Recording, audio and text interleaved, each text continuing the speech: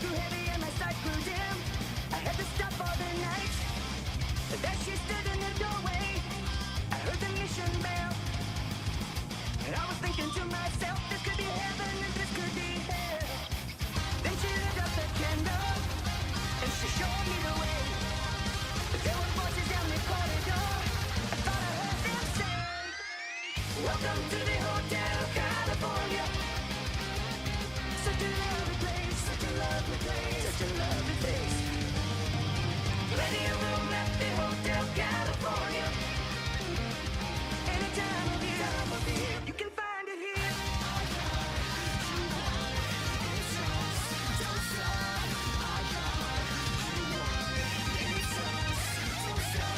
One of the greatest songs of all time. Amanda Tiffany Twisted. She got the Mercedes Benz. She got a lot of pretty, pretty boys that she called friends. How they dance in the courtyard. Sweet summer sweat. Some dance to remember. Some dance to forget. So I called up the captain. Please bring me my wine. He said, we haven't had that beer in here since 1969. And still those voices are calling from far away. Wake you up in the middle of the night just to hear them say, welcome to the Hotel California. Such a lovely place, such a lovely place, such a lovely place. They living it up at the Hotel California. What a nice surprise, your alibis.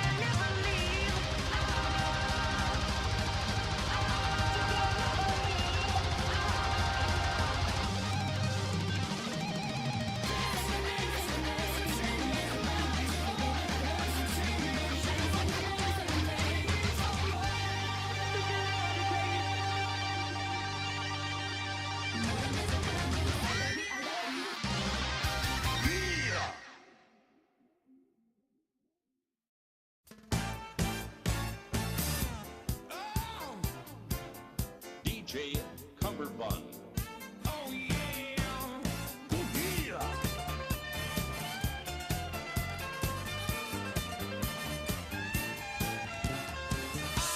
I'm driving black on black. Just got my license back. I've got this feeling in my veins. This train is coming off the track. Alas, but lied if the devil needs a ride because the angel of my ride ain't hanging out with me tonight. I'm driving past your house while you was thinking out. I got the car door opened up so you can jump in on the run. Your mom don't know that you were missing. She'd be pissed if she could see the parts of you that I've been kissing, screaming, "No, we're never gonna quit.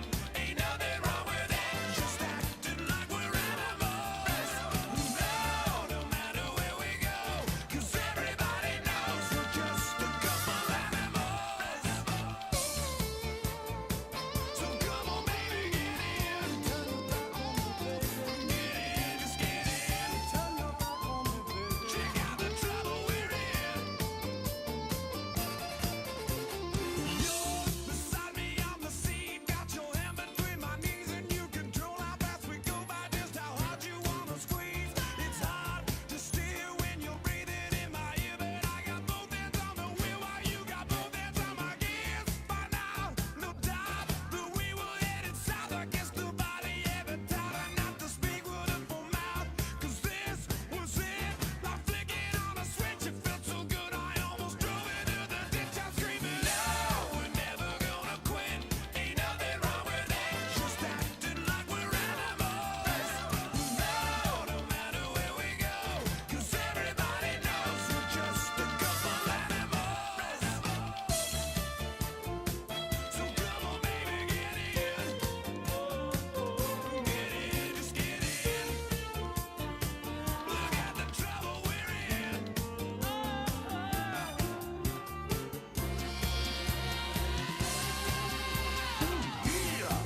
You can go your own way. I think I should be going. Go your own way. You can call it another lonely day. Another lonely day. You can go your way. You can go, you go,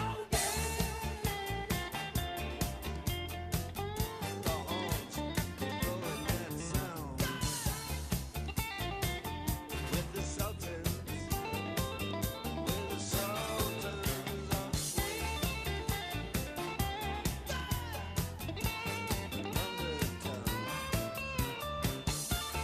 setting it up Friday night.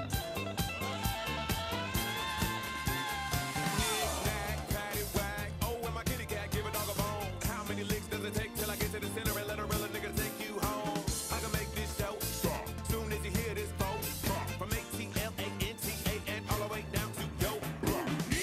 Put the needle on the record and I'll make her get lower than a Lamborghini.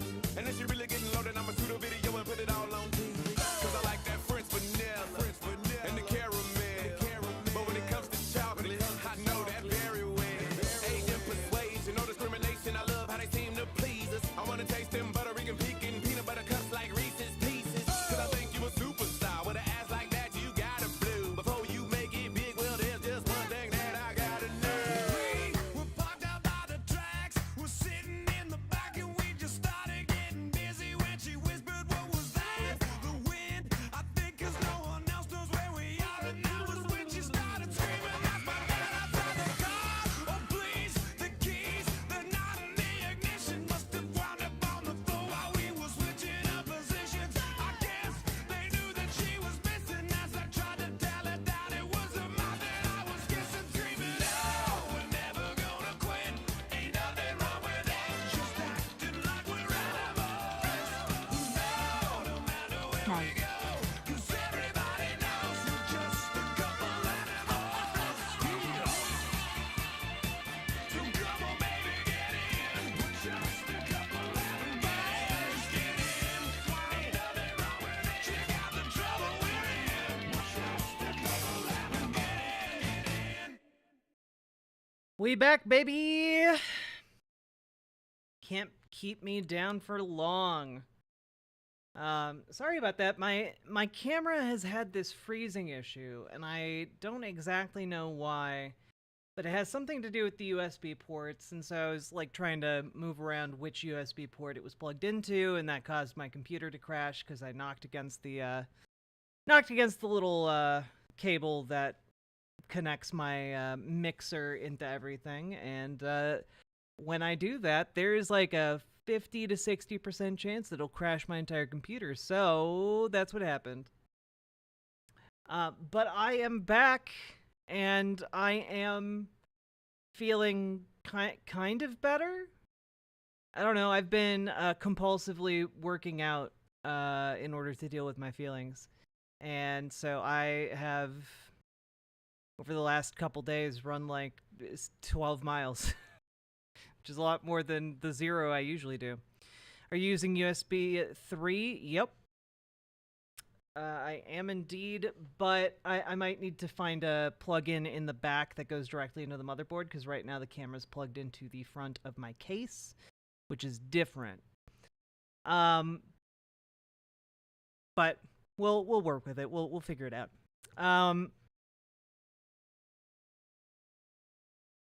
No, it's not OBS, because I don't use OBS. I use a different program called XSplit, because I bought a lifetime license to it like 10 years ago, and I'll be damned if I don't get every last drop of use I can out of it. Does running help a lot? Maybe I should do that. Running can help a lot with like anxiety, and to be fair, I'm not running. I'm going on an elliptical, which is a different exercise. Achieves a lot of the same things though, and it's a lot easier on the knees.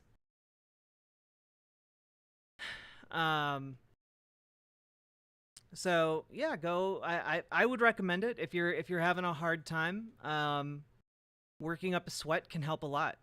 Like I know that sounds like weird, and like kind of is almost like, well, if you're feeling bad, why don't you do yoga? But like, there is a connection between your body and your mind, and like working up a sweat like unlocks a lot of things, and also helps process emotions, and like when you're exerting yourself, it helps kind of bleed you of anxiety a little bit.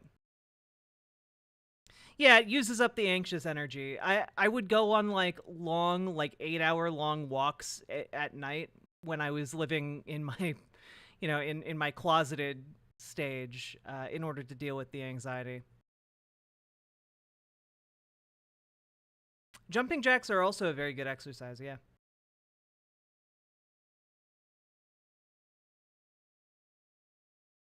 Raises your heart rate, endorphins, kind of gets you into like it's kind of like when you're having like a panic attack or a meltdown, having like a go-to breathing exercise can help a lot, because slow breathing, slow long breaths like help activate the part of your brain that like thinks more, and deactivates kind of those panic centers a bit. And I know that sounds like hippy dippy nonsense, but it's true. It does work. It activates your parasympathetic nervous system. There's a term for it.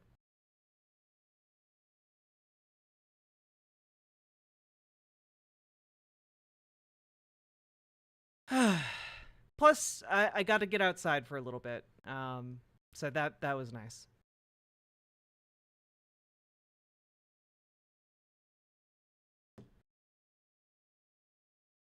Exactly, Malachi. I learned about breathing techniques in therapy, and they are helpful. Parasympathetic? Thank you, Glitchmaster. I'm glad I'm correct. Activate your brain with Mental Force Plus, now available on the Riverboat Jack merch store. I am on my first proper vacation from the hospital since 2022. Have some of my vacation monies. Very knifey, Duck. BWA. Thank you for the $5 dono, the vacation monies. I appreciate them. Thank you so much. Oh god, everything I set up needs to be refreshed. Cool.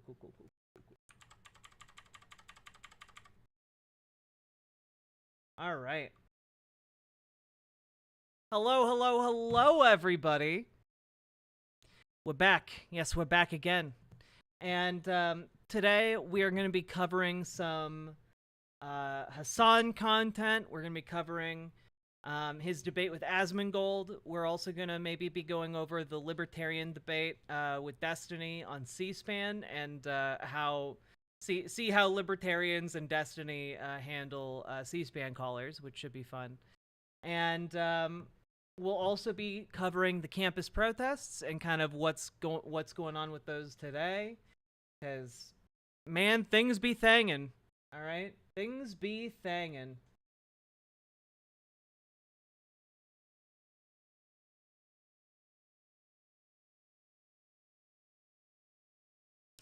Things be thangin'. I know, OS Crane, I know.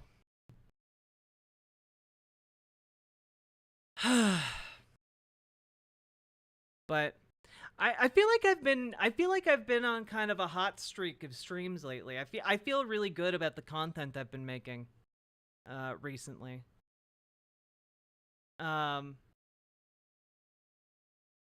Use Opera, it's great.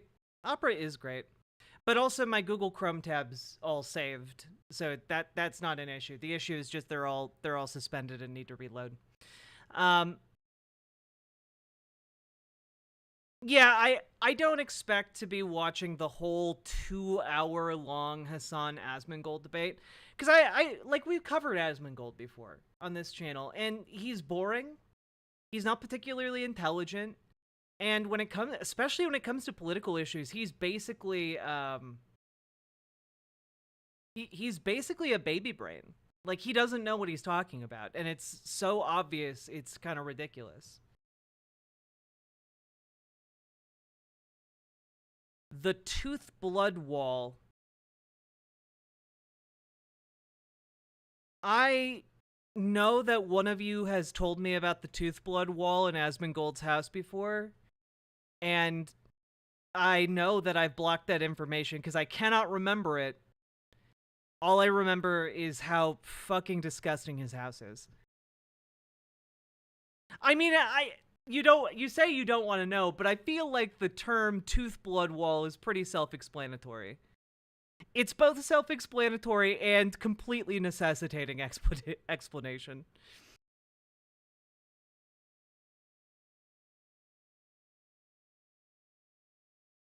Anyway, I feel like I got everything I know. I need to know about him from, like, the video going over his house and the stakes and, like, everything like that. He's a pretty generic right-wing ghoul.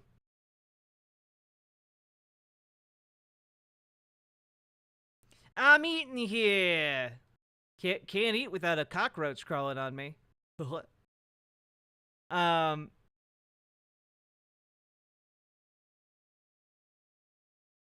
I got a lot of cool stuff done today. Also, if some things come together, I might have some really cool news come June. But they rely on some things coming together, some things thangin'. And but if it does come together, it would be amazing, and you guys are all gonna freak out. You guys are all gonna be like, this is the coolest thing. We're gonna start, of course, with Libs of TikTok, just real quick. And it's not. I mean, it is a bad story, but it's also a good story, maybe. So Libs of TikTok posted a video. Watch, male student who thinks he's a girl was confronted using the women's bathroom at Western Carolina University. And it's a repost of this video by someone named Peyton McNabb. A man using the girls' bathroom at Western Carolina University. Unreal. And I'm not gonna share the video. Okay, not sharing the video. But it is important to know that these people shared the video. And what's interesting about that, in particular, is that it turns out the video is about, involves, like, a woman recording a trans woman in the bathroom. And this is in North Carolina. And it turns out in most states, including North Carolina, it's illegal to film someone in a bathroom without their consent. That is actually illegal. It is a misdemeanor. And if you're getting some kind of sexual gratification out of it, like, I don't know, if you're investigating someone's genitals while filming the video, it can actually be a felony. And I point this out because not only is it possibly a felony to film something like this in a bathroom, it is also... Is it possible to sue someone for sharing a recorded video of you without your consent? Yes, it is possible to sue someone for sharing a recorded video of you without your consent. When someone shares a recorded video without permission, they may be violating your right to privacy or infringing upon your personal image rights. Depending on the jurisdiction and specific circumstances, several legal claims may be applicable, including invasion of privacy. Sharing a recorded video without consent can be considered an invasion of privacy. This claim typically requires proving that the video was shared publicly or with a third party, and that it caused harm or distress to the victim. And I have to argue that, frankly, sharing this video constitutes opening yourself up to a lawsuit. And so I floated the idea here that maybe the Legal Eagle team should take this case. And frankly, it'd be really great if they did. It'd be really great if the Legal Eagle legal team, Legal Eagle took it. Because I feel like this is a pretty open and shut case. Like, the initial case is definitely illegal, and it's either a misdemeanor or a felony. Okay? The initial recording of the video. And then going on to then share it on social media and have that then get shared again by Libs of TikTok, an account with how many followers now? 3 million followers. I think you have a rock solid case for infringement on privacy. Like, you're a normal trans lady trying to use the bathroom, and suddenly someone records a video of you and it gets shared to like 3 million people. You have an ironclad legal case against Libs of TikTok, okay? So my hope is that Libs of TikTok gets sued into oblivion by some well-meaning lawyer, okay? Get lol overruled on the case? Yep.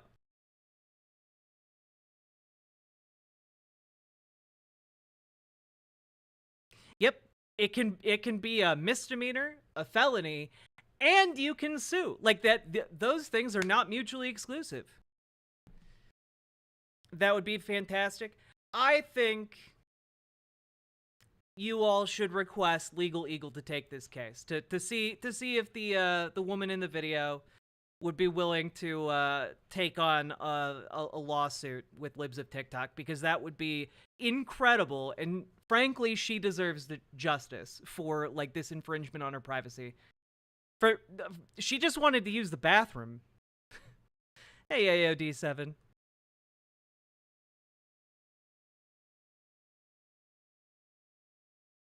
So, anyway.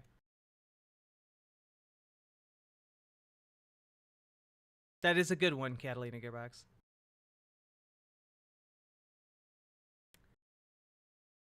Anyway, I just wanted to share that with you. And to open up stream, I figured I would share what I can only describe as liberal cringe with you guys.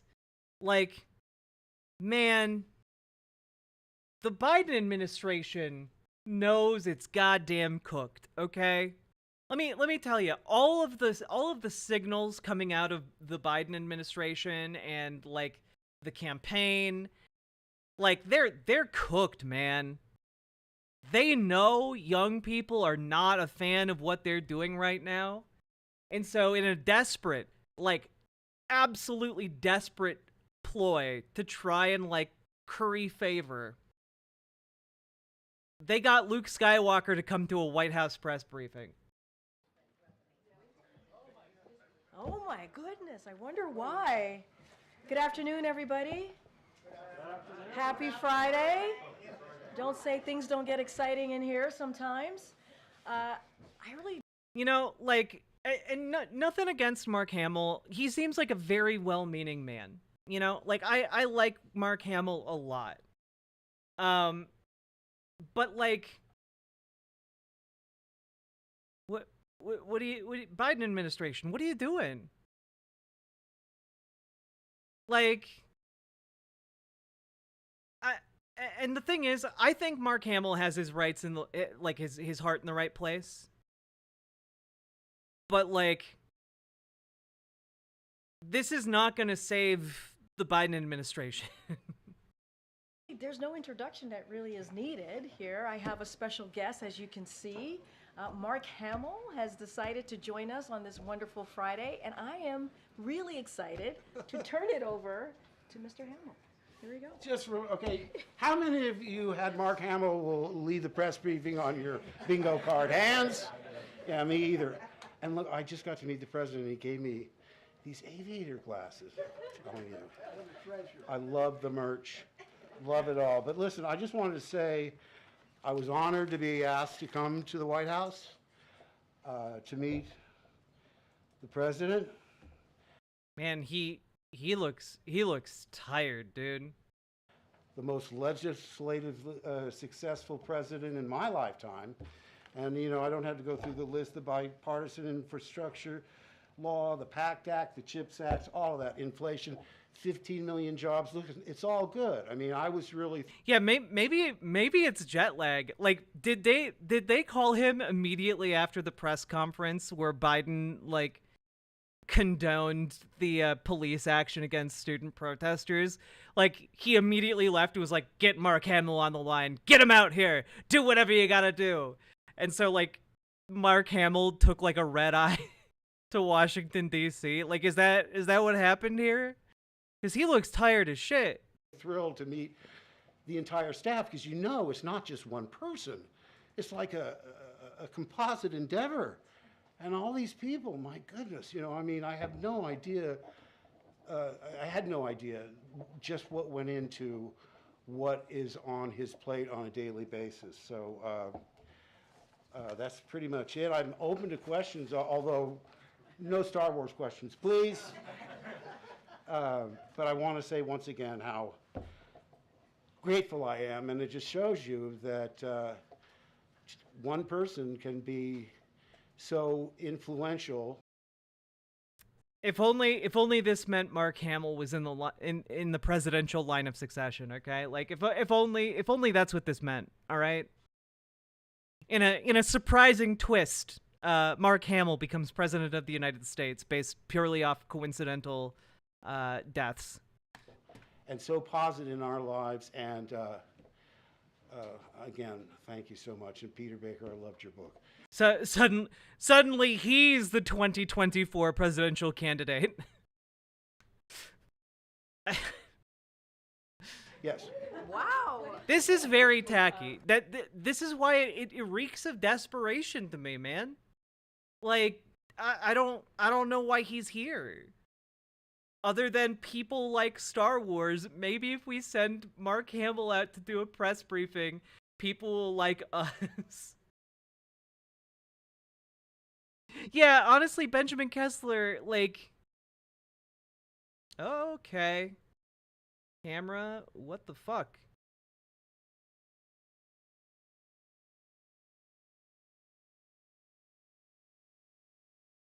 Difficulties. Device not available. Fun stuff.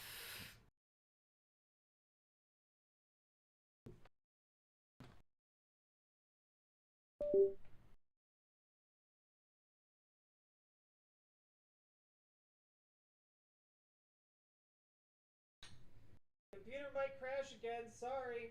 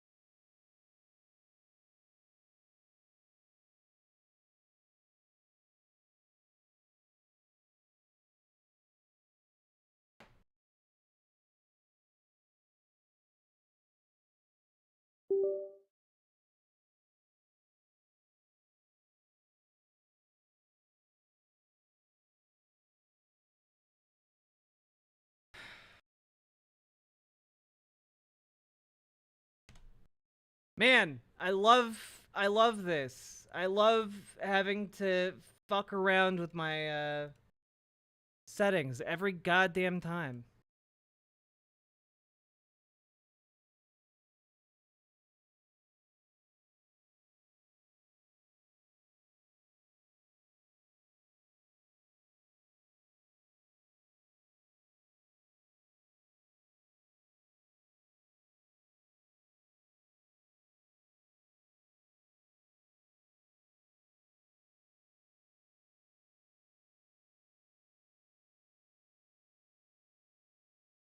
Yeah, I love this. We're gonna have this fixed for approximately like 2 hours, and it's gonna happen again. I promise.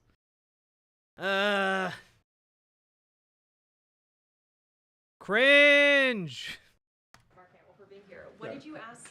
What did you talk about with the president? Well, first of all, I only Cool. I can't hear anything. That's super cool. Super great.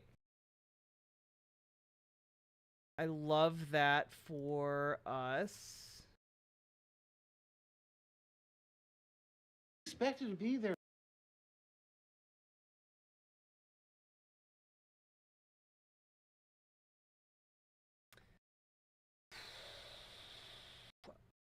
Ooh. All right. I'm getting steamed.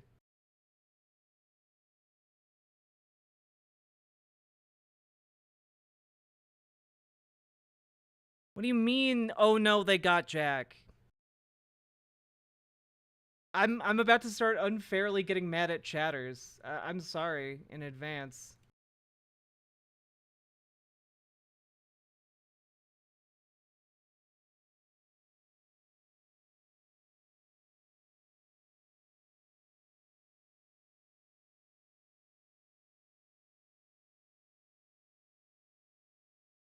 Yes, no.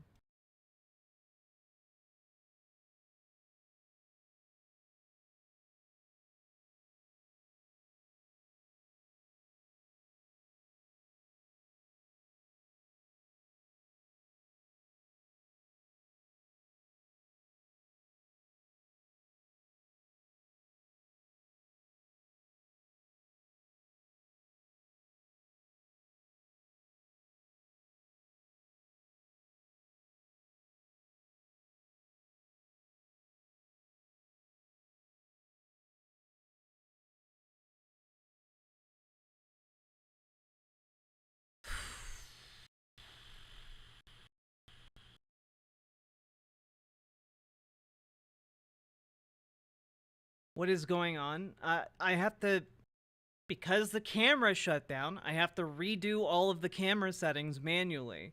And because I plugged it into a new outlet, it undoes all of the hard saved settings that are on the camera. It's so fun. I love it. There for like 5 minutes. He showed Also, I can't fucking hear anything. And the second I try and reconnect this sound device, is your camera...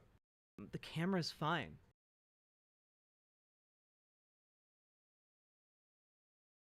What do you... Okay, but also there's a very decent chance that the computer is about to shut down when I unplug and plug in my sound device so that I can reset this. And if that happens, I'm just scrapping all of the politics content and I'm going to be doing a Dragon's Dogma 2 stream instead, because fuck all this.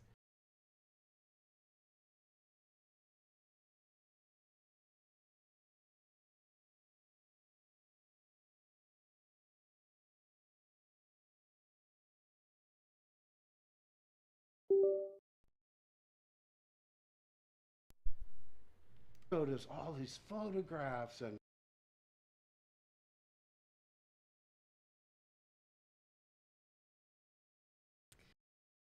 All right, we made it through. We made it through. It's all good.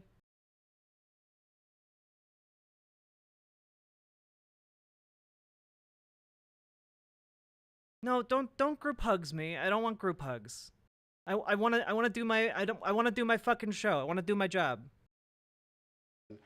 you know, it was really amazing to me because, you know, I was invited to the Carter White House and I came, and then I came to the Obama White House, but I never was invited into the Oval Office, and it was a large gathering. So this one was really extra special.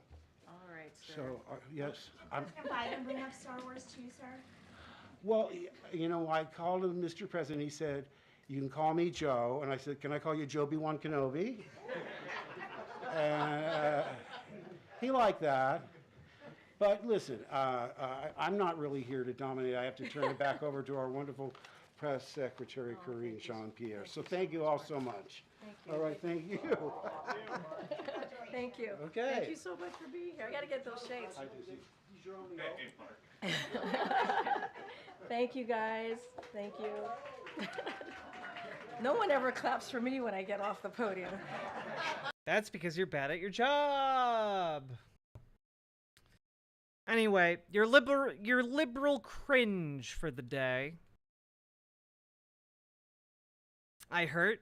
Yeah, same. That's it. That's it. They brought him on stage for 3 minutes.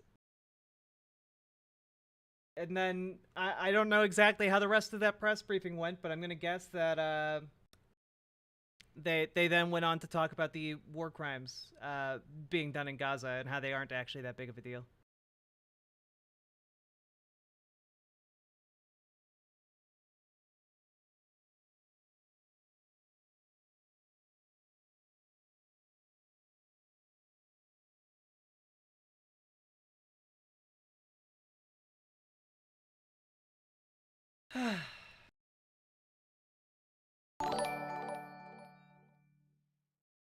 Just came in, you seem upset, so here's money.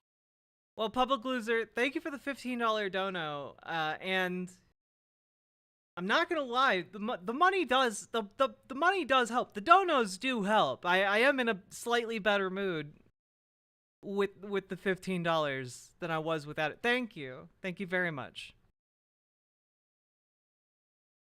Oh my goodness, I am off my flow at the moment. Let's see. You know, maybe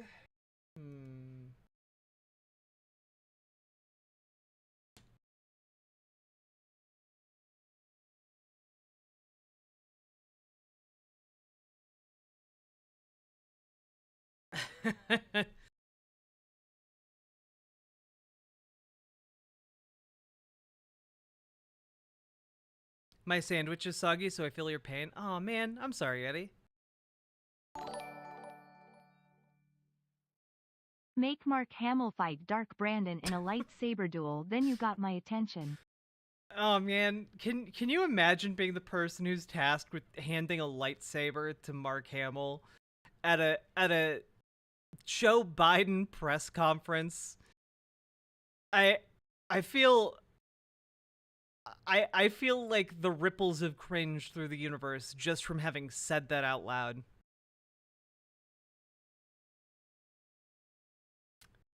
All right. I'm gonna make the executive decision here.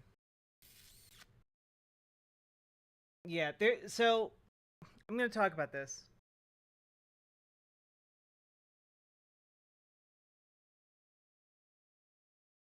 Whew.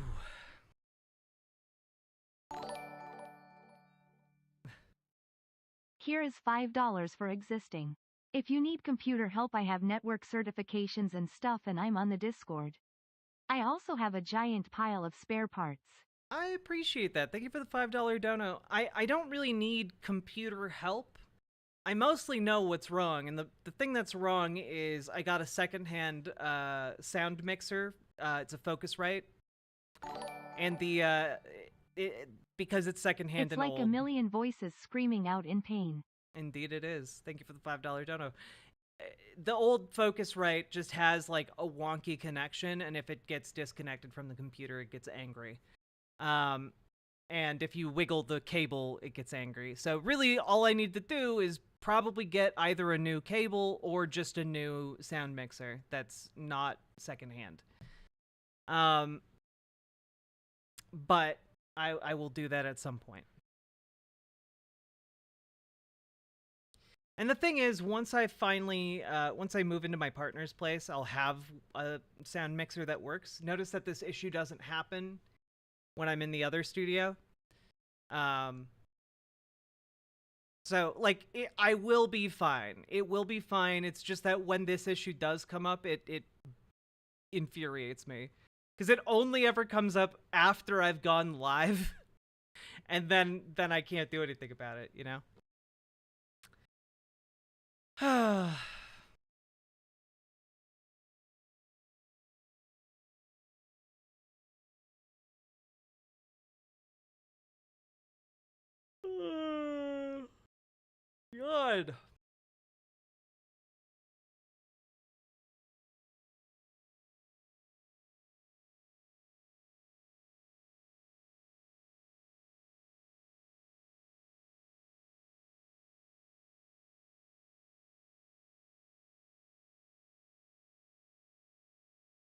Biden's a cuck. True.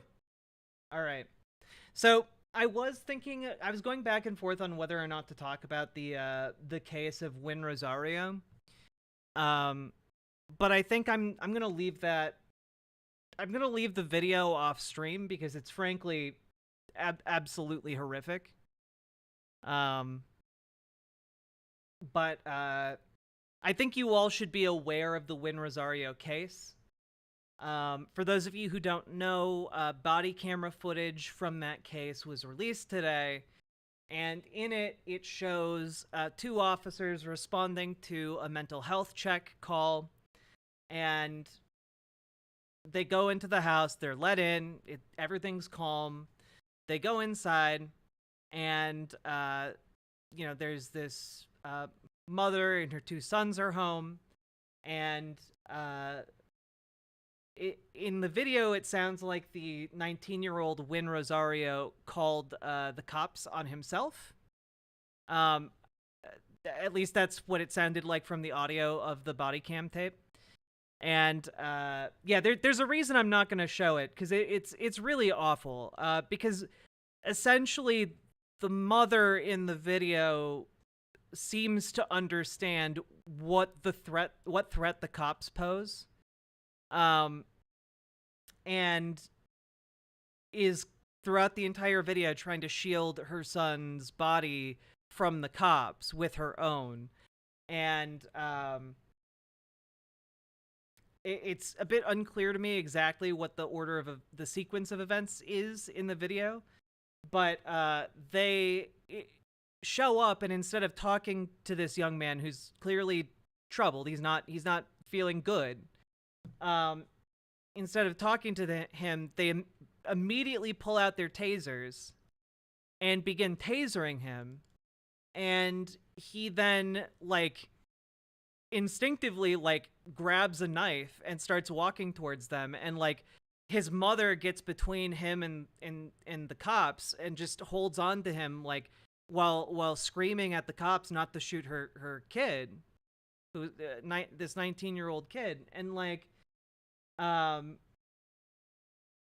the cops, is this NYPD? It is NYPD.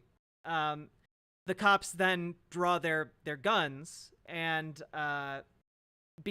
keep yelling at her to get out of the way, get out of the way, get out of the way. And the other brother runs in to like pull his mom off of his brother while like screaming and pleading with them, "Don't shoot my mom." You know, it is one of the most horrible videos body camera videos I've ever seen. You know, and at this point we're just seeing so many of them, and all of this takes place over the span of 2 minutes. From the time they go into the house to the time they shoot this kid dead is 2 minutes. And I know without looking that the argument for people who are going to do cop apologia is going to be, well, he grabbed a knife he grabbed the knife, you know, at that point they feared for their lives. They were justified in shooting him. But like, when you examine every step of what happens throughout that video, do they shoot everyone? No, they just shoot the 19-year-old Win Rosario like several times in front of his mother and brother. They just gun him down like a dog. It's disgusting and heartbreaking, because like you can tell from like almost the get-go, from the moment the cops get there, that mom knows how it's gonna go down, and she does everything in her power to stop it. And the cops show up, and they do absolutely zero steps to try and de-escalate the situation at any point. Like, what was called for in the situation when they get there, and it is calm, was a conversation. And instead they begin barking orders. And when those orders aren't immediately followed, they pull out their tasers. And when like this kid confusedly looks at them, like, and doesn't immediately comply, they start shooting him with tasers. And in response to that, in like instinctual self-defense, he grabs a knife. And in response to that, instead of trying to de-escalate the situation, the cops pull their guns and start trying to get a kill shot on him. And that lasts for about like, I would say, a minute. And at no point throughout any of this are the cops trying to de-escalate the situation. They aren't trying to de-escalate. They aren't trying to pull back. They aren't trying to, like, allow like a sense of normalcy to this. It is simply, we walked into a stranger's home where someone we know was distressed, and we're just gonna kill the person who called us here. We're gonna kill the person in distress.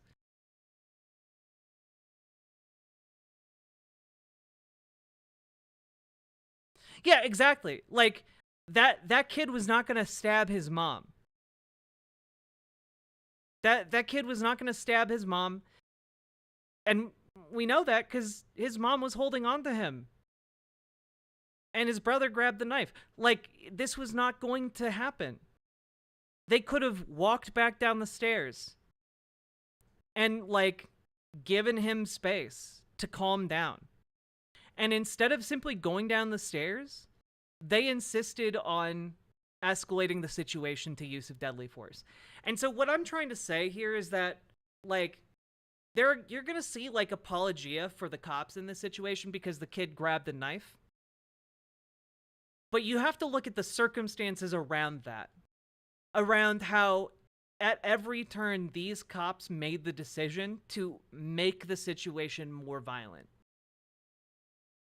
And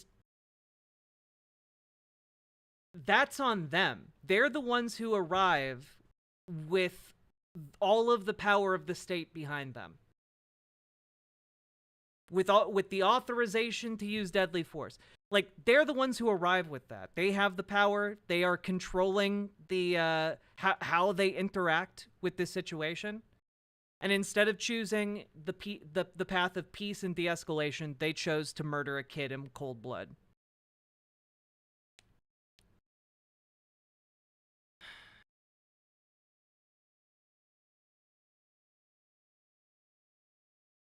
Yeah.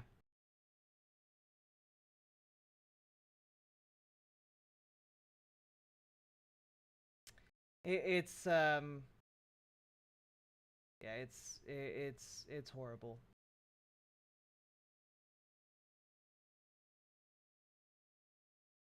Yeah, like, just I'll play the first part of this, but I'm not gonna play the entire thing. I'm not gonna play like when it starts to escalate really badly here.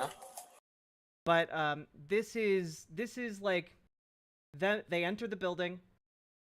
They go up the stairs. Right? They enter the home.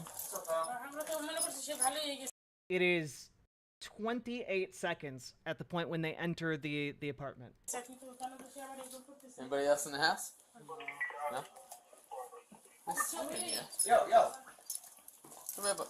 Hold on. Whoa. immediately, like within 10 seconds of walking in here, this officer pulls his actual gun. This officer doesn't even like pull like his taser. He does eventually pull it out in the next couple seconds here, but he pulls a gun immediately. Immediately. And like what was the threat here exactly? I'm not entirely sure from the video, but it looks like they see that there is a knife on the kitchen table. But this is it goes from in the span of like 30 seconds, you know, we're at second 30 right here. In the span of about 10 seconds,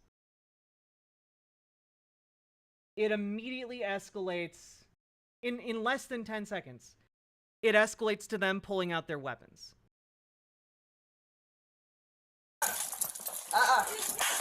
And instead of like going back down the stairs, and yeah, it is a kitchen, yes.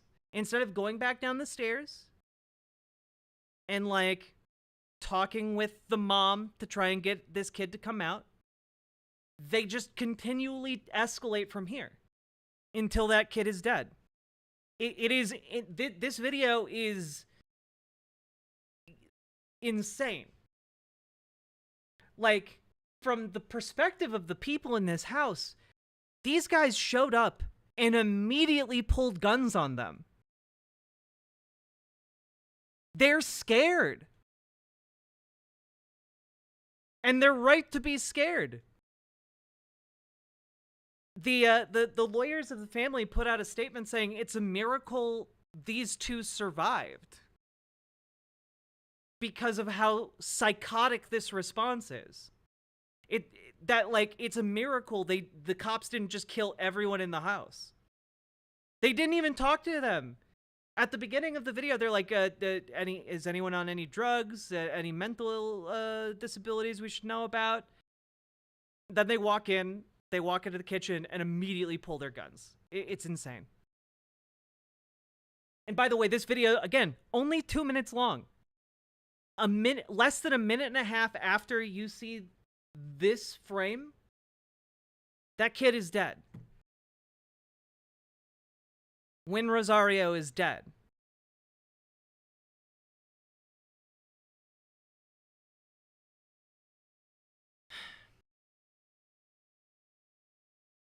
It's awful.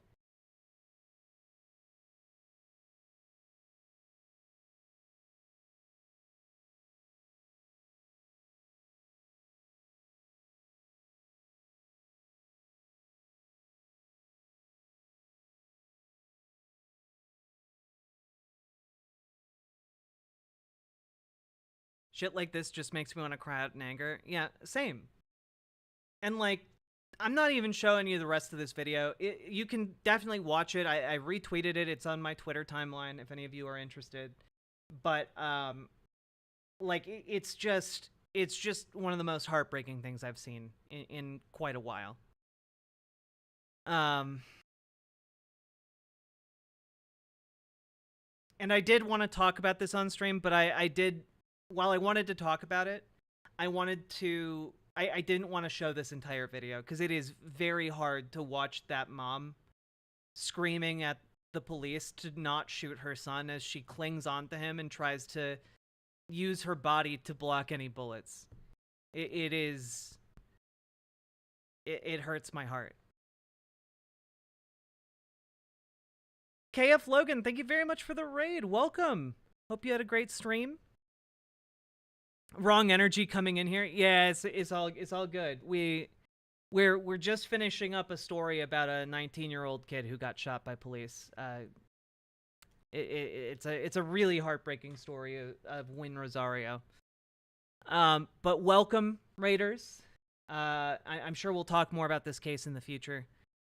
But I did want to bring it up because I do think it's important.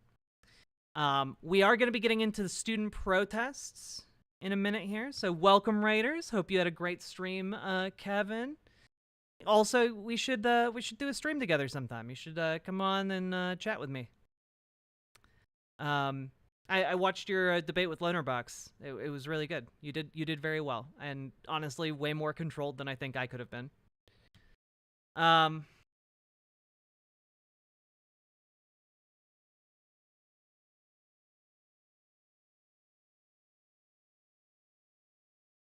Hey, Rohawk. Hey, Javatrino. Hello, Berserk Jazerk.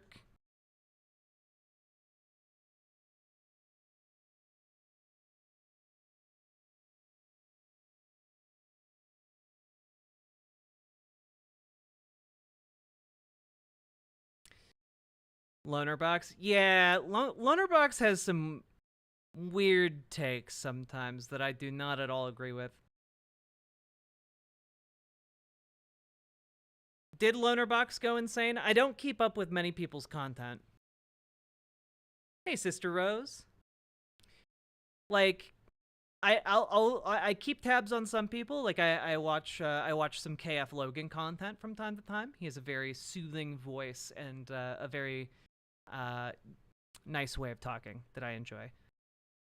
And arguing too. Yeah.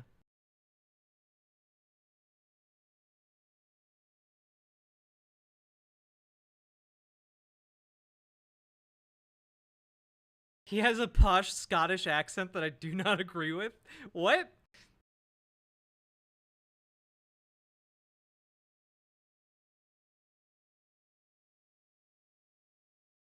Ugh. The one good British streamer because he's mostly Irish.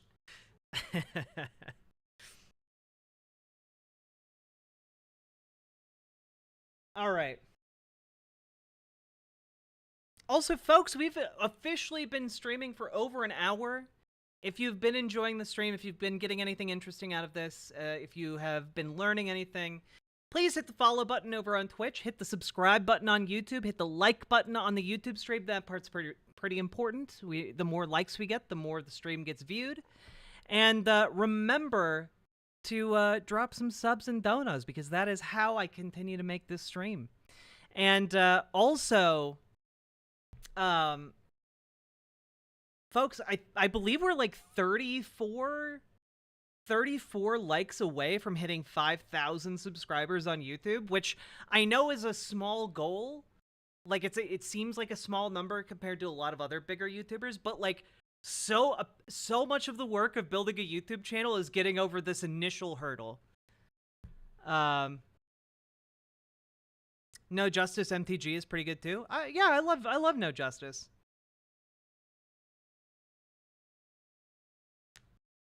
My friend said she watches you because you're less shouty than other lefty streamer people and also hot. Well, thank you. Also, I've been on my fitness gay arc, so like I like ran like 12 miles over the last 2 days. I feel fit. And also, I am less shouty unless I like my autism gets like deeply triggered, and then I will shout at someone. Shout out to Barnaby Cap yesterday's stream. I apologize for yelling at you, and I unbanned you in YouTube chat.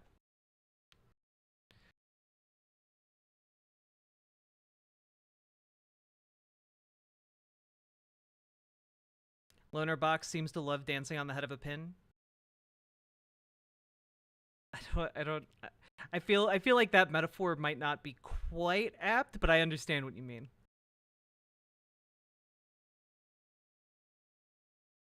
I also like that you're a girl called Jack and wear kind of flannelly things. Yeah, you know, I'm just gonna own it. And plus, you know, sometimes I dress up kind of fancy. I think. Let's see. A few more banging YouTube shorts, but that's the thing. I need to like actually invest in editing the YouTube shorts, but like I do not have the time to do it.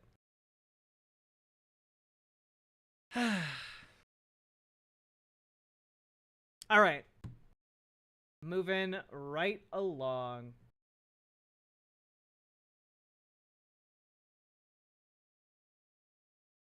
We're going to talk about campus protests, baby. All right, campus protests.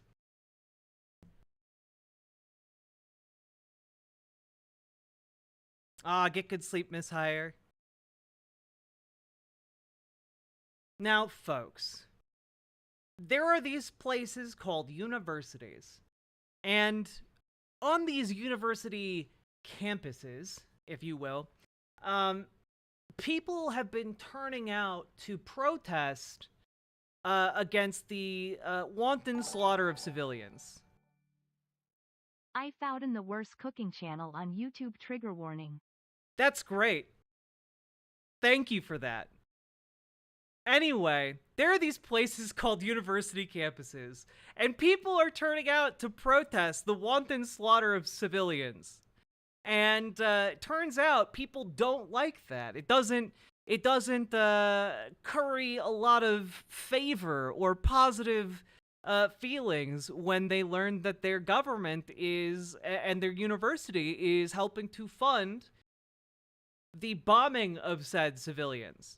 And as a result, there have been nationwide protests that have been spreading and intensifying, calling on different universities to divest from arms manufacturers that are sending arms to Israel, that are then used to bomb civilians in Gaza. This is a pretty reasonable demand, in my opinion. And it is also putting pressure on the Biden administration to pressure Israel to ending this conflict, into ending this genocidal campaign that they've been waging. In a lot of cases, this has led to brutal police crackdowns. However, these protests are not violent. They're not particularly destructive to university property.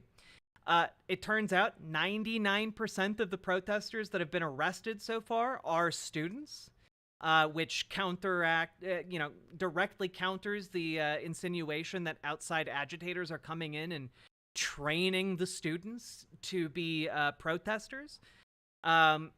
It turns out like 99.99% of the protests have been peaceful. And of the fraction that have not been peaceful, that is due to counter-protesters or police themselves. And it turns out that an option available to the universities is simply sitting down and negotiating peacefully. Ryan Grimm here points out that today UC Riverside has made an agreement with the protesters. So let's take a look at the what they have to say here.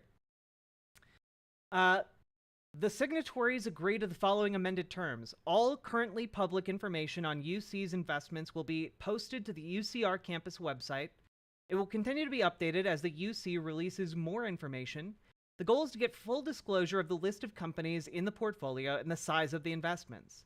The UCR administration agrees to form a task force that includes students appointed by ASUCR's Diversity Council and faculty appointed by the Academic Senate to explore the removal of UCR's endowment from the management of the UC Investments Office and the investment of said endowment in a manner that will be financially and ethically sound for the university, with consideration to the companies involved in arms manufacturing and delivery.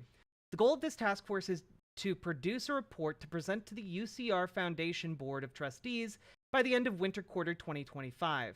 The task force will be formed by the end of spring 2024 quarter. Commitment to bi-monthly meetings with the AVC of Auxiliary Services and an ongoing review of Sabra Hummus, consistent with existing product review processes, until we can find a resolution. The School of Business has discontinued global programs in Oxford, USA, Cuba, Vietnam, Brazil, China, Egypt, Jordan, and Israel. UCR will modify its approval process for all study abroad programs to ensure compliance with UC's anti-discrimination policies.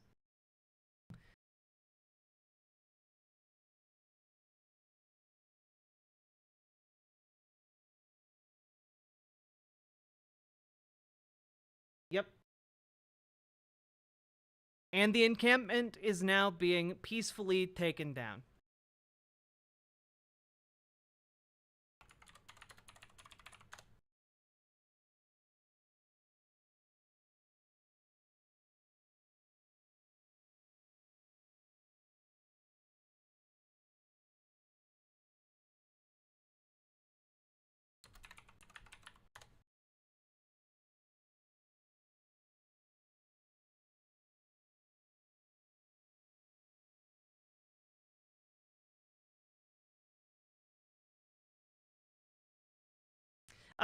For those of you asking about Sabra hummus, that's because of Sabra, I believe, is an Israeli company, and so people in the BDS movement have been asking for it to be divested from.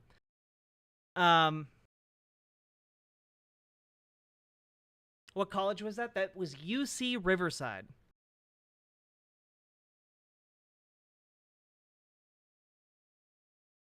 Yeah, there is a Marvel Comics character. The Israeli Captain America is named Sabra.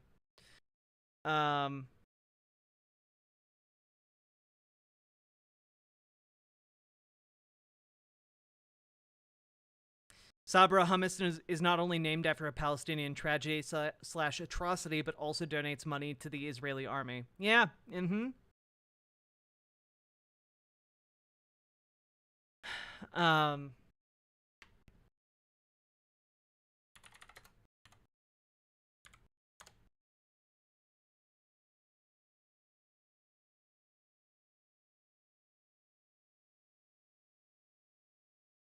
Also, if you want good hummus, I'd recommend Baba. Baba's hummus is really good.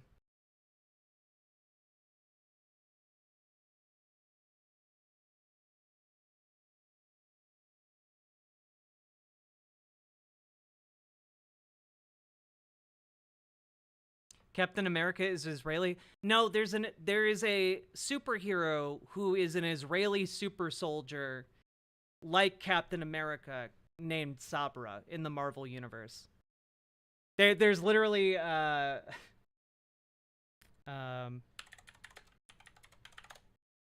I find it here? Yeah, here we go. Here's the iconic panel of Marvel's work on the Israeli-Palestine conflict. Boy died because boy's people and yours both want to own land. Boy die because you wouldn't share. Boy died because 2 old books say his people and yours must fight and kill for land. Now boy is dead, but boy didn't even read books. Ah! Hulk came looking for peace, but there is no peace here. For an instant, Sabra prepares to give chase. She is, after all, an Israeli super agent, a soldier, a weapon of war. But she is also a woman, capable of feeling, capable of caring. It has taken the Hulk to make her see this dead Arab boy as a human being. It has taken a monster to awaken her own sense of humanity. Like I know that that's like a weirdly silly comic, but like I think it says a lot here.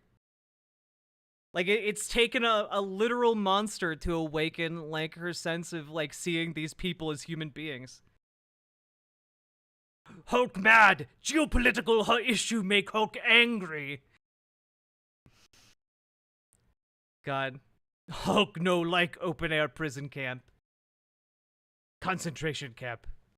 Indeed, indeed.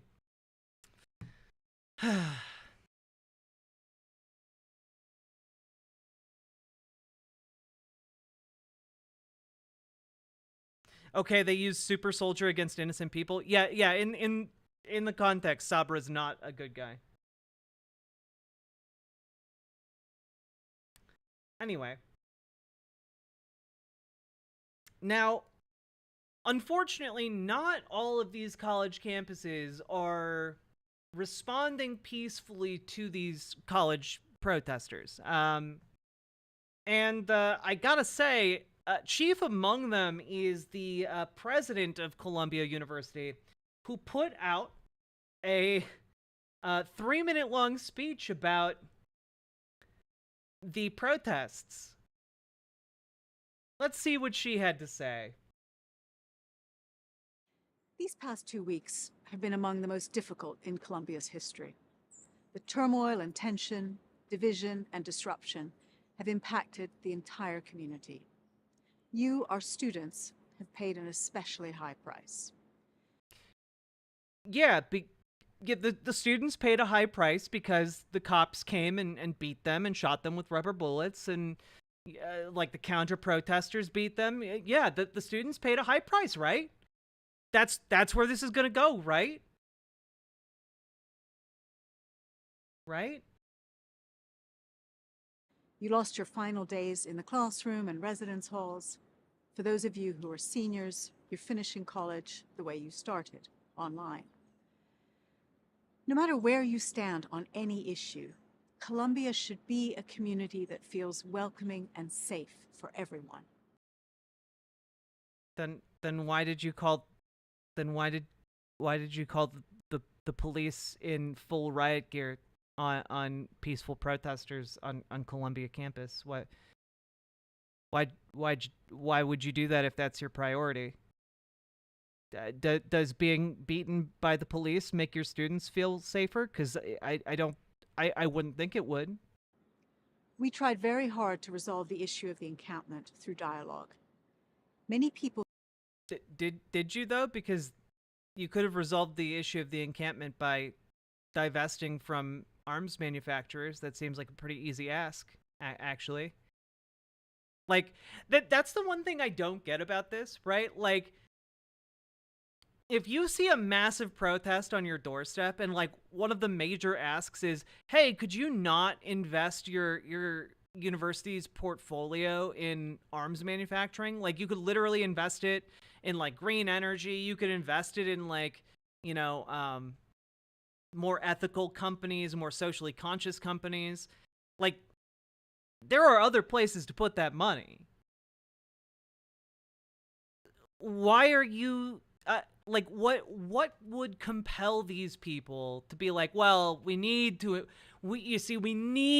invest this money, that these hundreds of millions of dollars, we need to invest them in arms manufacturers. There's just nowhere else to put the money.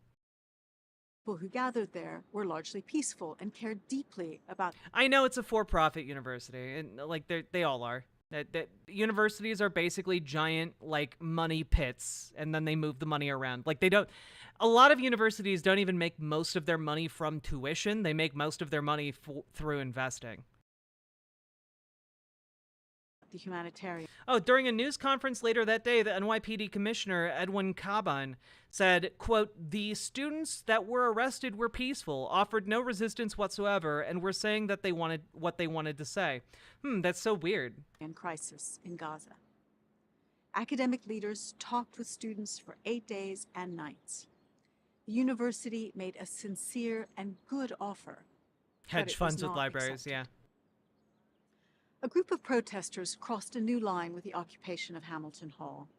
It was a violent act that put our students at risk, as well as putting the protesters at risk.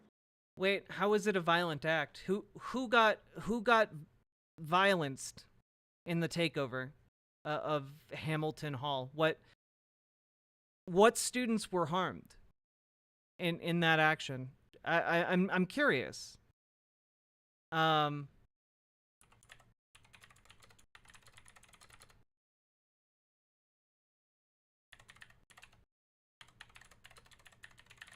Just out of curiosity.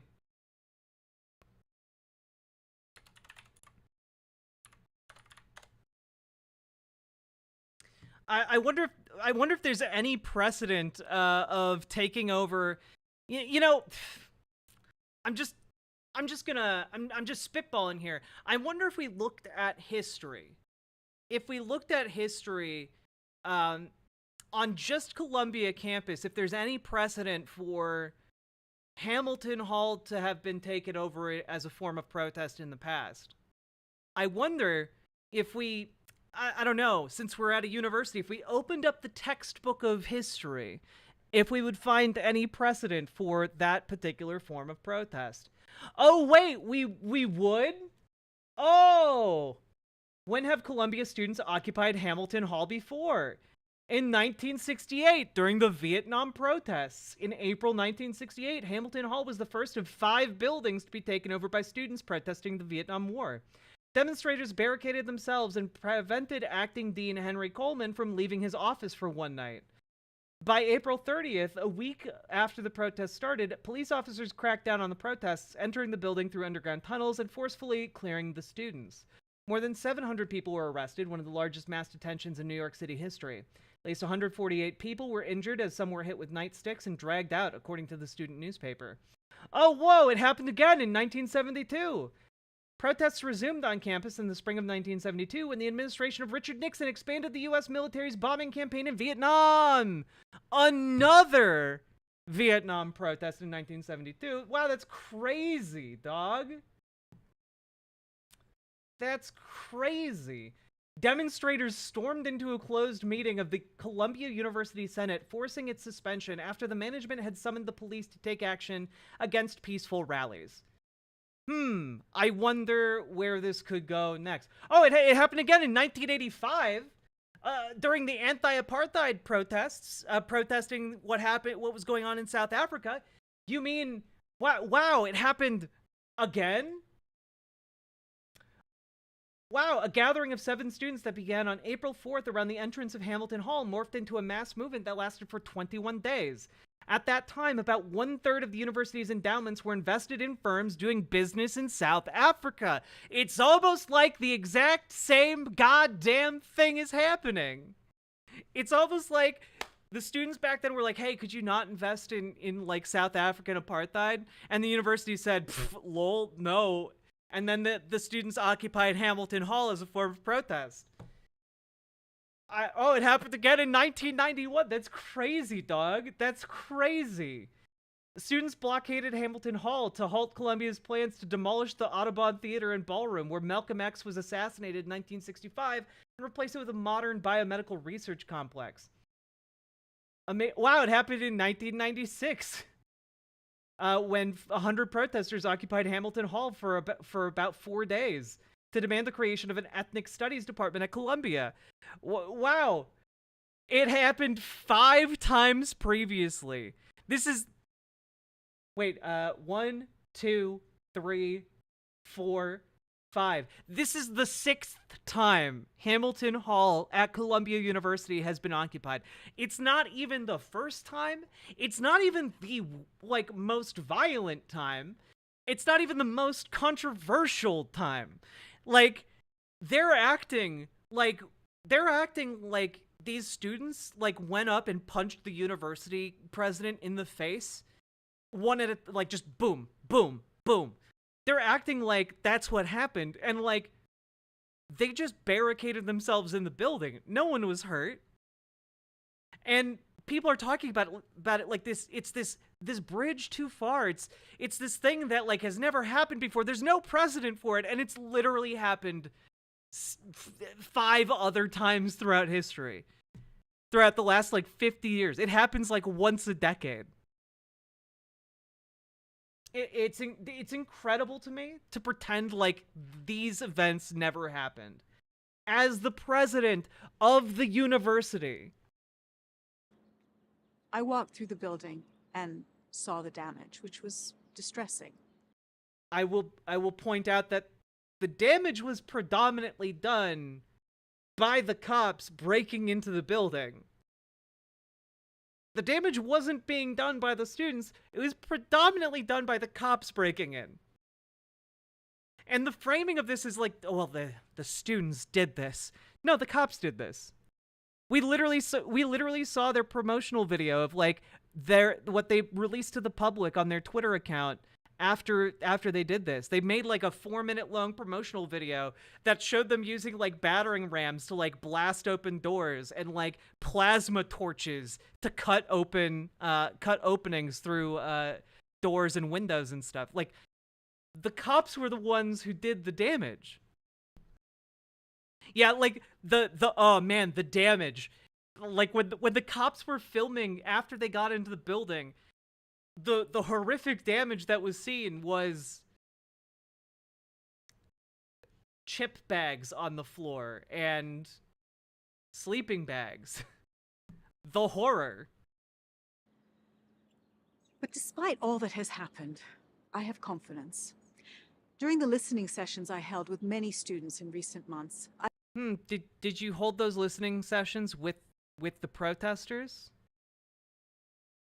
Because I feel like if you had heard their very reasonable demands, you like this could have come to a very different conclusion. I've been heartened by your intelligence, thoughtfulness, and kindness. I wonder if she's going to mention anything about, like, sitting members of Congress calling these students members of Hamas, calling these students terrorist sympathizers. I wonder if she's going to mention anything about that. The ones that impressed me the most were those who acknowledged that the other side had some valid points. We need more of that at Columbia. Every one of us has a role to play. What? I'm sorry. Were those who acknowledged that the other side had. The ones that impressed me the most were those who acknowledged that the other side had some valid points. What other side? The Zionist side of this equation beat on the protesters without consequence. And their position is in favor of slaughtering civilians. What merit does that side have? I want her to elaborate on these. We need more of that at Columbia. We need more half measures when it comes to supporting genocide. Every one of us has a role to play in bringing back the values of truth and civil discourse that polarization has severely damaged.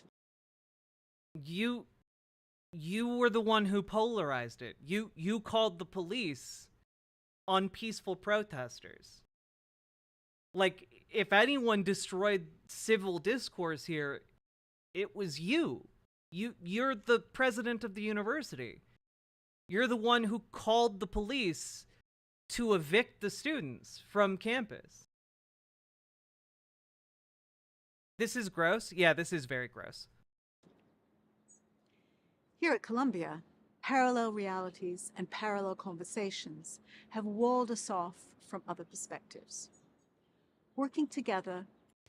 You know, I agree. You know, I think there is a faction here that has walled itself off to other perspectives, but I don't think it's the protesters. I think it's you, lady. You're the one who's not acknowledging other perspectives here. And you're deliberately not acknowledging other perspectives because you want to keep investing in companies that make bombs that are then dropped on children in Gaza. Predominantly children in Gaza. Like, that's your position here. That's your material position in this conversation.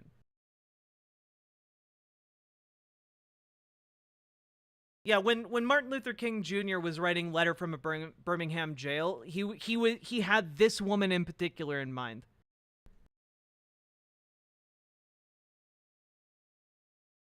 The milquetoast moderate.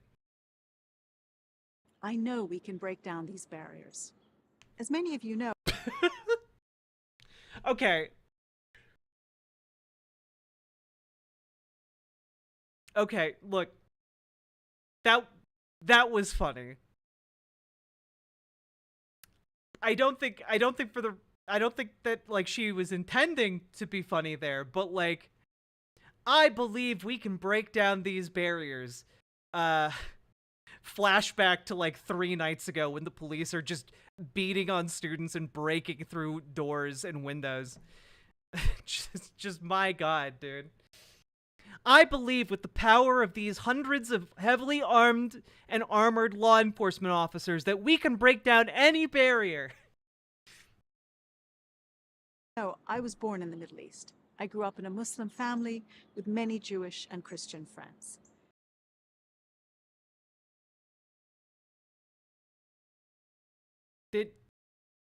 Are you really pulling the I have blank friends card here? Like, lady, we don't care who you're friends with. We care about your tangible material position here.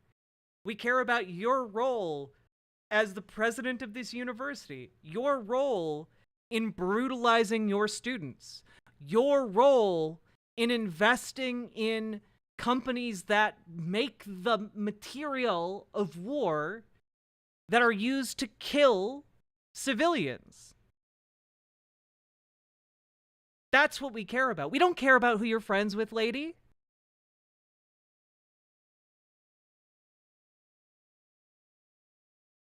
Does she even count as milquetoast if she's calling in cops to break up protests?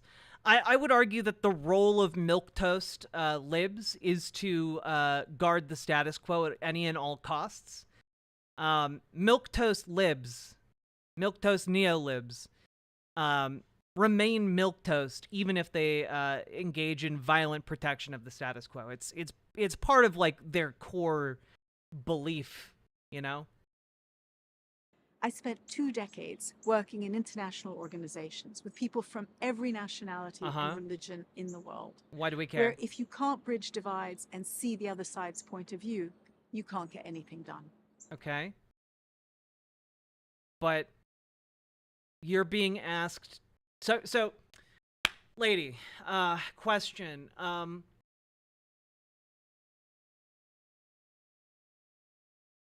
What's the other side's point of view, and what's your point of view? Because I haven't heard what her point of view is when it comes to divesting from military contractors that are making arms and ammunition that are used on civilians. So, like, what's her great argument in favor of doing that? What's her big argument in favor? You know, what's her big argument in favor of brutalizing students? You know, she's the one who called in hundreds of riot police.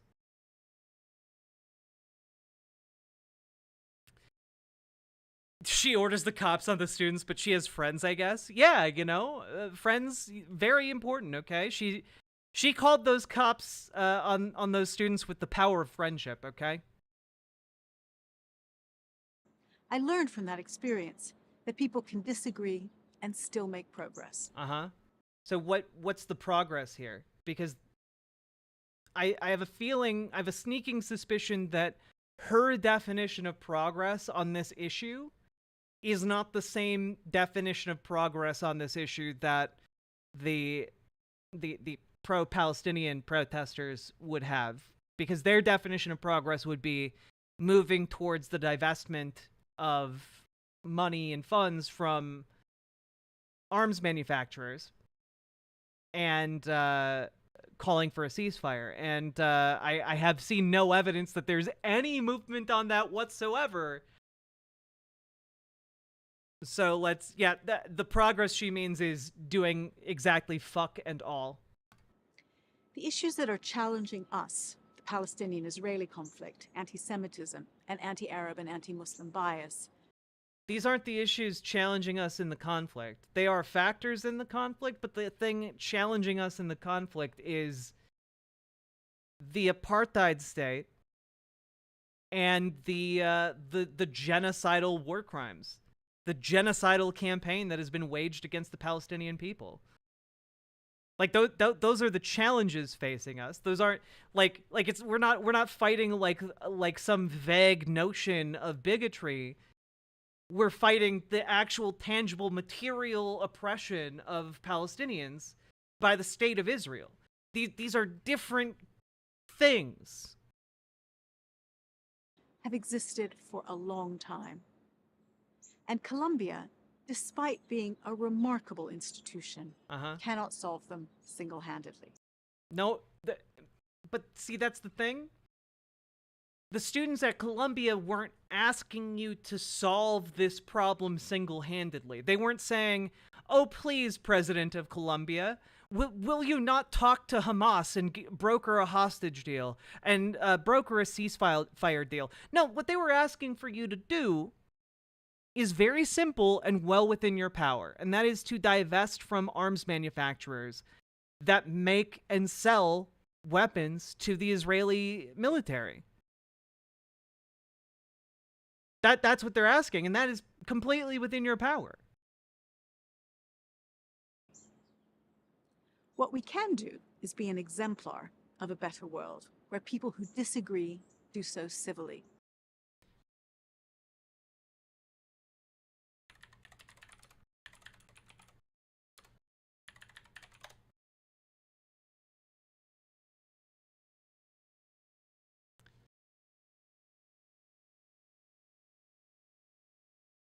where people disagree, but they do so civilly. Oh.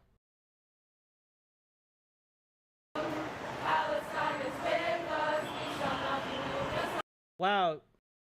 Look at all of these people not interested in civil discussion.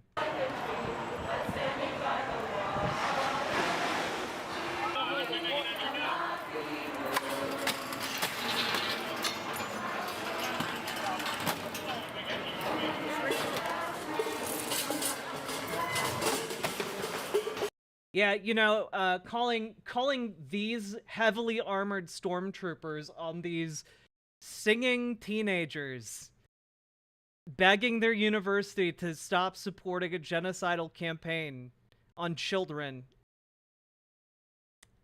Yeah, this is the civil discourse that woman is advocating for.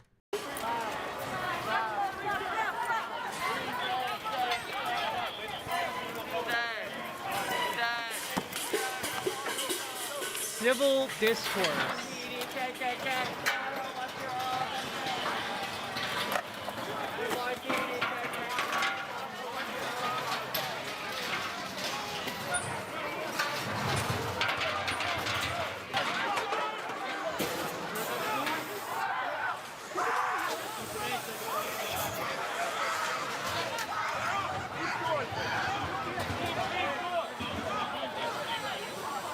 But don't you see? She listened to them.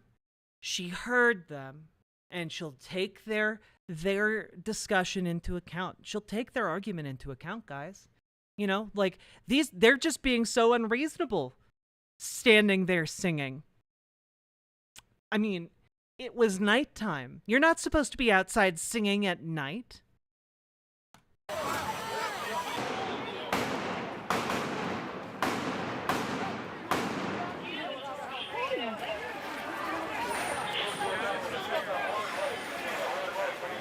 You gotta back up. You gotta get that.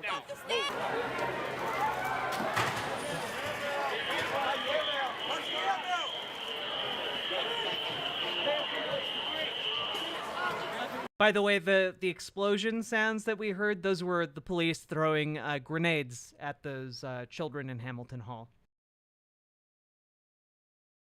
Yeah, you know, the act of reasonable discourse. Okay, those grenades, they weren't filled with phosphorus. Okay, they weren't filled with the flash explosives. Those explosions were discourse explosions. Okay, like they were full of rationality.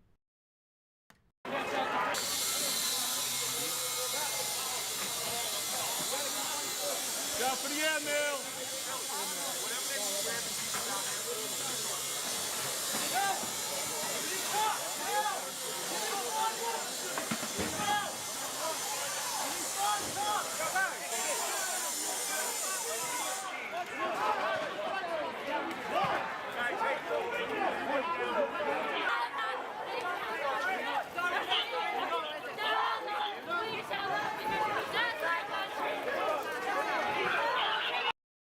Yeah, you know, these college kids singing "We shall not be moved." Yeah, they're really dangerous. Okay, they really represent this uncivil discourse. But I think we get the idea of why I was sharing that. Let's finish this up. Recognize each other's humanity and show empathy and compassion for one another. I'm feeling the need to bring this up again. Weirdly enough. Show empathy and compassion. Empathy and compassion.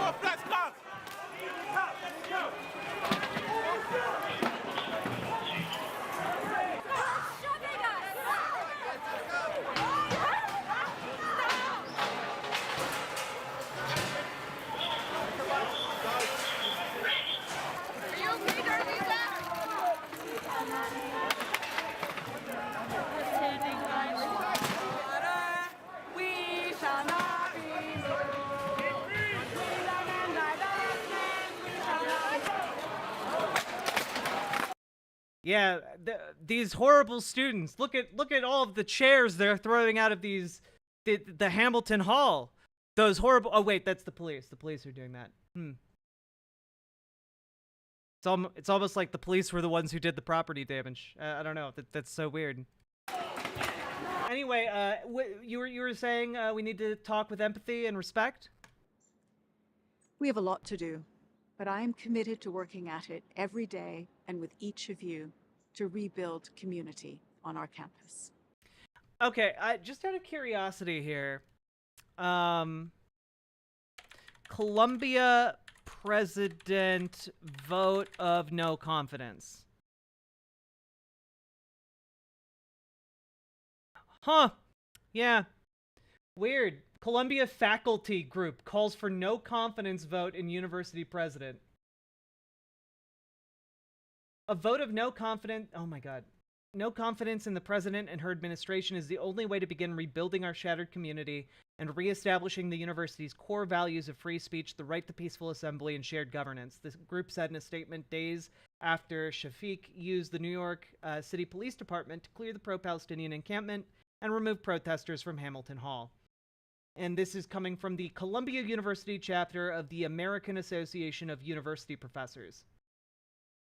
So this isn't just like a small social club. This is like the actual group of faculty at Columbia. The decision was made without consultation with the University Senate in violation of established procedures by recourse to so-called emergency powers. It also flew in the face of efforts by the AAUP and faculty trusted by the student protesters to de-escalate the situation on campus and to serve as observers in negotiations, efforts endorsed by the University Senate chair that continued into the afternoon before the assault, the statement reads. So, yeah, not only did she call the police, she actually called the police in violation of university rules and regulations. So, yeah. She unilaterally called the cops. Yep. She bypassed it by claiming emergency powers. And keep in mind, she claimed emergency powers based on university kids singing songs while locking arms and, like, sitting on the mall, like, in the campus, like, public areas. Insane. Insane, dude.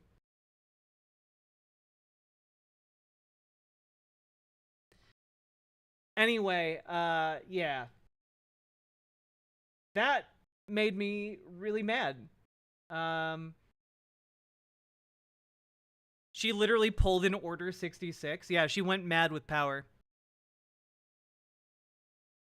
Oh man, Paladin, I don't know that I can handle a Wall Street Journal opinion article.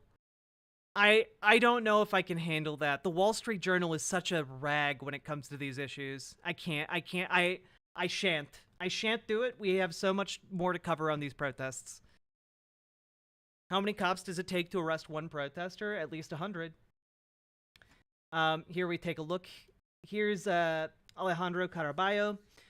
Vicky Palladino, a sitting New York City councilwoman, is explicitly threatening the murder of student protesters by calling them monsters and saying it's, quote, our job to slay them, unquote. Here is the post. The NYPD confirms that 99% of arrests at NYU were indeed students, not outside agitators. The sad reality is that our schools are producing monsters, and it's now our job to slay them. Simple as that. And the schools and faculty who sit at the top of this chaos must be raised along with them. Like, they're not interested in solutions, as their literature makes crystal clear. It's going to be messy, but it's also going to be worth it. They're leaving us with no choice, though. Time to make our educational institutions about education again. And I have to say here, like, what's wrong with these people? These people are libs. That's what's wrong with these people. These people are liberals, and, like, frankly, they don't know how bad protest can get. Because they're going into hysterics about this.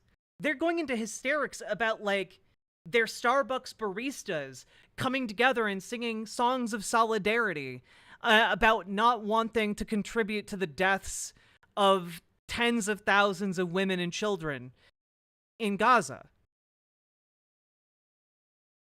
This can get so much worse. Like, this is not even on the level of, like, the protests around the Vietnam War. This isn't even this isn't even remotely close to the level of protest during the civil rights era. This is maybe slightly more than, like, the protests against, like, the Iraq War. But, like, this is, I mean, frankly, what I think is going to happen is that this type of clampdown is going to radicalize these college students. And when they turn out next time, and they will turn out next time, they're going to be a lot angrier. They're going to put up with a lot less bullshit. And they're going to have plans to deal with the violent response. You know, like, this is not how you bring about like normalcy again.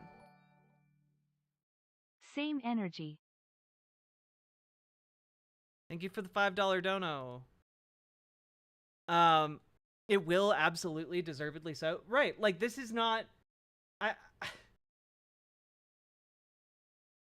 It's insane, because at the same time, you guys have just seen what I've seen, right? You guys have just, like, watched the statements coming out from university, like, administrators. You've seen what actually happened at the protests. You've seen all of this go down.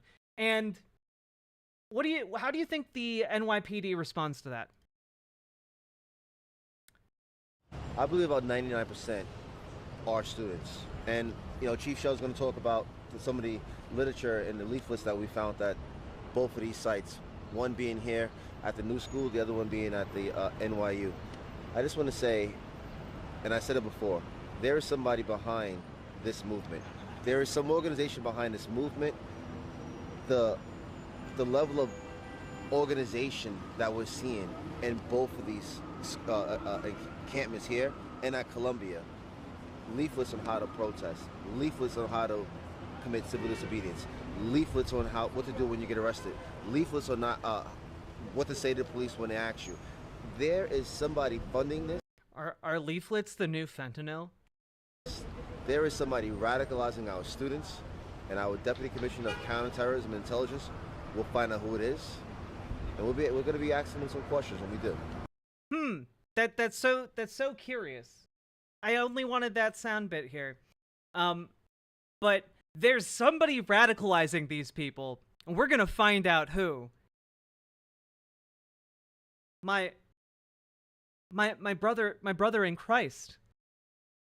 You're the ones radicalizing them. The people radicalizing the students are the police. Are the people who are calling the police. You're the ones radicalizing the students.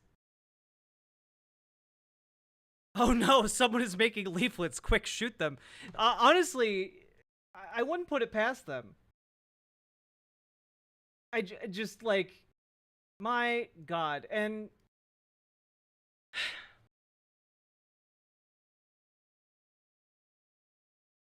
we've now reached the bottom of the barrel when it comes to these protest movements. We briefly watched a few clips the other day about Zionist counter-protesters. But I'm here today to introduce you to a new kind of counter-protester. The simply racist patriot protester? The counter-protesters who simply want to have an excuse to be racist while draped in the American flag. And nowhere exemplifies this more than the Ole Miss protests down in Mississippi. And I do have to warn you guys, it is incredibly, incredibly racist. So with that being said, before I even press the play button here, just...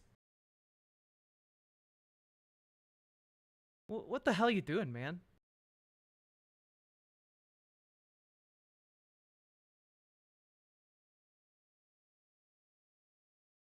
Oh boy.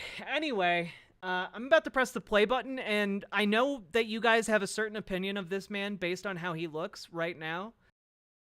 But I assure you, your opinion is about to get much lower.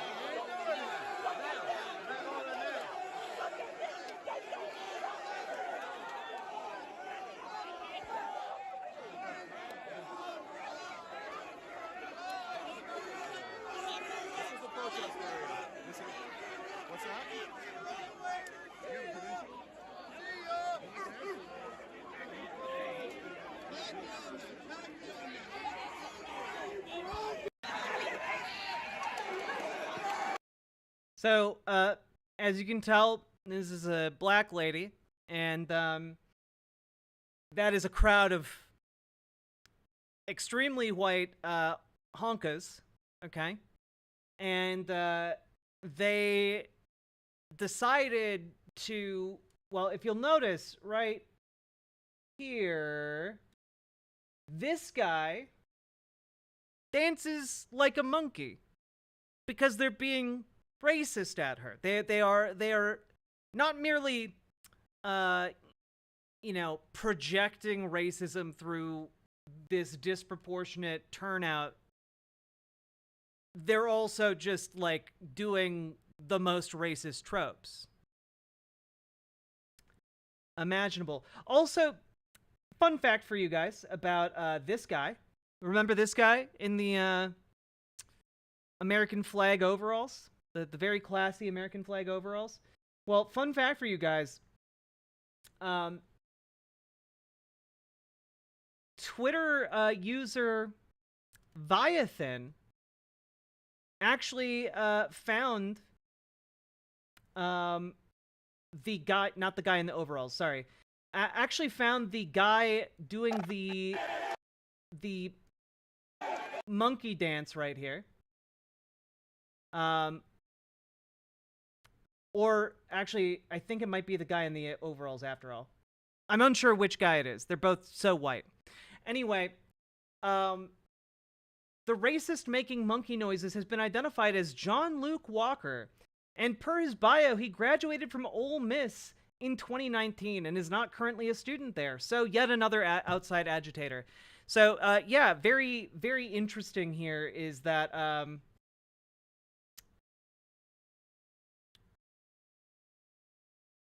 there's been a lot of talk about outside agitators coming in and radicalizing the protests, but very oddly, not so much talk about outside agitators coming in to organize the counter-protests. And there's actual evidence of outsiders coming in to organize and like participate in those. This guy graduated 5 years ago. So very strange. And of course, you know, you've got Governor of Mississippi. The protests at Ole Miss today, watch with sound, warms my heart. I love Mississippi.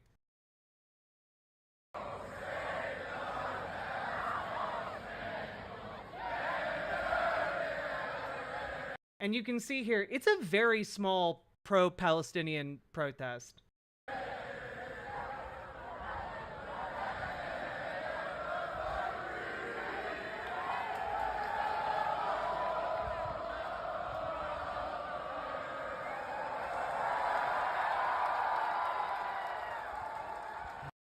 Also, keep in mind as you watch this, the dynamic that's happening here, right?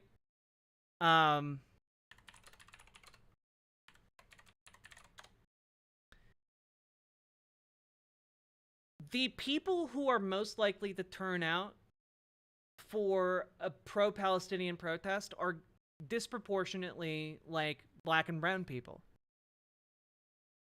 The people who showed up to this counter protest, they're not Zionists. They're not people who care about the state of Israel. They're not people who are, deeply committed to fighting anti-Semitism and believe that this is a hotbed of anti-Semitic vitriol. They're here because they see a group of black and brown people that society has told them is acceptable to mock. They're there specifically because this is an opportunity to let out their racism. That's why they're there. There's no other reason. Like, maybe you could say, like, oh, well, okay, wait. I can think of another reason. I think that there is a pretty porous relationship between people who are just there to be racist and people who are there because of their evangelical Christian upbringing that tells them that by defending Israel, they can bring about the end times. The Christian nationalist segment of the conservative movement. And honestly, there's a huge overlap to the extent that there's maybe like a sliver of the circle on the Christian nationalist side of things that isn't deeply involved with white nationalist sentiments. Okay?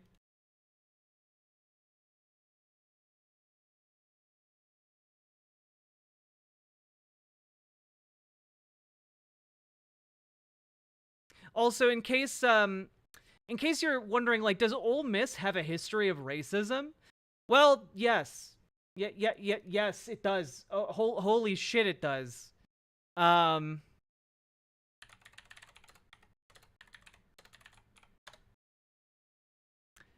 Just, let's take a look.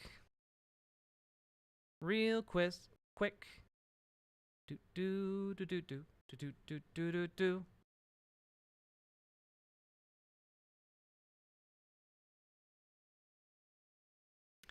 For example, just gonna pull this one up.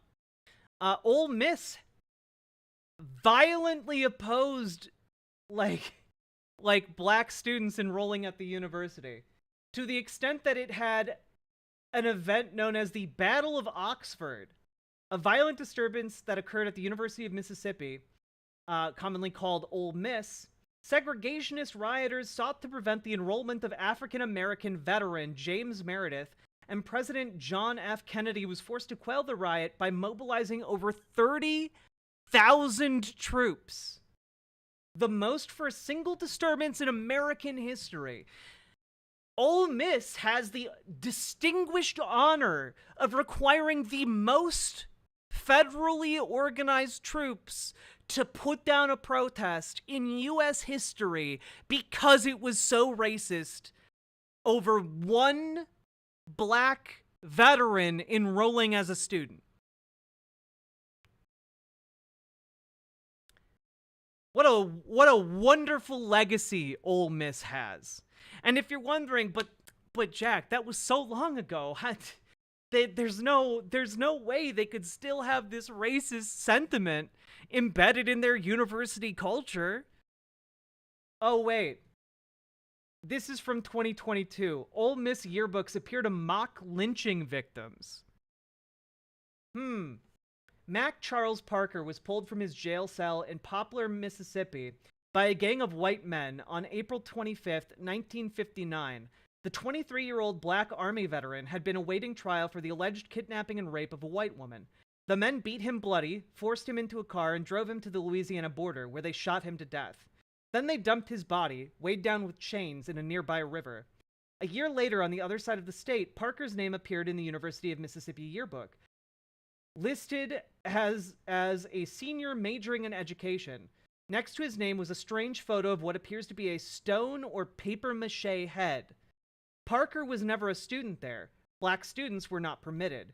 His name and the image appear to have been a prank or joke mocking a victim of racist terror. It's this weird archive of racism that people thought other people would see this and laugh about it, said David Hook, a Florida State University professor and author of several books about the civil rights movement. He tweeted an image of the yearbook page when he discovered the joke in June after being tipped off by a friend who used to thumb through the yearbooks as a child. In the same yearbook, there was another photo of what appears to be a head carved from dark stone.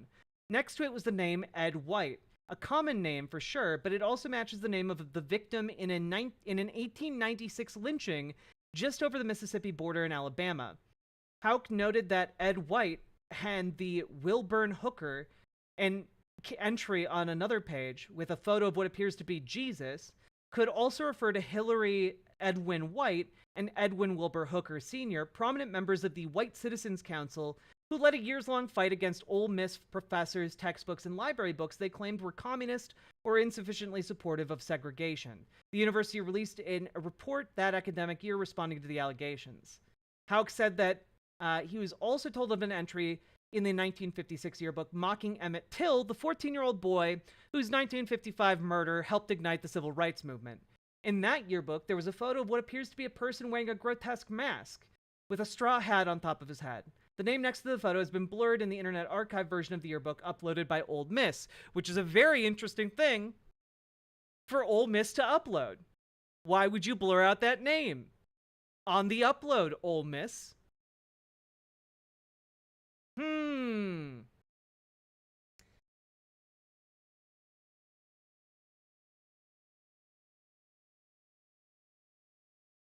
Houck said he initially thought the mask was made to resemble Till's mutilated body, but he found the same photo in the previous year's yearbook, which was published before Till's murder. The name next to that one was Thomas Dalton, also a common name, but it matches that of an 1878 lynching victim in Louisiana, once again just over the Mississippi border.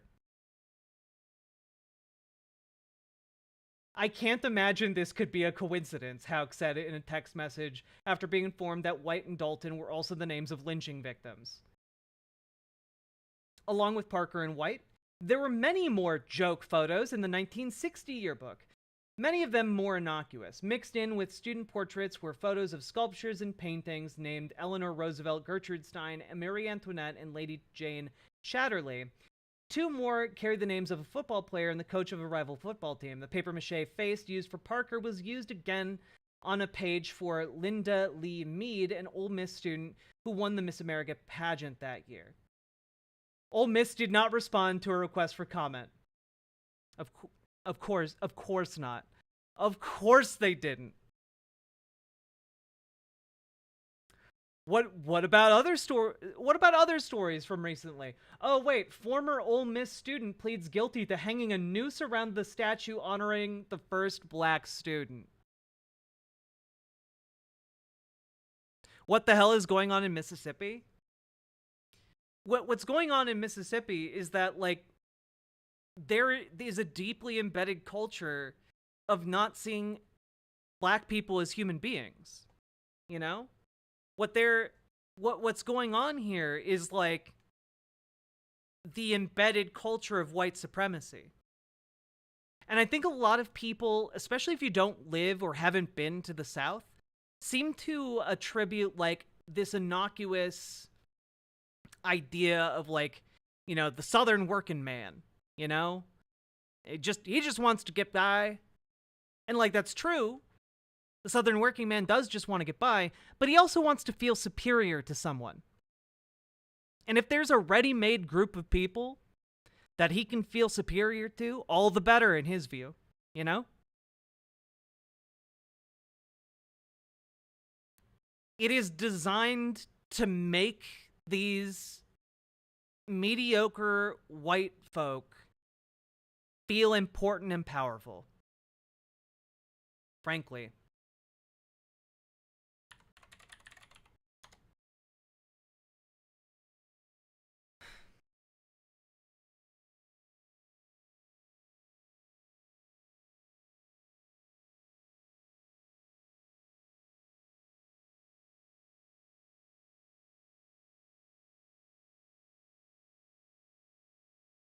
Anyway, here's another story out of Ole Miss, this time by Mother Jones. The racism of Ole Miss is hiding in plain sight. It's right there in the name.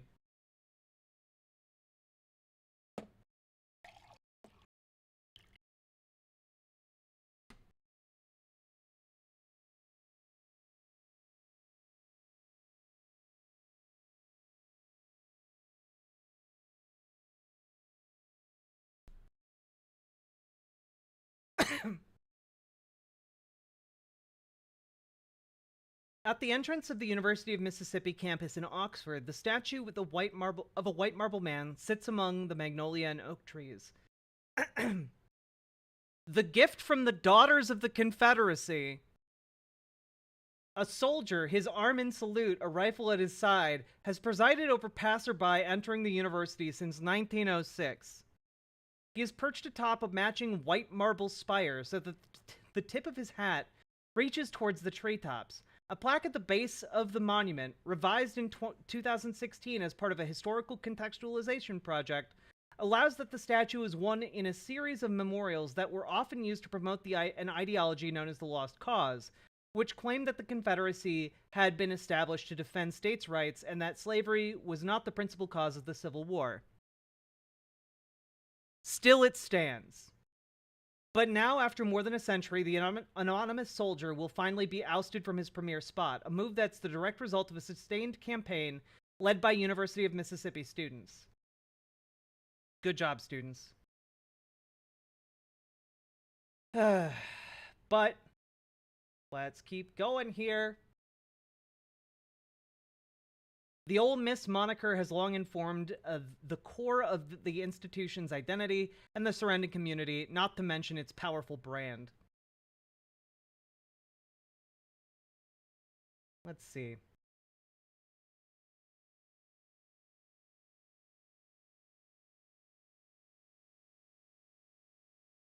Here we go. Even so, each step away from the school's Old South image ultimately seems marked by ambivalence. Soon after the announcement that the entrance's Confederate statue would be moved, plans surfaced to renovate the cemetery to create a sort of shrine effect, though the university says the design is not final. And while it's unclear what exactly will change for its admissions and judicial review policies, the university's stance has long been that it is unwilling to court costly First Amendment lawsuits, even as students like the University of Alabama have expelled students over racist social media posts, meaning that it's not going to take any action to expel students who are seen or caught doing, saying, participating in racist behavior.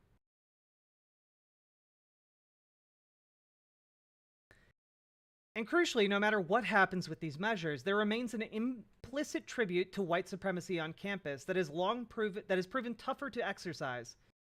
One many people don't even realize is there. The Ole Miss moniker has long informed the core of the institution's identity and the surrounding community, not to mention its powerful brand. But it is not merely a convenient abbreviation of the long official name. It's a phrase that's long haunted black students, faculty, and staff as a lingering nod to the days when it seemed unthinkable that a place like the university would ever accept them only because of their skin color. With statues all over the country, while statues all over the country come down and the United States reckons with its racist past, it's time to confront the more insidious forms of white supremacy, especially those so easy to take for granted that it becomes harder and harder to recognize them for what they really are. They are not monuments or flags, but they are hidden in our language and our customs, their origins masked by time and intent.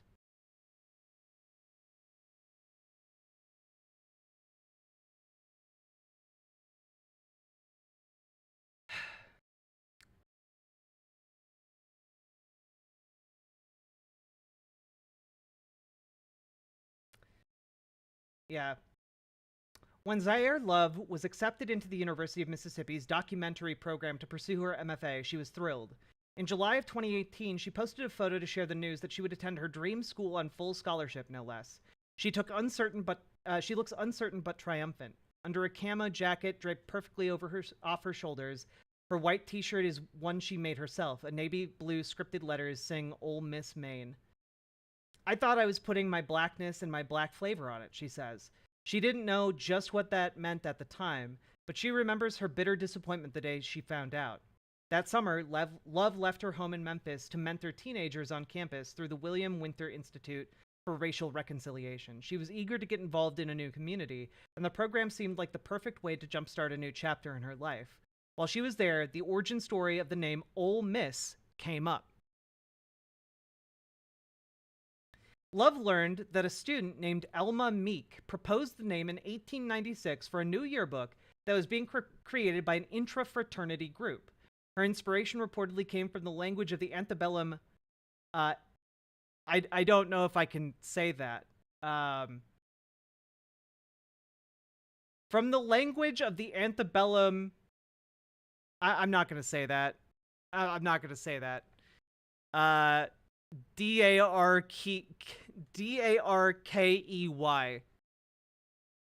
Not saying that on stream. Who knew the wife of his owner by no other title than Ole Miss, according to the student newspaper then called the Mississippian.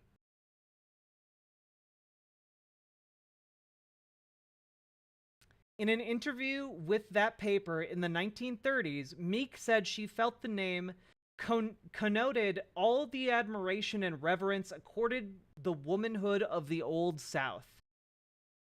This intervention afforded Meek herself a vaunted spot in Oxford mythology. Long after she had stopped attending classes at the university, Meek lived in a house near campus that was built by a Confederate general. For a while, William Faulkner and his wife lived with her there. It's actually where he wrote much of As I Lay Dying and A Rose for Emily. Today, the house is fiercely protected from any attempts at change, down to its air ducts, by the local Historic Preservation Commission. But more than Meek's sentimental history, the name she proposed has stuck, so wildly outliving its origins that many, many people who pass through the Oxford campus or tailgate in the Grove or simply follow the sports teams with mild interest are unaware of the horrors hidden therein. And to really reiterate here, in case you guys missed it, what the origin of Ole Miss is,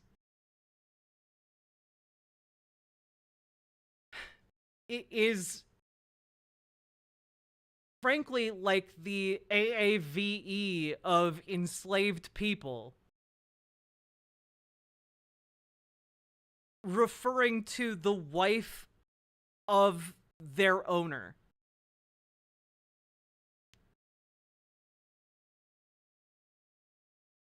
And the reason the name was picked was because it signified that sense of Southern reverence for women given to them by slaves under threat of death. So, is it really that surprising that when we see this type of dynamic, where there's a massive turnout of white counter-protesters, predominantly, by the way, white men from the white fraternities of campus, directed towards black and brown people?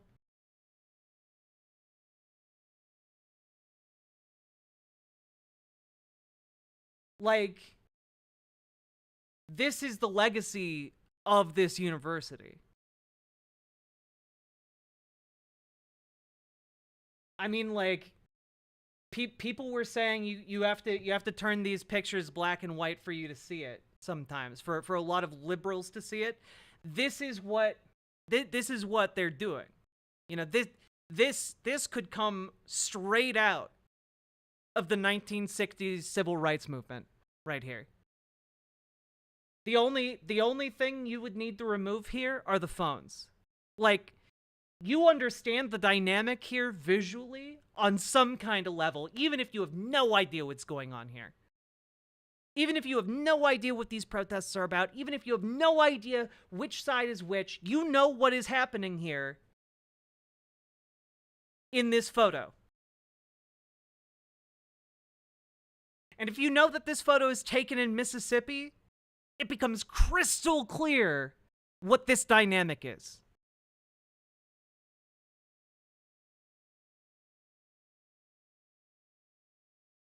It's not subtle.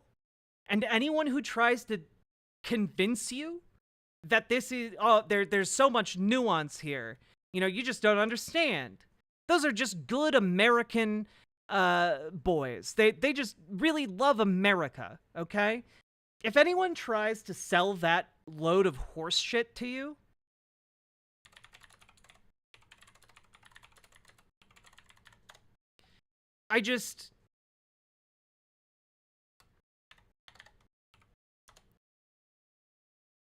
to me, frankly, what I see, the dynamic I see is virtually indistinguishable from scenes out of the 1960s during the period of integration, okay?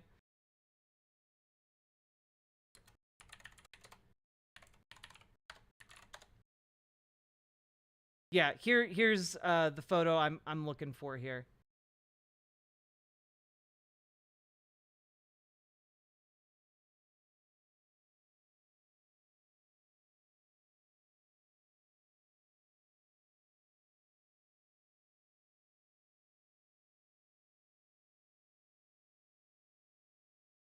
It's the same dynamic.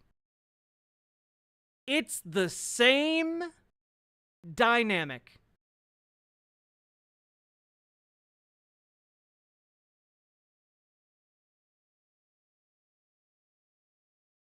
Alive and well today. I would not be surprised to see this photo in the history books. Me neither. This is really moving.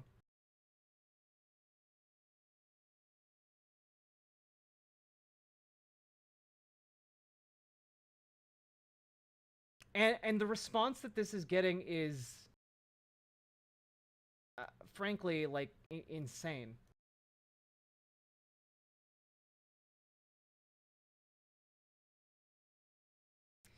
Here's Colin Rugg.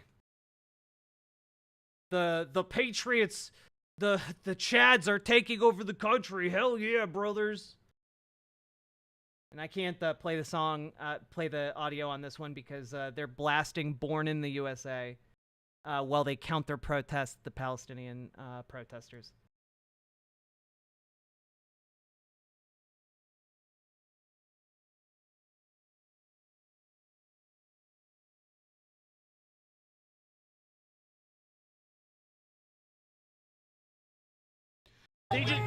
They just really love America, guy. Look at all their American flags. They're just good old American lovers, okay?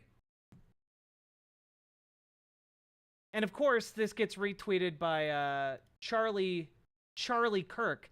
You love to see it. The counter-revolution is gaining steam. Now at the University of Chicago, pro-American counter-protesters blast "Born in the USA" while waving American flags. Like, it's so easy to get conservatives to clap for you, man. All you gotta do to get conservatives to clap for you like trained seals is to wave an American flag and, like, pay lip service to how great America is. Isn't "Born in the USA" about Vietnam? Yeah, but you know what? Conservatives are not good at understanding what things mean. If they were, they wouldn't be conservative.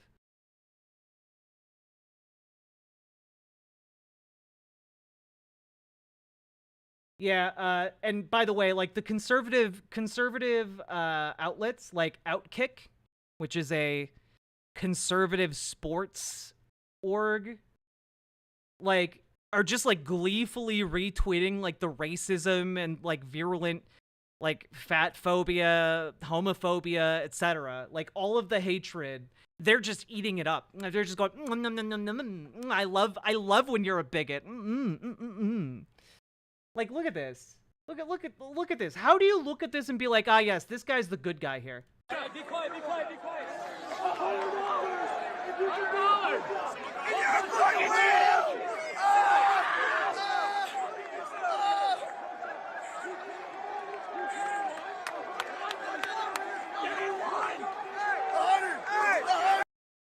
I do have to wonder why he's carrying around a roll of $100 bills. I mean, given the demographic, I would have to assume the worst. Like he's probably like out to do like some like sex trafficking type crimes. Frankly, given the demographic and the location, like that guy definitely belongs to the frat that all of the women on campus tell you to avoid because they will try and rape you. Nah, he's not going to the strip club with a roll of $100 bills. How is he not getting jumped? You know, good question. But yeah, like what is a news organization doing retweeting a guy being like, do a push-up for $100? Like what is this? Right? Like what is this? Obviously, like these outlets aren't actually news outlets. Obviously, they're propaganda outlets, and that's why they take so much glee in the bigotry. Because they don't actually have to like make money. They're funded entirely by billionaires that donate to them.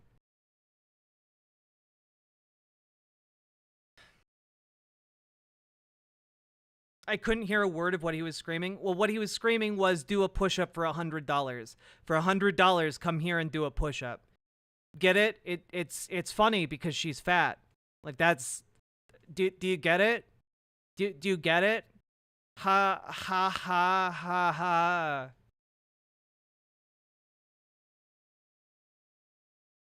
This is why inbreeding is bad? Yeah, no, I mean, like, are you kidding me? This guy is the product, clearly, of a long line of inbreeding.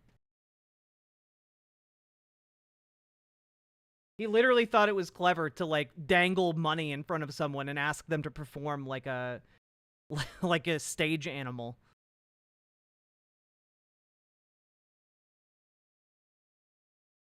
And of course, we have people like John Doyle getting into the fray. You know, classic man who kisses his sister. Speaking of inbred, now John Doyle, you might recognize. We've covered a number of his videos in the past. He's really slowed down on the video production to go into. I believe he's doing some consultations on various Republican campaigns. Probably buddying up to folks like Elijah Schaefer, not John Doyle, Nick Fuentes, the likes, you know, like, but yeah, no, John Doyle, famous for kissing his sister in the intro to his series, writes, young American patriots on campuses across the country are waving the American flag and laughing in the faces of the dysgenic communist mobs. Fox News will, of course, bring on guests to explain why this is really all about support for Israel, but that doesn't make it true.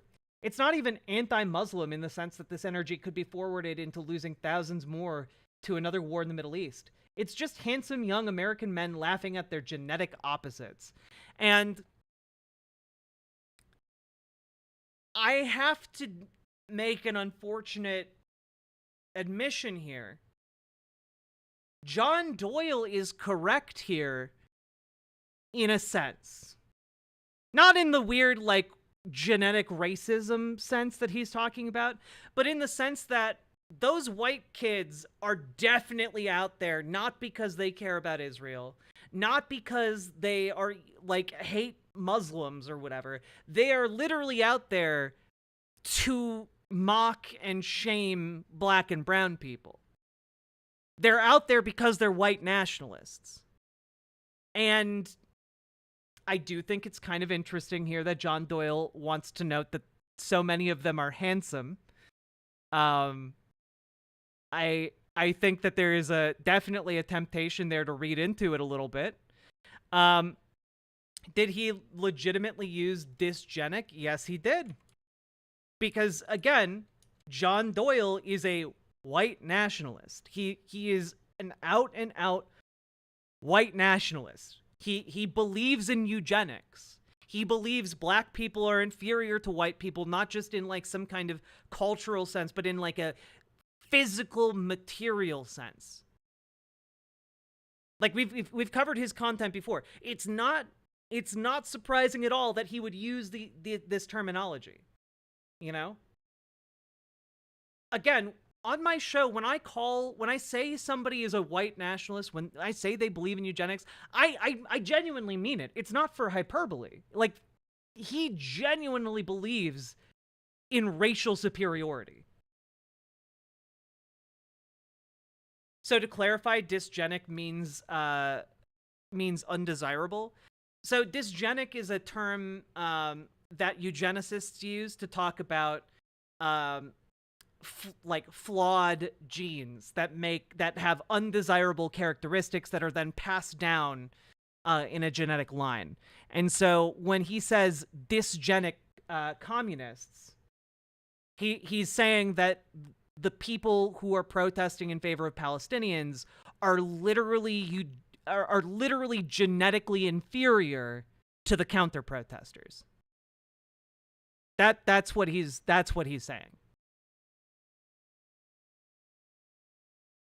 Like, he comes out of like the old school belief of like, you know, you can make people genetically superior, better, more pure until you achieve like an Ubermensch style thing. This is why in John Doyle's universe, he puts Gaston on a pedestal from a narrative standpoint, because he believes that men like Gaston represent like this genetic superiority of an Ubermensch, you know? So black people, immigrants, women, yeah, they're all genetically inferior in John Doyle's view, because he is a white nationalist.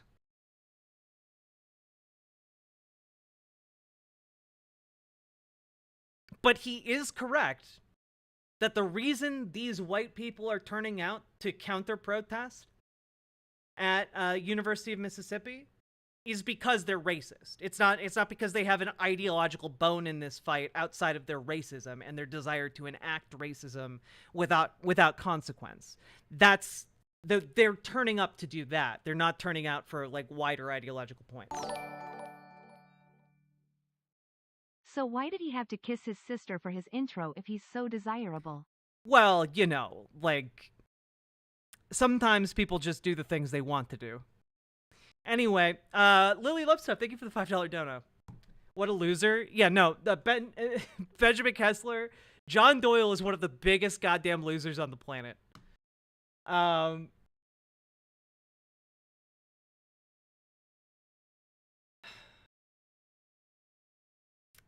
Yeah, and I think that really kind of brings us through this entire thing. No trains and bullshit, don't. Stop.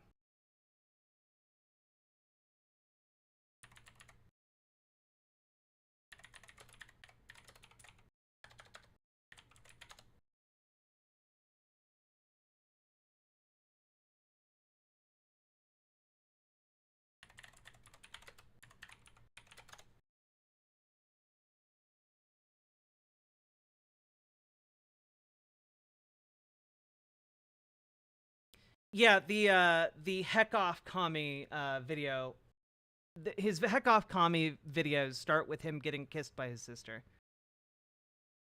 Can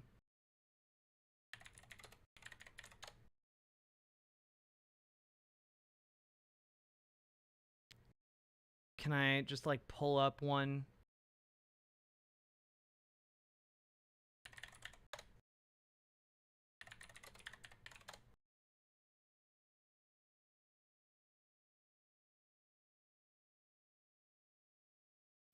New season of America just dropped. We are no longer just... No, I don't need to hear you. I just want to see if you still have your goddamn intro. Oh, no, it looks like he finally did away with it in his latest video. What about the one before that? The backing of who? Ah, nope. In the one before it, he still has it. Here.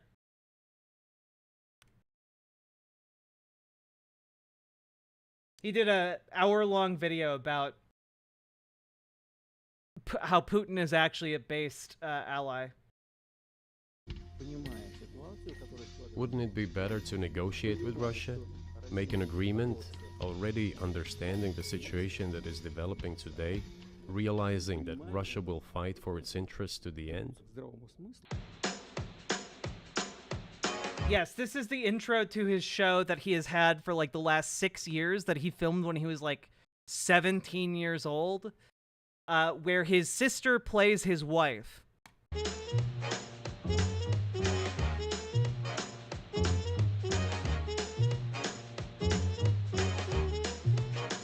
John Doyle in. Heck off, commie. So yeah, every single one of his episodes has like his sister being his wife. Anyway,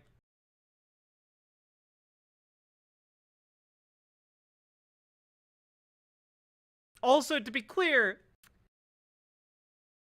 though he does not kiss her in the intro, it was definitely his idea for her to kiss him in the intro. And yeah. Is that really his sister? I mean, I don't have like the birth records or anything, but yeah, allegedly.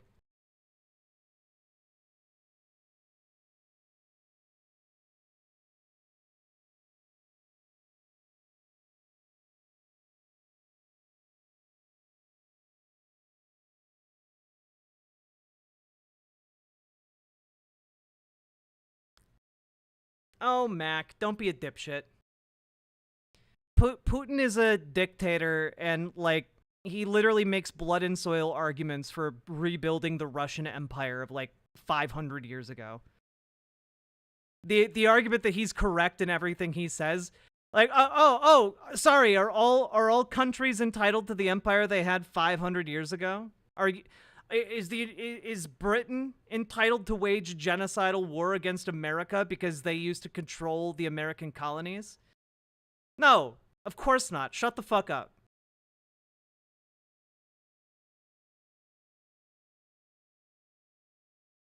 Oh, we just want to rebuild the British Empire, so we're going to declare war on India and the United States. No, fuck off.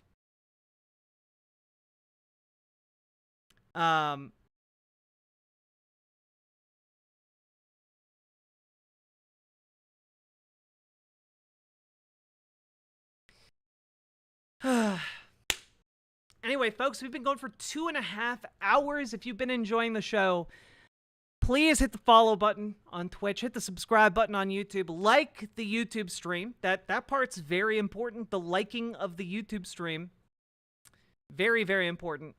And please consider dropping those sweet, sweet subs and donos, because those are what allow me to continue making the stream. You guys are what make this show possible. And I look kind of cute today, so maybe that plays a factor in your decision making. I don't know. I'm not your mom,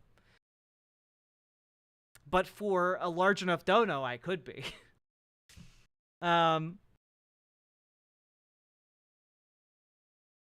Let's see here. Beep beep beep beep beep. Ooh woo.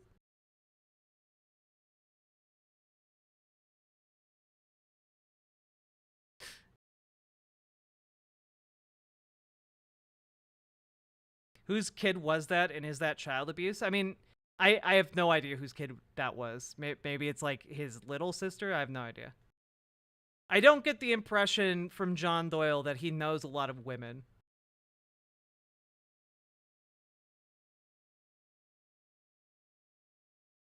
All right, so we have arrived at a bit of a crossroads when it comes to what content to cover next. And I guess my question is, folks, hope you've been having an okay day. I've been having a very busy day. I've been going from like one thing to another. Like, I have had very little downtime.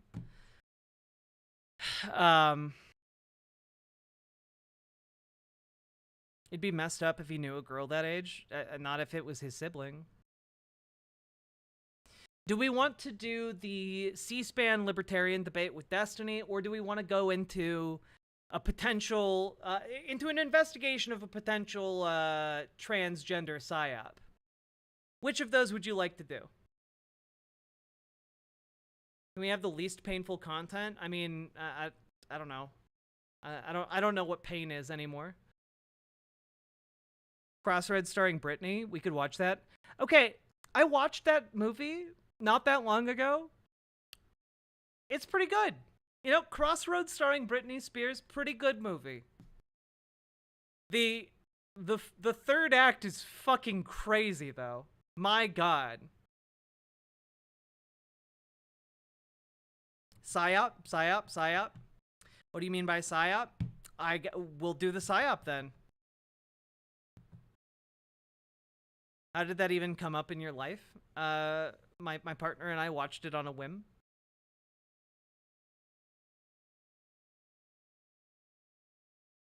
We're gonna do both segments, guys. I'm just asking which one you wanted to do first. Is it the Guardian DIY article? Nope. It's a more niche subject than that. I will be back in a few minutes while I'm gone. Remember, hit the follow button, share the stream with your friends and family. Hit the subscribe button, like the stream, and drop those sweet, sweet subs and donos, you wealthy little demons. BRB.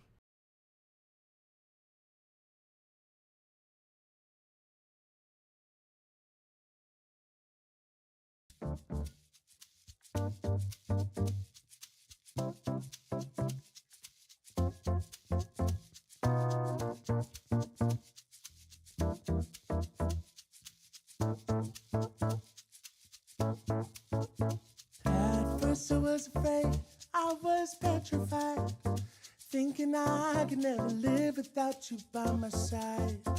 I spent so many nights thinking how you did me wrong. I grew strong, I learned how to get along, and so you're back from outer space.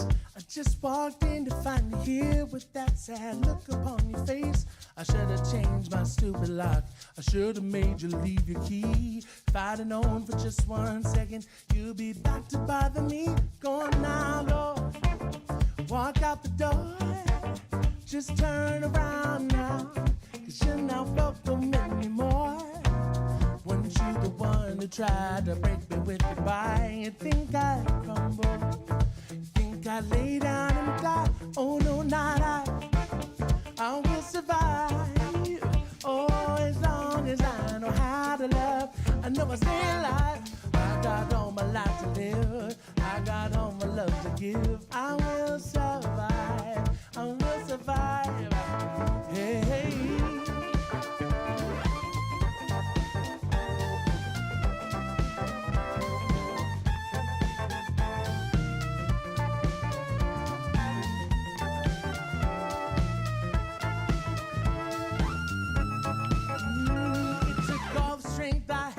Not to fall apart, kept trying to find the missing pieces of my broken heart. And I spent so many nights feeling sorry for myself. I used to cry, but now I hold my head up high, and you see me, somebody new. I'm not that chained up little person still in love with you. And so you felt like dropping in, don't expect me to be free. Now I'm saving all my loving for someone who's loving me. Go now, go, walk out the door. Just turn around now, 'cause you're not welcome anymore. Weren't you the one who tried to break it with your fire? I think I'd crumble.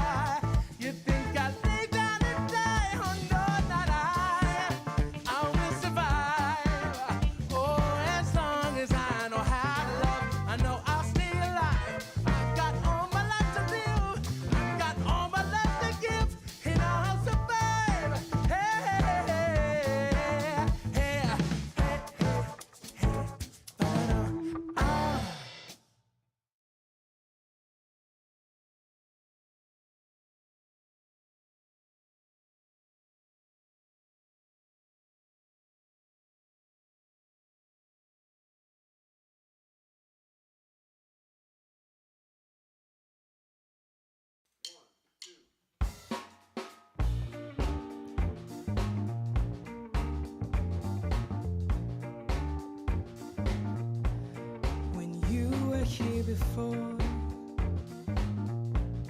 Couldn't look you in the eye.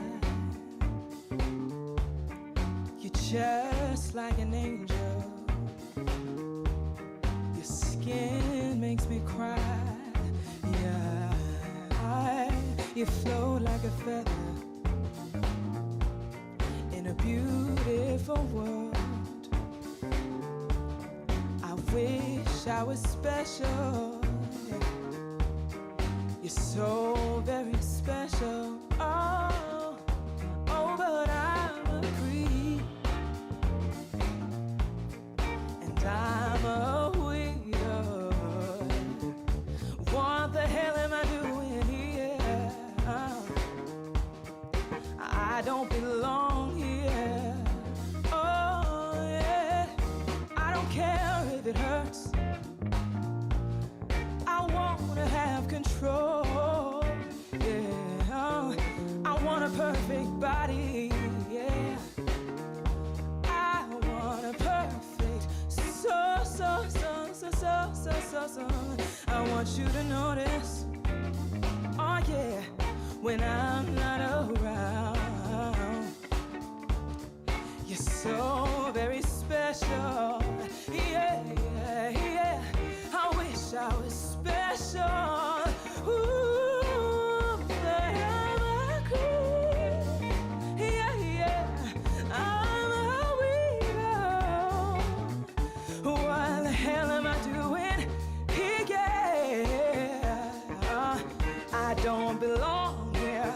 I don't belong here. Yeah, I said she's running out again.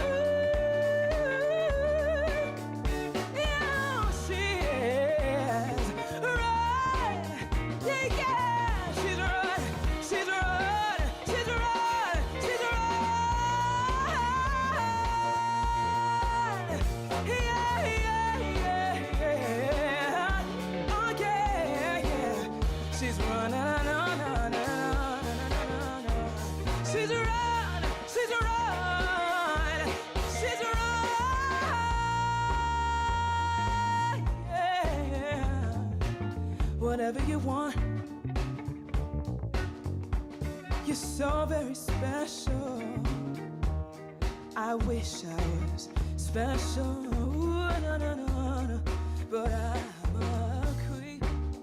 I'm a creep. I'm a little weirdo. Oh, no, no, no, no. What the hell am I doing here? Oh, I don't belong here.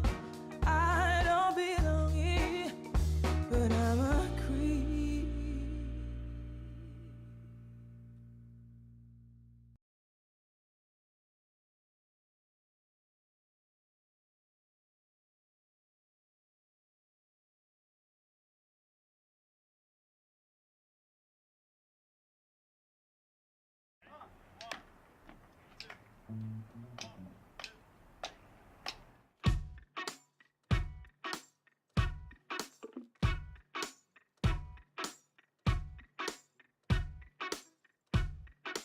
Work it, make it, do it, makes us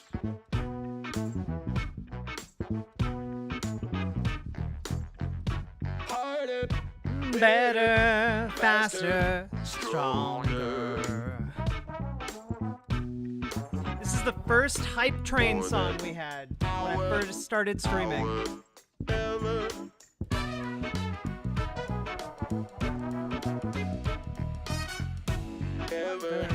After work is over.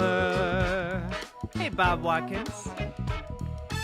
Work it Harder, make it better, do it faster, makes us stronger. more than ever. Hour after hour, work is never over. Work It's never over. Work it harder, Make it better, do it faster, makes us stronger. More than ever, hour after hour, work is never over. Harder, make it better, do it faster, makes us stronger. More than ever, hour after hour, work is never never over. Make us stronger. Do it longer. Make us better.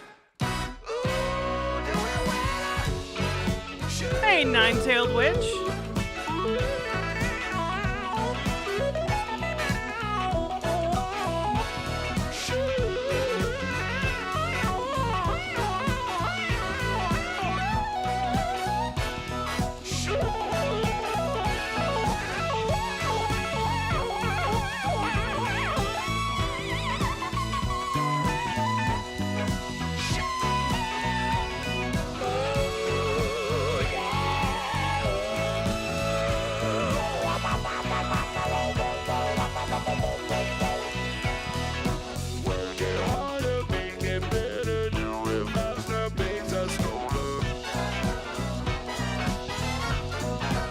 He's using a talk box. Hour after hour, work is never over. Work is never over. It's just such a great song.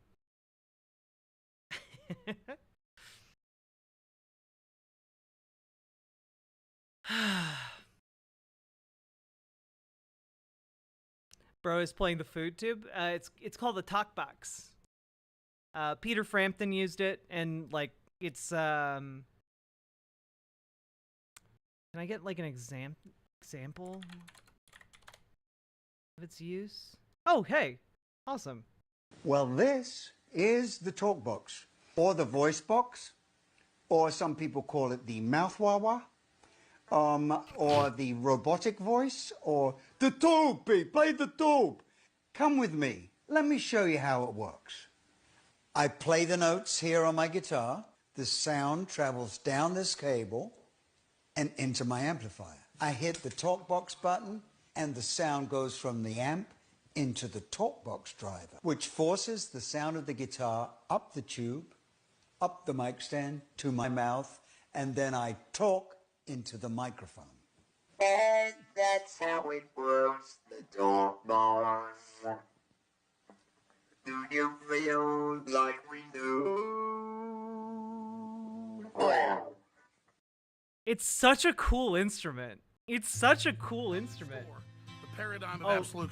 Oh man, we're going down memory. We're going down memory lane here. Another top tier hype train song. Control. And that's why we're just out here doing simple things, pointing out that we're meant to be in nature and be natural. And this is where we find the source that God made to transcend the New World Order. And that's why they want to try to keep us out of it. I'm angry. I've had enough of these people. They're a bunch of Christian murderers, scum, and one giant death factories keeping babies alive and stealing their body parts. What more do you need to know about these people? I go out and face these scum. They literally crawl out from under rocks. They have green-looking skin, and they run around screaming, "We love Satan, we wanna eat babies." I have them on video. Hillary's in the creepy, weird, sick stuff, man. She sleeps in the same room with that creepy, weirdo woman whose mother wears a hood over her head. What the hell? That woman number one is ugly. Imagine how bad she smells, man. I'm told her and Obama just stink. Obama and Hillary both smack sulfur.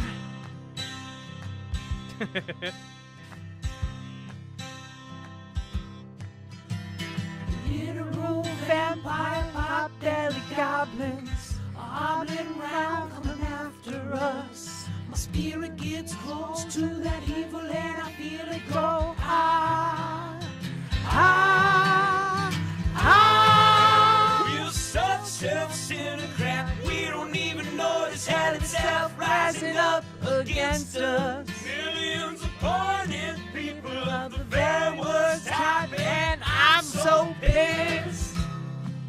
We're gonna steal your daughter at the mall.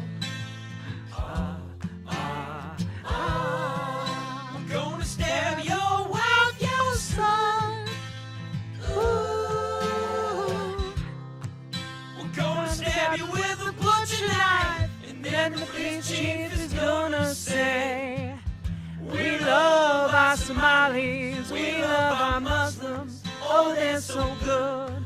Oh, they're so sweet. True. True. I was watching Fox News as I worked out this morning.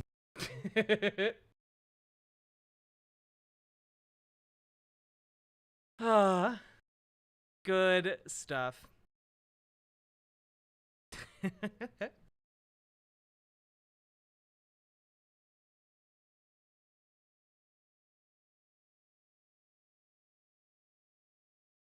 You know what? You know what?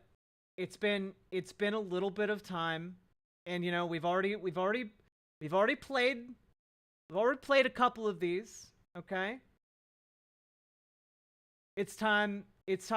All right. It's time for us to go down a bit more of memory lane. All right. A bit more of memory lane.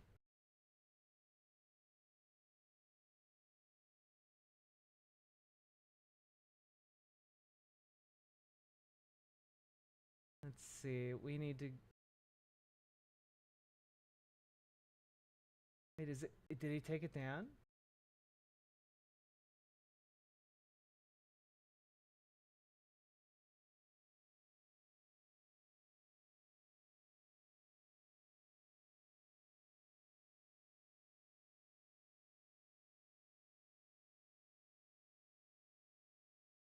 Oh no, he did. That's so sad. All right. Well, we still have our classic. I want a #1 hit on Country radio. I want to sing at the Rodeo. I want to drive an old dirt road until the cows come home. Oh.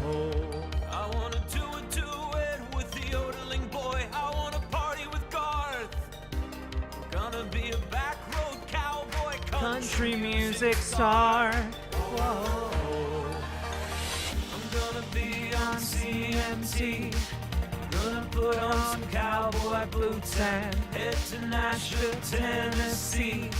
I need to get back to my country roots, cause I'm from the South and this country is hell. Yup, I'm a cowboy if you couldn't tell. Playing country music is so dang fun. Sooner that my name's a Brooks and Dunn. This is the #1 hit on country radio. That's why I'm doing the do-si-do. I'll be raking in loads of cash before the cows come home. Whoa. I'm gonna do a duet with the yodeling boy. I'm gonna party with Garth. I'm gonna be a rich-ass cowboy country music star. I'm gonna wake up the men in the tunnels under Grandma's house. I'll tell Mel that I heard a bird down there. You should probably go check it out. I'll use my country music money and buy a truck full of cement. And if I never see Mel again, I guess that's country music money well spent. Go tell your friends and family, cause we got a brand new president. Go tell your friends and family, country music's brand new president. This is the #1 hit on country radio. That's why you're doing the do-si-do. I'll be raking in loads of cash till the cows come home. Whoa. I'm gonna do a duet with the yodeling boy. I'm gonna party with Garth. I'm gonna be a rich-ass cowboy country music star. I wanna be at the RNC. Is the I wanna be at the RNC song? No. Okay, no, the I wanna be at the RNC song is still up. It's just as a YouTube short. Okay. Disaster averted. I wanna be At the RNC. I wanna see Dan McCloskey. I wanna be GOP. I wanna Sit with Dan Bongino. I wanna show him the American flag. behind the toilet In my grandma's basement. I wanna ask him who my dad. I wanna Change my name to Dan Bongino. I wanna tell him about the man in the stairs. He kinda looks Like Dan Bongino. Grandma Tries to tell me not to go down there. but I would be safe With Dan Bongino. I wanna be at the RNC. I wanna be like Dan Bongino. I wanna be at the RNC. I wanna be like Dan Bongino. God, I love the Nick Let's Go universe. It's so good, man. It's so good. sick and depressed. Gotta keep myself together. Gotta take a deep breath. All because there may never be a Gremlins 3. So tell me where did The Gremlins go. It's been so long, nothing to show. we could have had Gremlins versus Home Alone, or at least a cameo in Attack of the Clones. Should have been Gremlin in Jurassic Park. Jaws-like movie with a gremlin shark. 30 Years later, we're all stuck at home, crying in our sleep, wondering where did the gremlins go? It's a travesty that they've Robbed us of history. We could have had Gremlins 4, Gremlins 5. Said we got 14 land before time. I close my eyes and gremlins are all that I see. We could I have had Gremlin 6 and Gremlin 7. Said we got COVID and 9/11. Tell me, where did the gremlins go? It's been so long, nothing to show. Imagine as a film where this way becomes a gremlin and the other gremlin. But democracy and philosophy made up a country, game a gremlin nation, and all immigration. To defend our tendencies, so isn't Inuit. All he has a kid with a human woman, and by Jennifer Aniston, and we'll call it Gremlins 3. Should have been a gremlin in Jurassic Park, or Jaws-like movie with a gremlin shark. 30 years later, we're all stuck at home, crying in our sleep, wondering where did the gremlins go? Joe Dante, where did the gremlins go? Howie Mandel, where did the gremlins go? Steven Spielberg. Jesus Christ, dude. All right. Man, we really tanked our viewership numbers with those, didn't we? Anyway, hi, everybody. Oh my God. Incredible. Incredible. I looked at the viewer metrics, just tanked, dude. Just tanked, dog.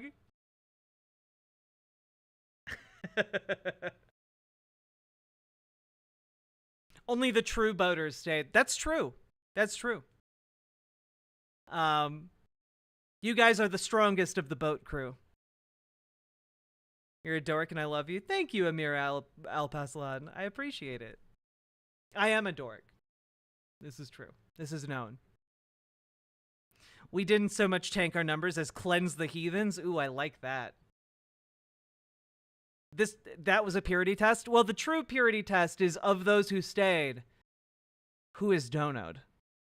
That's the true purity test. Anyway. How dare they, right? Anyway. How about we like the stream? Do it. We're at 64 likes. That's baby likes. That's a baby number of likes. Any baby can press a button 65 times, okay? Only true men, women, and NBs can hit a button 100 times.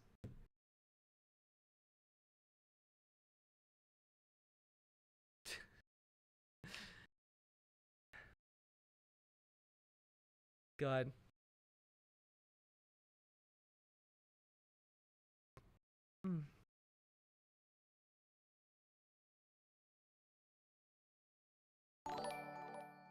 Damn, Paladin!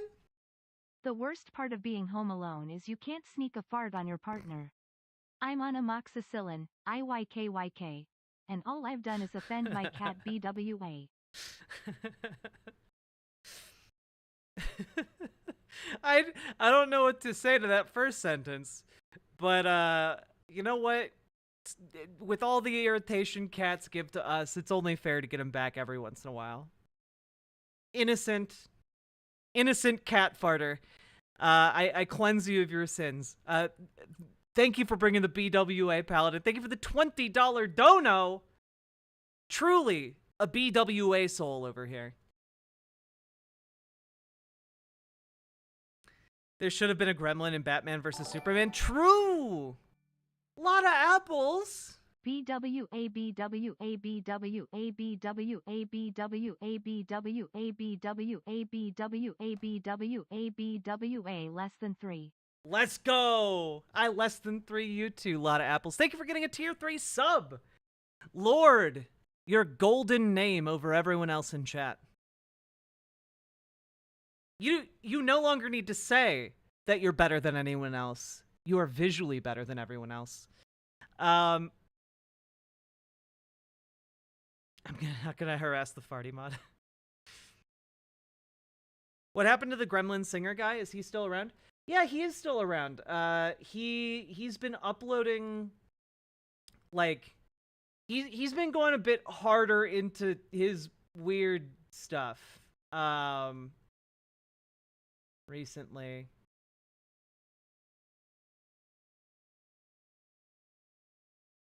Yeah, like into like his extended universe stuff. Which isn't bad. I just like haven't been playing it as much, so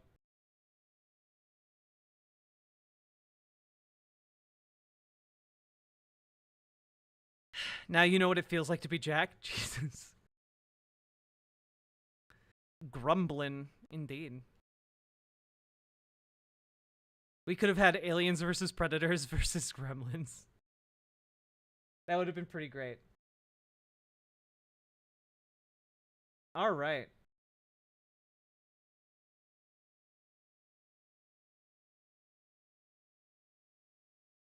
Where are we at here? Okay, do I want to cover this guy? Do I want to cover this guy? Yeah, I think we can do it. I think I can manage it, guys. I think I can manage it.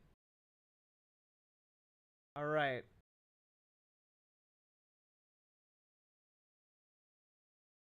So, we're going to do this. All right. It's PSYOP time, folks. PSYOP time.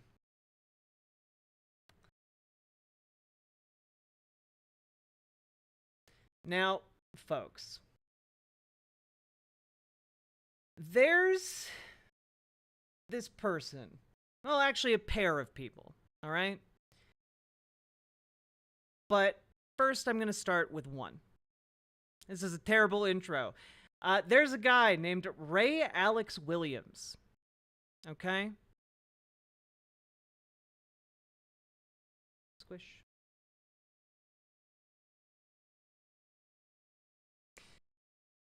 There's a guy named Ray Alex Williams, and he's a very he has a small Twitter account. He's got like a small YouTube account. Not familiar. That's okay. That's okay. He does a lot of conservative messaging. So, like, what do I mean by that? Well, in the trans movement, he's a bit of a weird figure. He is a detrans male. That is how he identifies himself. And, you know, his latest on Substack, for example, How I Learned to Love My Autogynephilia. Navigating repression versus integration. Now, this is an ultimate red flag right here because the idea, I mean, frankly, what autogynephilia is a discredited theory of what trans people are. The idea of autogynephilia is that there are no trans people. There are just men and women, and some men and some women acquire autogynephilia, which is like essentially a kink or a fetish for being or seeing themselves as the opposite gender. So it's like in the conception of this this sexuality, this idea is that trans women are actually men who are just sexually aroused at the idea of being women. And like sexually aroused, not just at the, like, not just in the same way like cross-dressers are, where like they put on, or can be, because not all cross-dressers are turned on by putting on clothing. But like not just content to merely dress as women, like the fetish is for being a woman if you're a man, or being a man if you're a woman. And so the idea here is that this is like a fetish. And again, this is a discredited approach to understanding trans people. It was made by Ray Blanchard, who's riddled with all kinds of problems. And going into him would be like a whole long thing. But needless to say, it's discredited. It is not at all accepted by the scientific or medical community. So whenever you see somebody saying that term to talk about trans people or transness as a concept, it's, again, a big old red flag. Yeah, it's junk science. But more than that, this account, Ray Alex Williams, continually puts out stuff like this. Do you hate your body? Do you feel bogged down by lousy gender roles? Are you tired of living in a cisgender world? Well, we got news for you. Introducing the trans agenda. Let's face it, biological sex is a joke. Identifying with the gender you were assigned at birth is tired. Don't be boring. Transition! Before discovering the trans agenda, I hated my boobs. I hate my boobs. Before I found the trans agenda, I hated my lack of boobs. I hate my lack of boobs. That's until we did the good old-fashioned switcheroo. And now, we're cool! Some may say that the trans agenda is... Now, I'm not entirely sure who made this video, but Ray Alex Williams believes that this is like a legitimate look at what trans people are trying to do. Okay? Like, I think there's a decent possibility that this video is meant to be like comedy. But Ray Alex Williams here is like saying, no, this is actually what trans people are trying to do. This is actually the trans agenda, you know. Yogi Berra quipped, 90% of the game is half mental. You could say the same of trans identification. Again, like this guy is insane. It's wild. You know, retweeting like all kinds of anti-trans figures like Benjamin Ryan. Fact check. Activist reads triumphant April 19th essay that falsely claimed Dr. Cass backpedals from review is backed on a written interpretation of a meeting with Cass by the Kite Trust. Sharar Ali finds Cass and her team told Ali they did not sign off on the document. Like, this is all like transphobic nonsense. Hey, Lucy Demon Puppy. Welcome, gay fash raiders.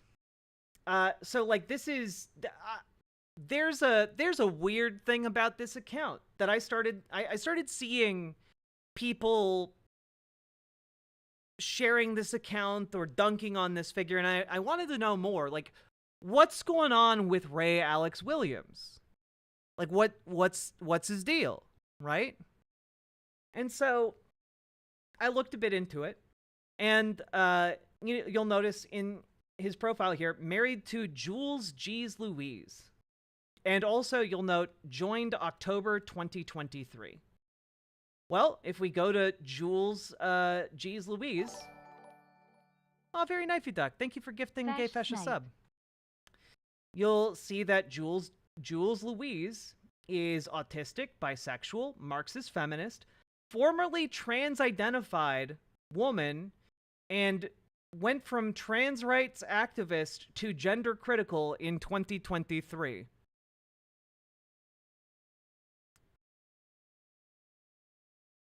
And formerly, this account was ex-trans leftist. And oddly enough, this account also joined the website in October of 2023. And, you know, you'll notice here on Ray Alex Williams' website, you know, about his links here, there's a YouTube channel. So checking out the YouTube, we'll be checking out the very first video, but you'll notice all of these videos are uploaded within the last 8 months. Okay? And we'll check out the first one, which is about why I am detransitioning, you know? And, you know, like, it's definitely interesting to look at some of these. Like, why am I detransitioning? The honest truth of why I transitioned. Detransition and retransition, the power of testosterone. Was I ever really trans? Detransition. Was I ever really trans or just a crossdresser? My AGP story. I have autogynephilia. Autogynephilia or female embodiment fantasy, perspective from detrans male. Do I regret my transition? How detransition made everything better? Why did I detransition? Like, it's entirely, like, pushing this idea of autogynephilia. And, like, the thing is, if detransition genuinely helped him, like, great. You know, like, sometimes people need to detransition, and that, if they need to do that, I support them 110%. But a lot of what this guy is doing is not just detransitioning, it's trying to push propaganda, right? AGP and the trans lesbian paradox. The weirdest Harry Potter sequel.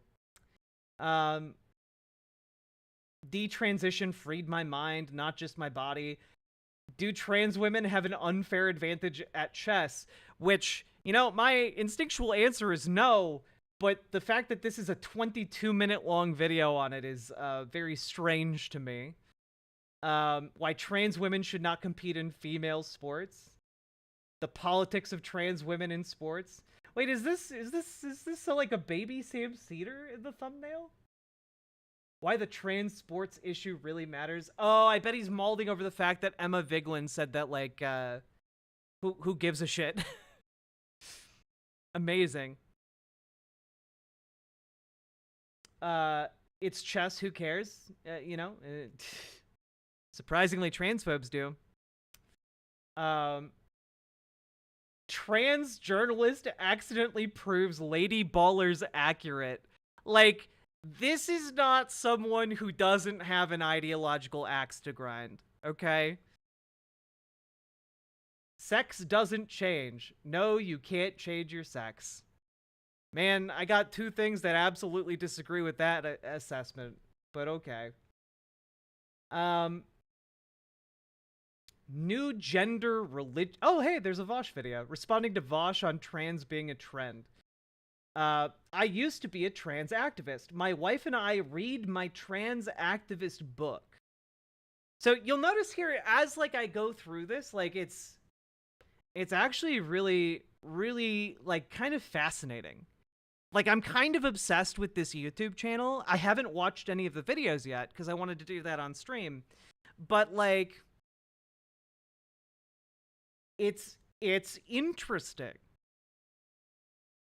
Not because I think there's any substance to it, but because this is a fascinating collection of stuff. the insane website turning people trans. You know, like the trans bathroom debate is not solvable. It's interesting. Dropping videos about Finster. Debunking Hassan Piker's take on trans athletes. The science of autogynephilia. Like, it's the same videos over and over and over again. And, like, I'm just fascinated by this channel, you know? There's something, like, deeply odd about it. Like, man in dress plays improv piano.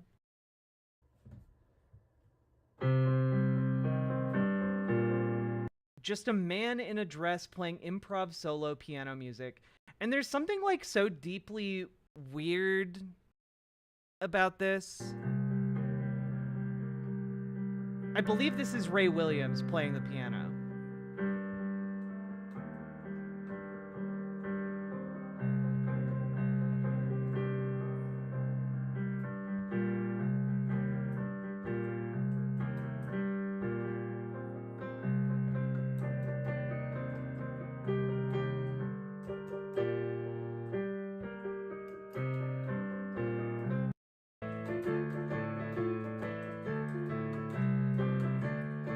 Yeah, like, I don't know what to make of this. Like, the description is just a man in a dress playing improv solo piano music. I call this piece Dressgate.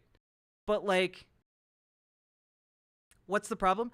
There's no problem with the video, but what fascinates me is just the entire channel is anti-trans.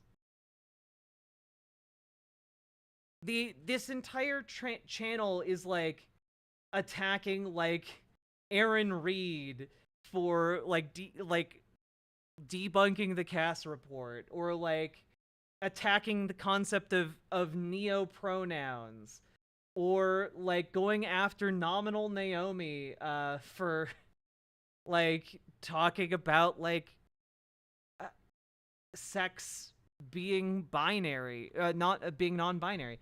Like, it's, are you a bigot if you misgender someone? Like, come on. Yeah, this is all the same channel, and then there's just this out of place video of playing the piano, and it's odd. Is this Luxander? It is Luxander. Hey, Luxander. Like, it's post-nut clarity and AGP. When post-nut clarity kills your desire to become a woman. What? Like, this is what I mean. I'm fascinated by this channel. And part of what made me fascinated and want to bring this up in the first place was, remember here, I used to be a trans activist. My wife and I read my trans activist book. So I went and found that book. Like, what is it? And it's called Transgressive, A Trans Woman on Gender, Feminism, and Politics. This book was published in 2019. How do I know I am trans? Is trans feminism real feminism? What is there to say about trans women's male privilege? This collection of insightful and pithy and passionately argued think pieces from a trans feminist perspective explores issues surrounding gender, feminism, and philosophy, and challenges misconceptions about trans identities. The book confronts contentious debates in gender studies to alleviate ongoing tension between feminism and trans women. Split into 6 sections, this collection covers wider issues as well as autobiographical experiences designed to stimulate the reader and encourage them to actively participate. And, like, it's interesting to me, because this sounds definitely like, I mean, like, people are coming out, like, if I could give this 6 stars, I would, you know? This book is a collection of blog posts from Rachel Ann Williams, a former PhD candidate in philosophy. We actually share a lot in common. Although I was never an academic like Williams, wrote on philosophy in a blog and switched to writing a transgender blog. Mine admittedly is less philosophical than hers, but the philosopher, she seems to identify this as a central trait of hers, in me, is still not silent there. We are both attracted to other trans women, although she has a larger range of sexual attractions. We both transitioned late with little awareness of being a transgender woman when little, although I transitioned much later at age 60. We're both feminists and trans feminists, and we both felt our gender dysphoria more after starting to transition. These comparisons are taken from the book and her Goodreads blurb. I make no assumptions that she would agree. You know, like, these are, like, clearly people actually, like, read the book. And it's a compilation of her of his blog posts, right? Like, so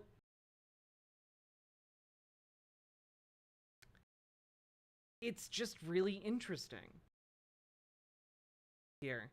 But since Rachel Ann Williams is mentioned here, I was like, And sure enough, Rachel Ann Williams has a Twitter account. And you can see that, like, as of, like, 2022, like, they were active on Twitter. And you can see, like, weirdly coming out passionately against turning on red lights. But also, like, I'm fascinated by this journey.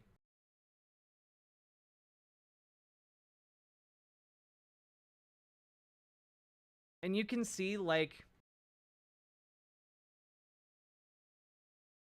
impossible has to do with an epistemic circularity at the heart of the reason why a science of consciousness is impossible has to do with an epistemic circularity at the heart of trying to measure things that we can't measure directly.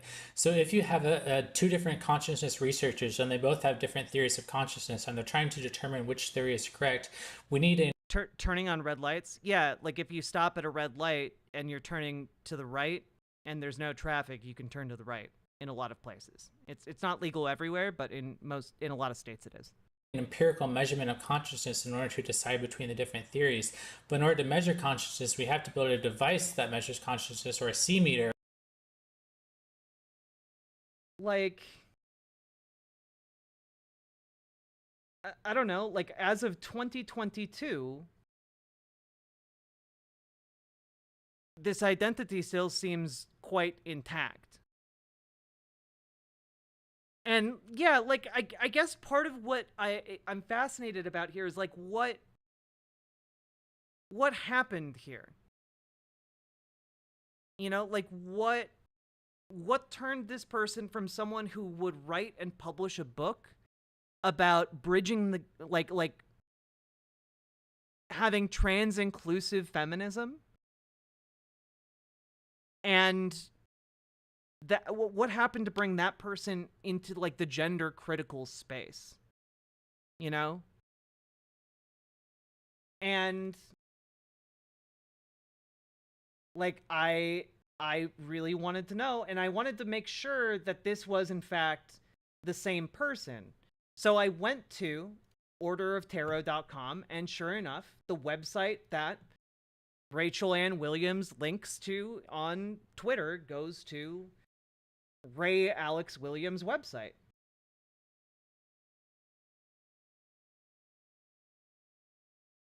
And it's interesting. Like, a lot of these essays have nothing to do with, like, this change in identity, but they all stop in February 26th of 2023. And I guess that's interesting to me in part because if you go 8 months back, like, there's basically, like, this 5-month gap during which Ray Alex Williams like completely reinvented himself and completely shifted all of his political positions. And I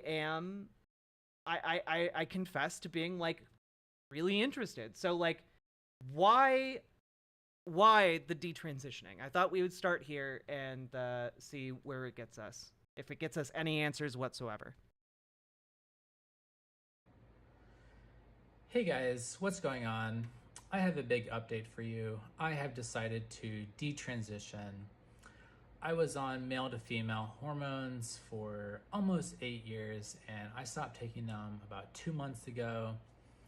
I never had any surgeries or anything, never had an orchiectomy, so everything has come back online. My T levels are already in the male range, which is pretty crazy if you think about it. But yeah, I'm feeling really good, like going off the hormones, feeling a lot of energy and vigor and vitality, and it just feels good to be strong and feel, just feeling all this. Yeah, he said he does say that he's been on HRT for 8 years, which I've been on HRT for like, I'm on my 7th year now.